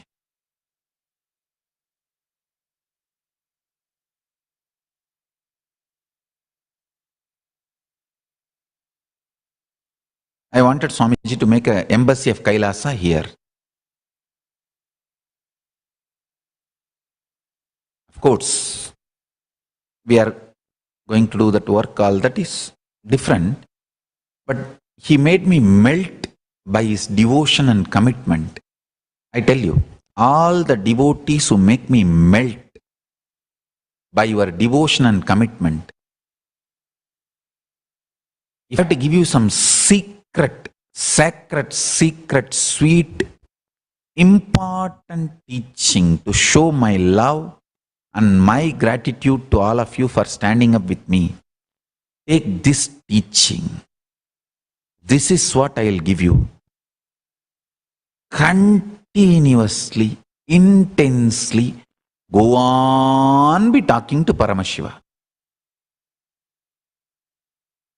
Even while you are typing, doing your business, doing all the things, go on be giving a live report to him inside.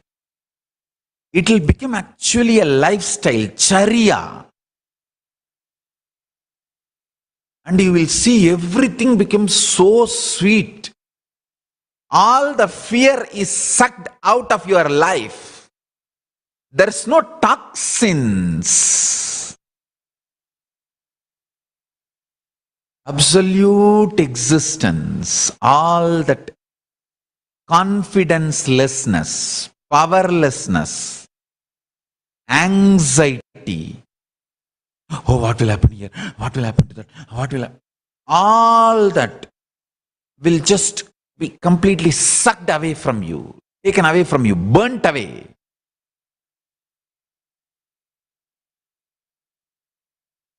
The Jataragni will be intensely burning. That fire in the stomach will be intensely burning. What Vallalar, a great saint, says, Pasittir means the stomach should never be full or loaded, heavy. No. Neither stomach should be heavy, nor heart should be heavy. Stomach should not be heavy by food. Heart should not be heavy by depression.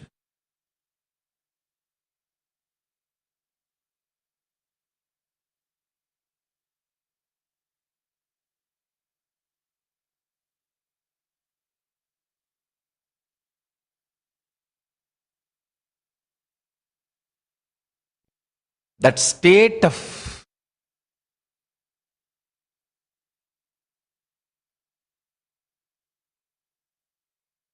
Paramashivatva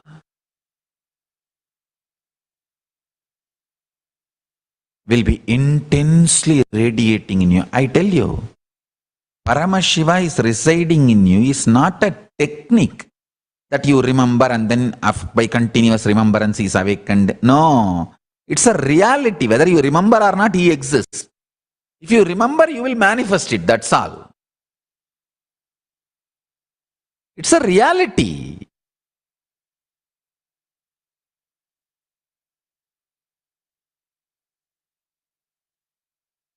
You want to use it in your life, day-to-day life or not is up to you.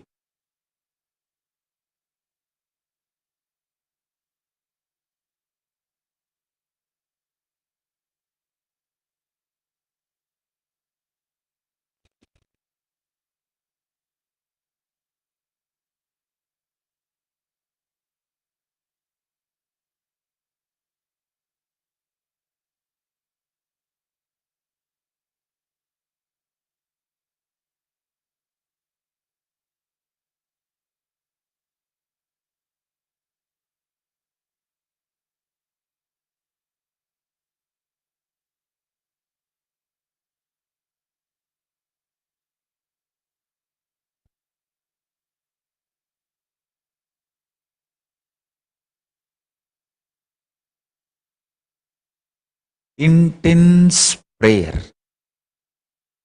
intense unclutching, intense ajapa of Mahavagya, continuously. Just understanding the reality, Paramashiva is in your Dwadashanta Ananda Gandha. He is inhaling and exhaling. Every breath goes to him, only then comes out. You are alive because of him. He is the life of your life. That's a good news. Most sweetest news.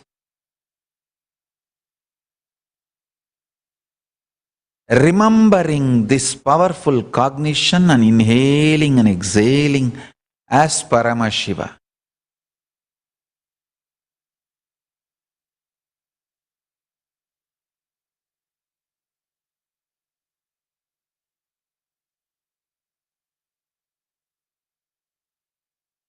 I tell you, this all will make you intensely active in your life. Don't think all this will make you dull. No. Your worries make you dull. Worries never make you active. They may make you aggressive. Aggressiveness is different. Activeness is different.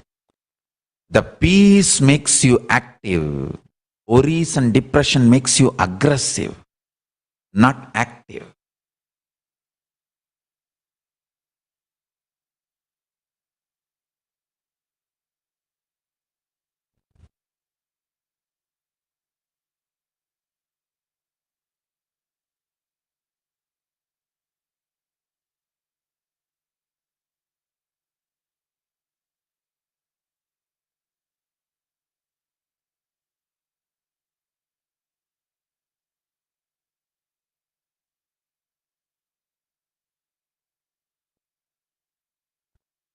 Understand?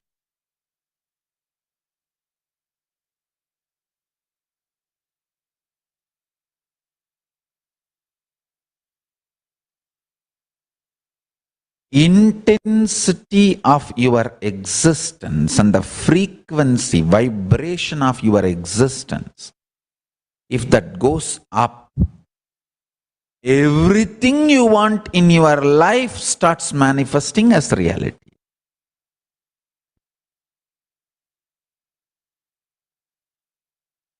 Everything you want to manifest in your life becomes reality.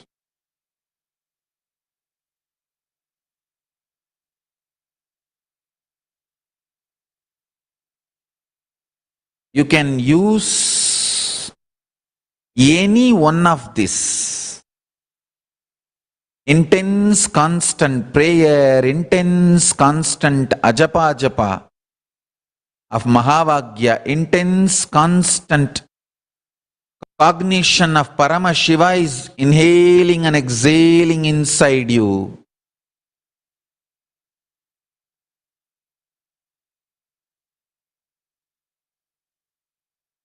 Intense unclutching, any of this or all of this.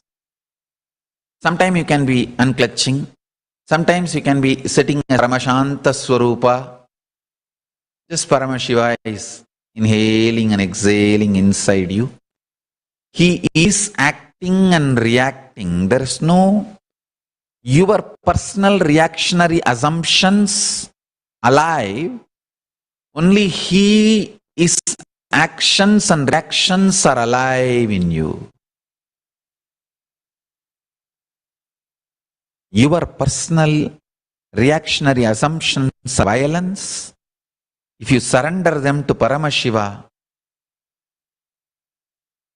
Paramashiva manifests Bhairava and he protects you and he silences all your enemies and he guides your life. If Bhairava manifests and does the job of protecting you, you will not get the karma chakra. You will be protected, but you will not have the karma chakra. But if you start jumping and reacting out of your reactionary assumptions, you will be waging unnecessary, useless wars. You may not even win in the war, and even if you win in the war, the karma chakra you create will be constantly keeping you engaged in the war. That understand that. See, the worst thing with war is whether you lose or win, you are the loser. Because even if you win, it's not going to end. The opposite gang is going to continue to keep that vengeance, anger. And it is going to be planning something else. And that karma chakra goes on. Which is not necessary. So if you just surrender to Paramashiva, unclutch and be in Paramashiva as Paramashiva, Paramashanta Swarupa, he just knows, he manifests as Mahakala Bhairava.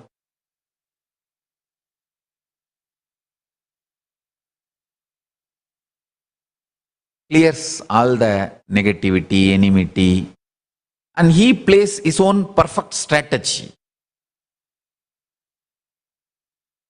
And not only clears the enmity, enemies, everything, there will not be any karma chakra, further continuous fights and wars.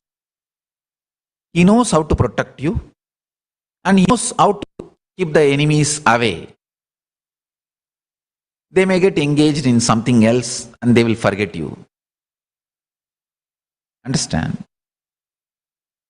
You can live your life peacefully with more and more Paramashivatva and doing the real work you need to do to the world. All of us are here to contribute to your own consciousness and the collective consciousness of the cosmos. Whether you are stitching shoes, polishing boots, or running a nation, running a kingdom, any job you are doing, or not doing anything, finally, ultimately, we all have come to contribute to our own consciousness and to the consciousness of the cosmos, collective consciousness. If you start living in the space of peace of Paramashiva, Paramashanta Swarupa, remembering the reality, he breathes, inhales and exhales in you.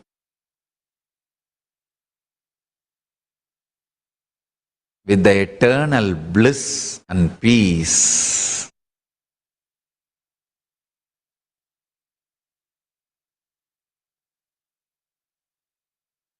when that becomes Nithya in you,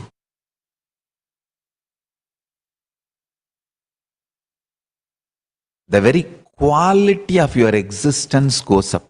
See, that taste, what you consider as joy, bliss, that very quality raises.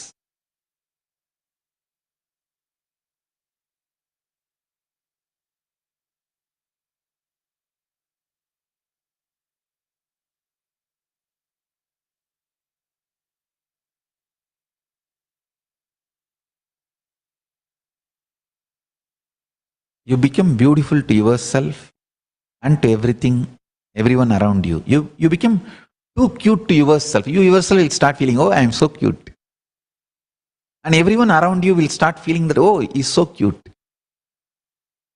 That feeling, you feeling cute within you about you, and everyone around you feeling you are cute for them too. That is the fragrance of Paramashiva oozing out of you. That joy, Paramashanta Swarupa.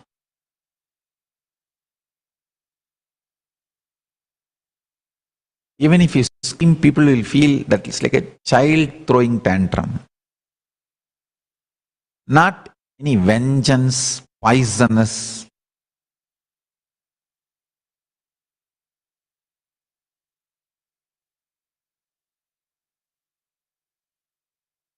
Even if you scream, people will see the care and love and concern you have.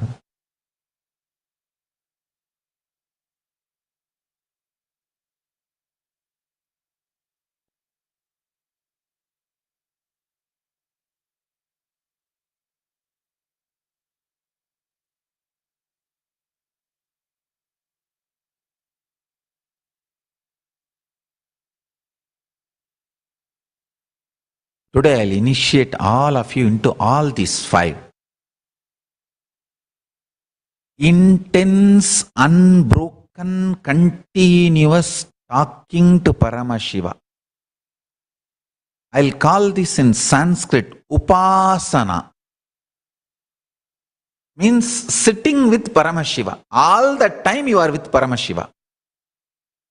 In his personal office, you got a permanent chair next to him. On giving a live report about your life to him.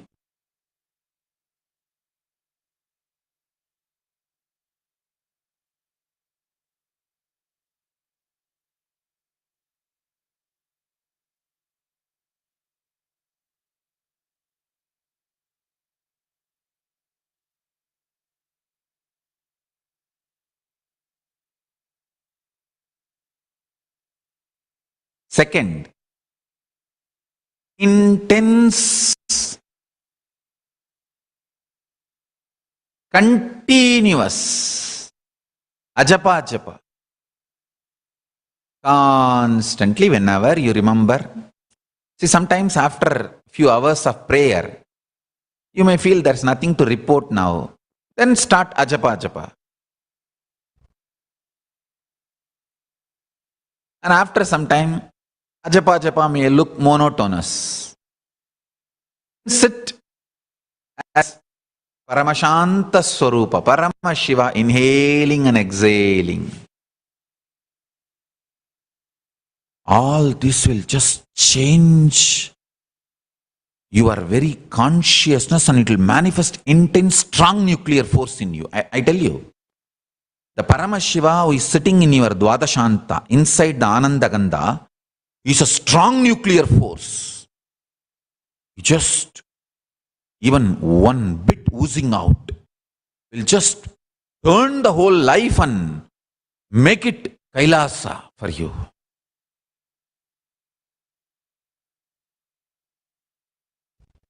All kinds of power manifestation happens in you.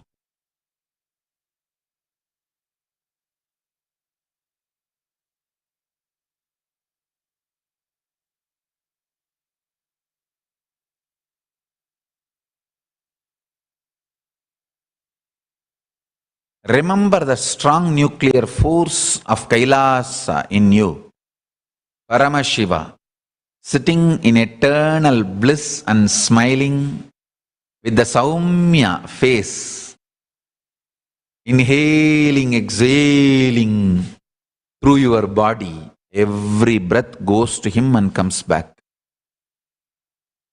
Understand that. Every breath goes to him and comes back.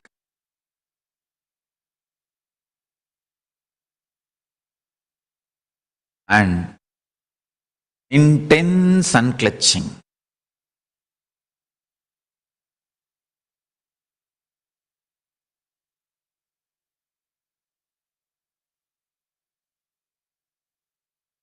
Absolute sweetness will be felt in your body when you are sitting unclutched.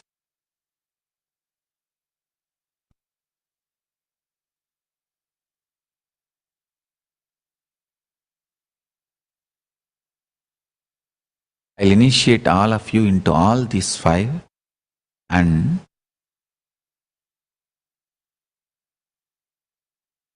today we have Vishesha Diksha also. All the Vishesha Diksha participants, I'm initiating all of you with Atmalinga and all these 4. Every day watch satsang, every day do puja, every day do yoga, every day do power manifestation.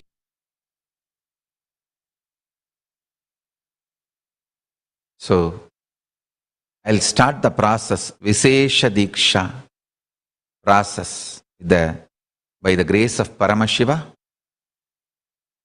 Through the grace of Paramashiva, I'll connect all of us to Paramashiva and Sri Kailasa.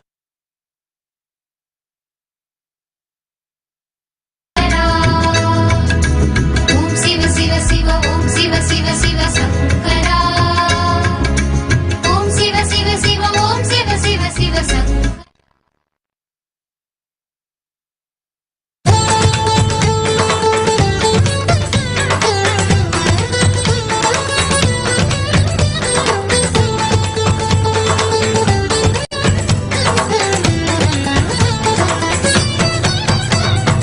ஈசா ஈசா ஈசா ஈசா அருணாச்சல ஈசா வாசா வாசா வாசா வாசா அண்ணாமலை வாசா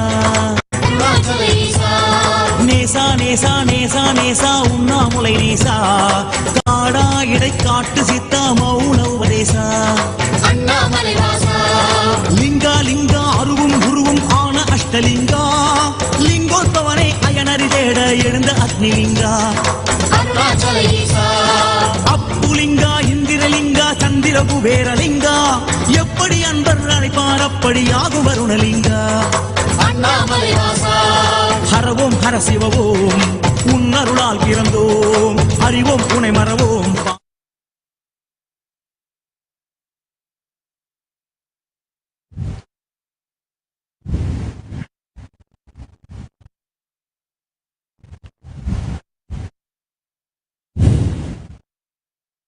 Yes, now let's start the Vishesha Diksha process. Through the grace of Paramashiva, by the grace of Paramashiva, with the grace of Paramashiva, I'll connect all of us to Paramashiva and Sri Kailasa. Keep the Atmalinga in your hand and sit straight with intense will persistence. Declare your integrity to Paramashiva and chant the Mahavagya intensely. Sit straight. You don't need to close your eyes. Let's start the process.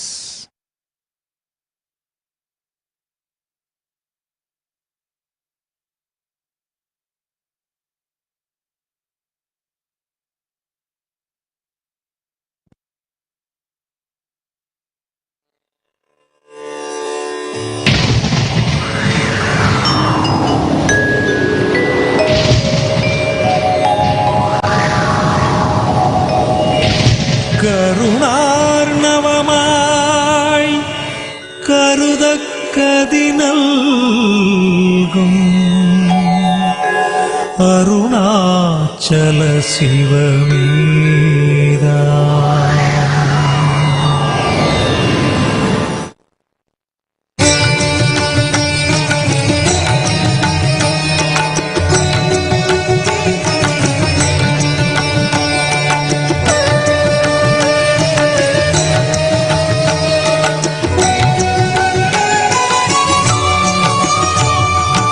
அதுவே தலம் அருணாச்சலம் தலம் யா.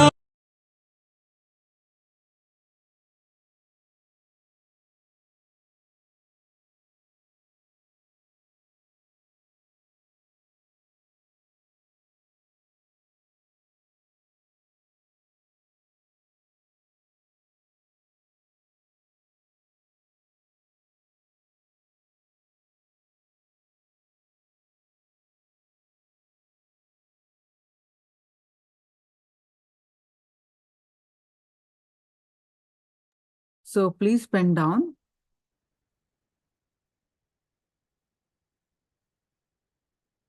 The powerful cognitions you learned from this session. Now we're going to do the one round of power manifestation.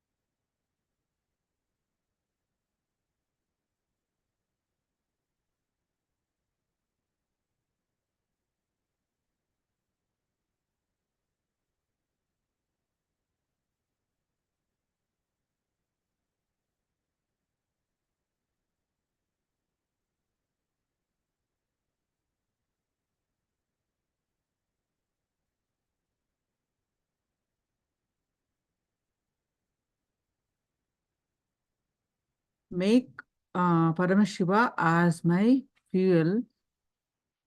Talk to him. Wonderful. Jayantima, constant talking to Paramashiva can create miracles in your life. So beautiful. Now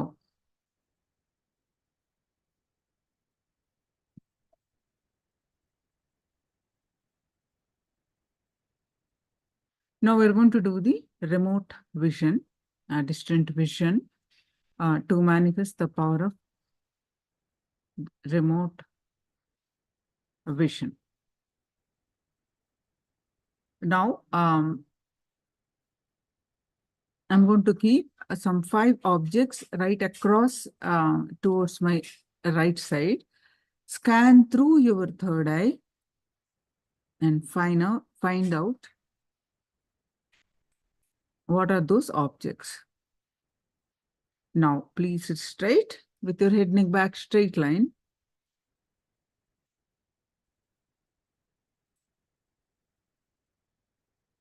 Bring complete awareness on your third eye.